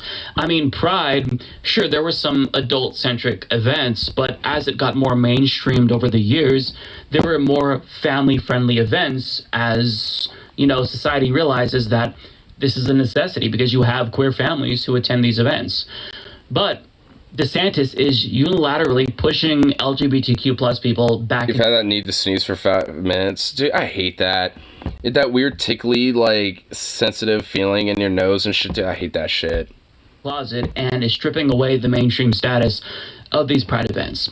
But it gets worse, believe it or not, because I want to talk about the bathroom bill, because this is a piece of legislation that was so vaguely worded and far-reaching that I can't see how this doesn't result in genital inspections of trans people. Aaron explains, Bill 1521 will effectively give second... Who in the fuck is this Paul Blart Mall Cop looking motherfucker right here, dude?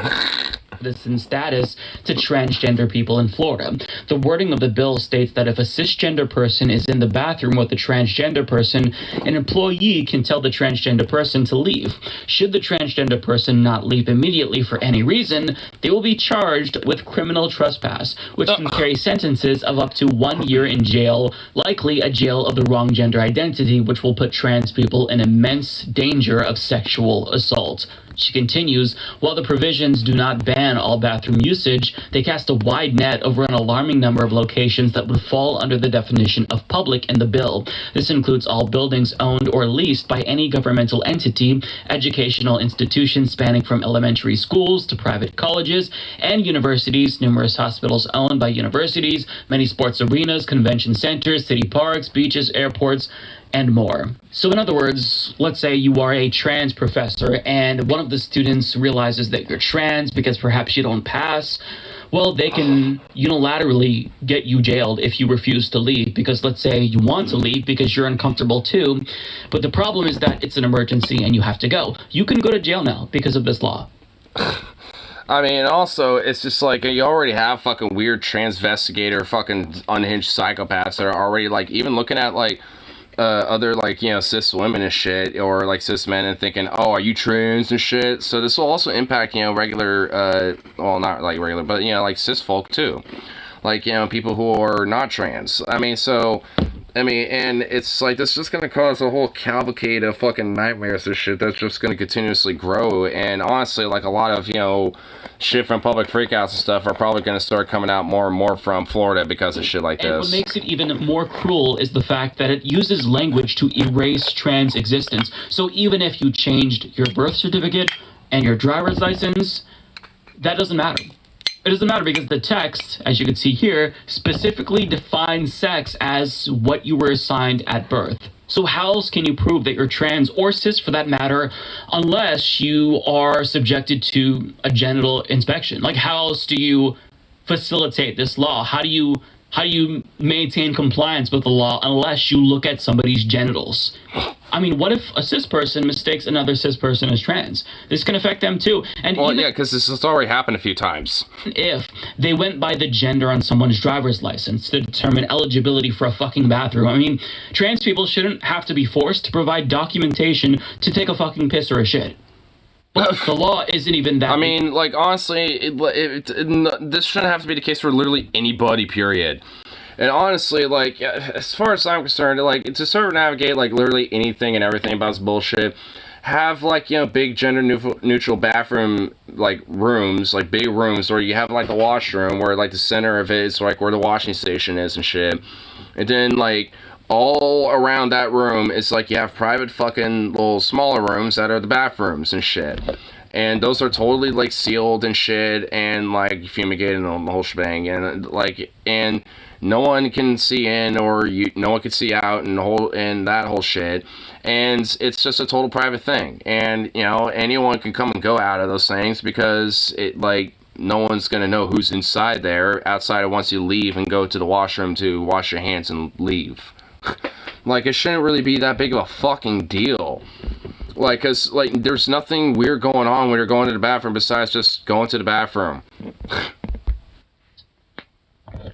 It's a law that is based on antiquated gender norms that is going to literally legalize harassment against trans people by cis people who don't want them in their space. It's not only cruel, but it's brazenly unconstitutional. And let's say that the ACLU sues and this gets appealed all the way to the Supreme Court. Who do you think the court's going to side with? They're going to allow for this discrimination to legally continue. It is just a nightmare scenario. And again, it's just Florida criminalizing more elements of trans existence. But it gets even worse, as Aaron Reed explains again. One of the most problematic of those bills is a ban on most gender-affirming care for transgender adults. Senate Bill 254 bans gender-affirming care for trans youth and bans nurse practitioners from providing gender-affirming care to trans adults. Spectrum Health, a provider so far for caring about just the children, Florida, has indicated in an exclusive interview with Aaron in the Morning that up to 80% of all gender care in the state is provided by nurse practitioners, a statistic in line with information provided by Planned Parenthood. Already, people are losing access to medication in Florida, and Lena Dunn of Spectrum Health has stated that transgender people are having appointments canceled by medical organizations around the state, and this is because, unlike the bathroom ban, which goes into effect on July 1st,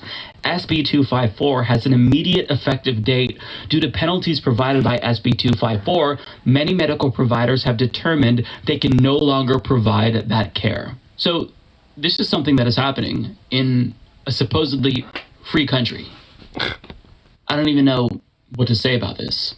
We're seeing laws so draconian that they are similar to the restrictions on LGBTQ plus people that we see in authoritarian regimes. It's just because, I mean, it is partly authoritarian regime here. Like, I mean, the idea that there's, like, freedom here and shit is kind of a joke at this point. And it's I mean, especially if you happen to be on, like, some element of, being on, like, more marginalized, impoverished demographic and shit. Like, whether you're, queer or fucking, like a minority or, some sort of a combination or just poor.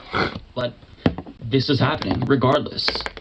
And as a direct result of this law, trans youth are likely going to be forced to detransition, which we all know is going to lead to increased suicidal ideation. So how many kids are going to die as a result of them being denied access to gender-affirming care? How many adults are going to be forced to detransition because now gender-affirming care, even for them, is being heavily restricted? I mean, think about this. If nurse practitioners provide 80% of gender-affirming care, this means that many trans adults, they're just not going to have access to gender-affirming care. And as a result, the state is effectively forcing them to detransition. I mean, you don't have to ban it to get the same result. They're trying to regulate trans people out of existence. And this takes effect right now, immediately. And, I mean, and the foible of it all is that they're never actually going to officially get rid of trans people just because they detransition. I mean, it's like they, like, want to try hard and hard as much as they can, but, like, I mean, especially considering a lot of, like, the, you know, public reaction, you know, that would come from especially things like that bathroom bill and shit. And we're already seeing, you know, various different, you know, immense backlashes, you know, like, you know, from this type of shit. I mean, it's like, you know, Florida's, you know, going to be like one of these, you know, exceptional states, you know, that are going to be able to get away with this for a bit, but like, it's not going to, you know, like, it just really takes, like, you know, a certain, like, straw breaks camel's back for eventually, you know, to be a stepping in on this type of shit. It should have happened a long fucking time ago, frankly. Like, as far as I'm concerned, like, you know, like, I mean, just making Florida a district is the least that it fucking deserves. Like, Florida should not even be qualified as a state. Libertarians will have the regulation bad. I know, for reals. Like, are they gonna fucking pipe up about this bullshit? Oh, wait, they're not. They probably support it, too. It's the same strategy that we saw Republicans use to curtail abortions before Roe v. Wade was struck down. You don't have to just straight up ban abortions to get the same result. You can effectively regulate something that you don't like out of existence, and that's what they're doing now when it comes to gender-affirming care for adults and children. They're just banning it for children, and for adults, they're imposing more restrictions because they know that that probably wouldn't hold up to legal scrutiny. So that's what they're doing. Most Floridians who are adults probably are going to really struggle now to get access to gender-affirming care because of this. Little by little, they are totally criminalizing the existence of trans people in Florida. An entire... What a fucking disgusting-looking cretinous worm, maggoty-looking fucking mongrel, dude. Like, ugh. Gross-looking. People are being subjected to cruel laws that literally legalize discrimination against them and restrict their access to life-saving care that they need. We're witnessing a fascist state perform a slow-moving genocide against a vulnerable group of people, and it's time for everyone else to wake up and acknowledge the gravity of the situation. This is very serious. It's time to sound the alarms. Because it is a fucking genocide and shit. And honestly, like, and that's why I say, like, I mean, Reconstruction needs to just seriously be a fucking thing. Like, again, like, I mean... You know, it seems easier to just, like, kind of roll over and just balkanize the U.S., but now I'm just down for fucking Reconstruction. That just needs to happen again. Like, I mean, there needs to be, like, a districtifying and federalization of these fucking states and, you know, and have the federal government oversee, you know, these states and shit until there's, like, a mass cultural, societal, and fundamental shift, you know, away from this type of fucking shit. Like, I mean, that's what Reconstruction was supposed to be about, and we never finished it, so it's time to kind of finish that shit up. Have a little modern flavor to it, but... It's like he went on a anti-LGBTQ plus marathon in Florida today. And I desperately want to recommend that anyone who still lives in the state to get out. But I mean, it's easier said than done, right? I mean, moving takes a lot of money, especially if you're moving out of state. It requires money. It requires you to find new employment, new housing. It's not that easy to just up and leave.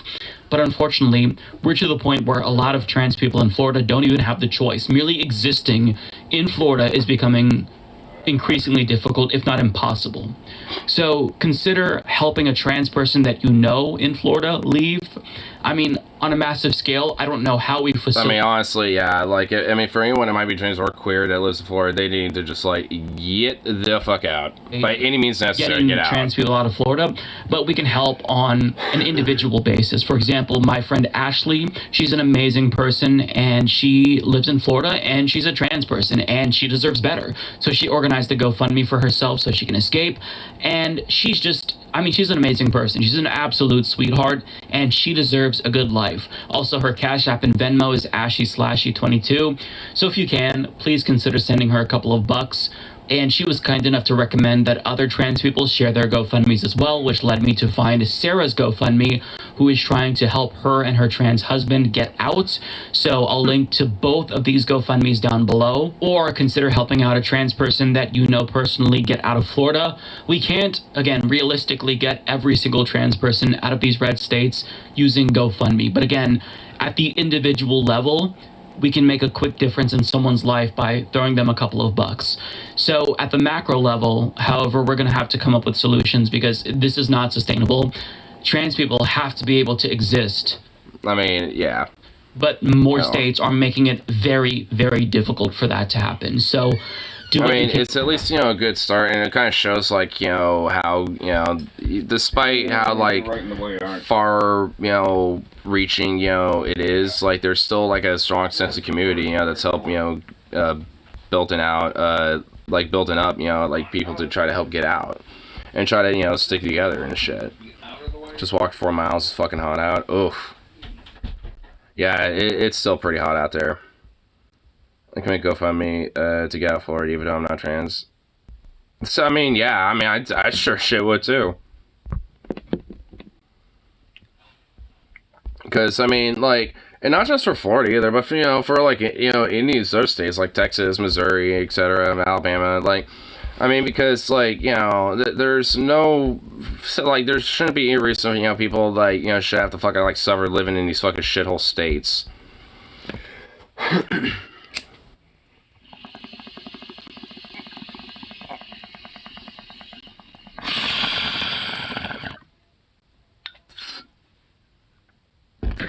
Regardless if they feel destined for it or not. Venom.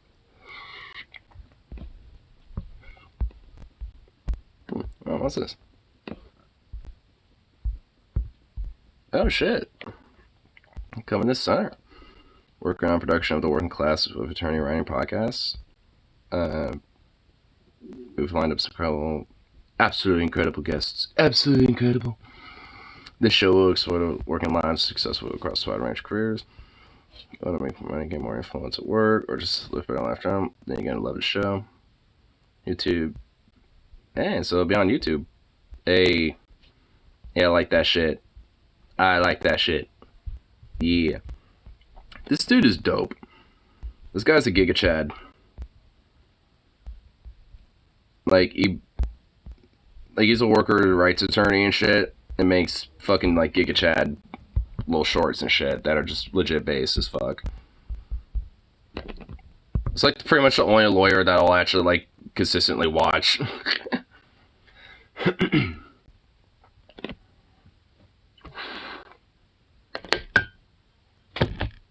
But it's actually because he's, a beast. I definitely recommend at least, checking out some of his shit, just on the virtue that, like, there's some legit good tips, especially when it comes to, like, what, workers do have for rights that, they don't really necessarily realize that they actually have. Especially when it comes to protecting their rights and stuff, there's certain things that people don't necessarily know, and, that is a good trick to have up sleeve, and one of them is just having shit, in writing. It's like if you're, like, want, like a time off or this and that, or like you're filing a complaint or some shit, make sure it's written down somewhere. Have it documented.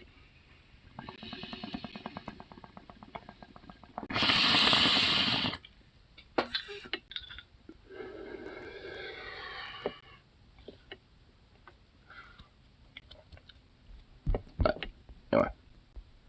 Here. Take a break for a little bit here, but I'm kind of feeling a little bit of a karaoke mood, so once I get some food, I might grab a little brewski or two, and I feel like I already have, like, some of my song ideas if I do. Just because I know there's already a shitload that I could think of. Because of the concert I'm going to tomorrow, I could think of a few. I could think of a few that are a little piratey, or full of wizards and fucking, like, sci-fi space wizards and all that shit, so. I haven't done it in a while anyway, so I figure we could have like a little fun later tonight for like a couple hours. Have the serious, react, just chilling, all that type of shit around here. I'm gonna see Rosalind Ailstorm. Yep, Ailstorm with Gloryhammer. And I think there's like another band, but that's an opener, but I have no idea who that band will be. Actually, let me see. Who's the full lineup here? Who's gonna be the full lineup? Let's see here.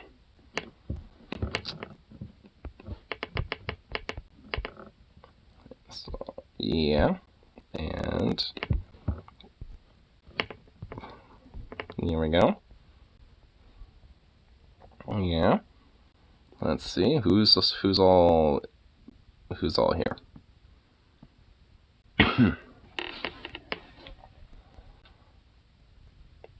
Where? Oh, here we go. Yeah. So Sailstorm, then Gloryhammer. Oh my God! Okay, hold on. And Lutharo. So a band called Lutharo, which I have not heard of before.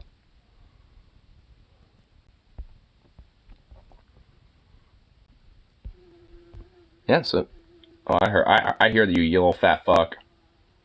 I heard you buzzing around. It's 21 over. Well, definitely gotta make sure my passport is there. Because that's the only way I'm gonna be able to prove I'm 21. Not sure they can be enforced. Yeah, TikTok being banned in Montana. Yeah, how's that even gonna work? I mean, yeah, like, I don't see how that could be enforced. There's things called VPNs and shit. Like, I don't think that would work that well.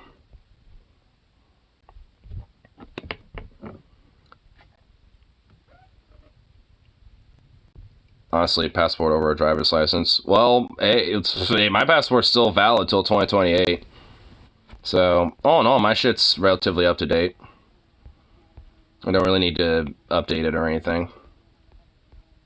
So, because wait, 2020. Yeah, I got 5 more years on it. So I've only had it for about 5. I need to, like, stamp it up a little more. It hasn't really been used that much. Damn it, need to make sure I get to fucking Canada. And Mexico and a few other places. Really want to do that.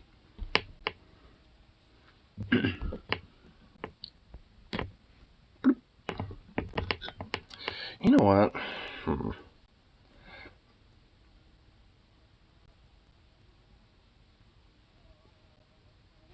You got fighting boys in about 10 minutes. Oh, is there some fighting boys? Oh shit, there is, isn't there? I did notice a Patreon thing here. Oh yeah, they discuss horror movies. You gotta go farther, go back to Iceland. Oh dude, I want to go to Europe too again. I need to save up the money for it. Actually, you know what? I'm thinking maybe not this year, but I'm thinking maybe next year I'll do that. I'll try to save up money to try to do at least one international trip. I'm already going to try to see if I could do that to go see Iron Man in Canada, though that's not totally confirmed, but we're going to see if we could try to just make that a trip anyway. So, because, a lot of us want to go to Canada at some point anyway, so I know this year we're going to at least try to push. I'm going to bring it back up, and even if we don't get to see Iron Man up there, we should still push to go up there. So, I don't care if we fly or take a train or what, I don't give a shit. Let's just go to fucking Vancouver, eh? So, yeah, like that definitely be pretty dope. And then, yeah, then after that, yeah, I'll see if, the boys want to try to, go to Iceland or something. Because then I already know, some places to go anyway. And I know, a few spots that would be fucking dope to, chill anyway, so. And know some good bars, know some sites to see. And some sites I still want to go see, so. Oh, yeah. Iceland needs to be a trip, because I already got the experience, so they're going to see me as as a tour guide, basically. So I got to take them everywhere. You know what? That would have to be my thing. That would have to be my trip to plan for the boys and shit. For the group.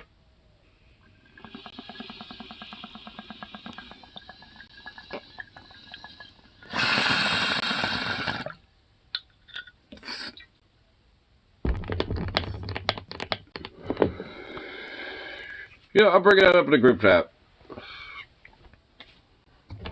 Get some food, list 5 boys, bring that up.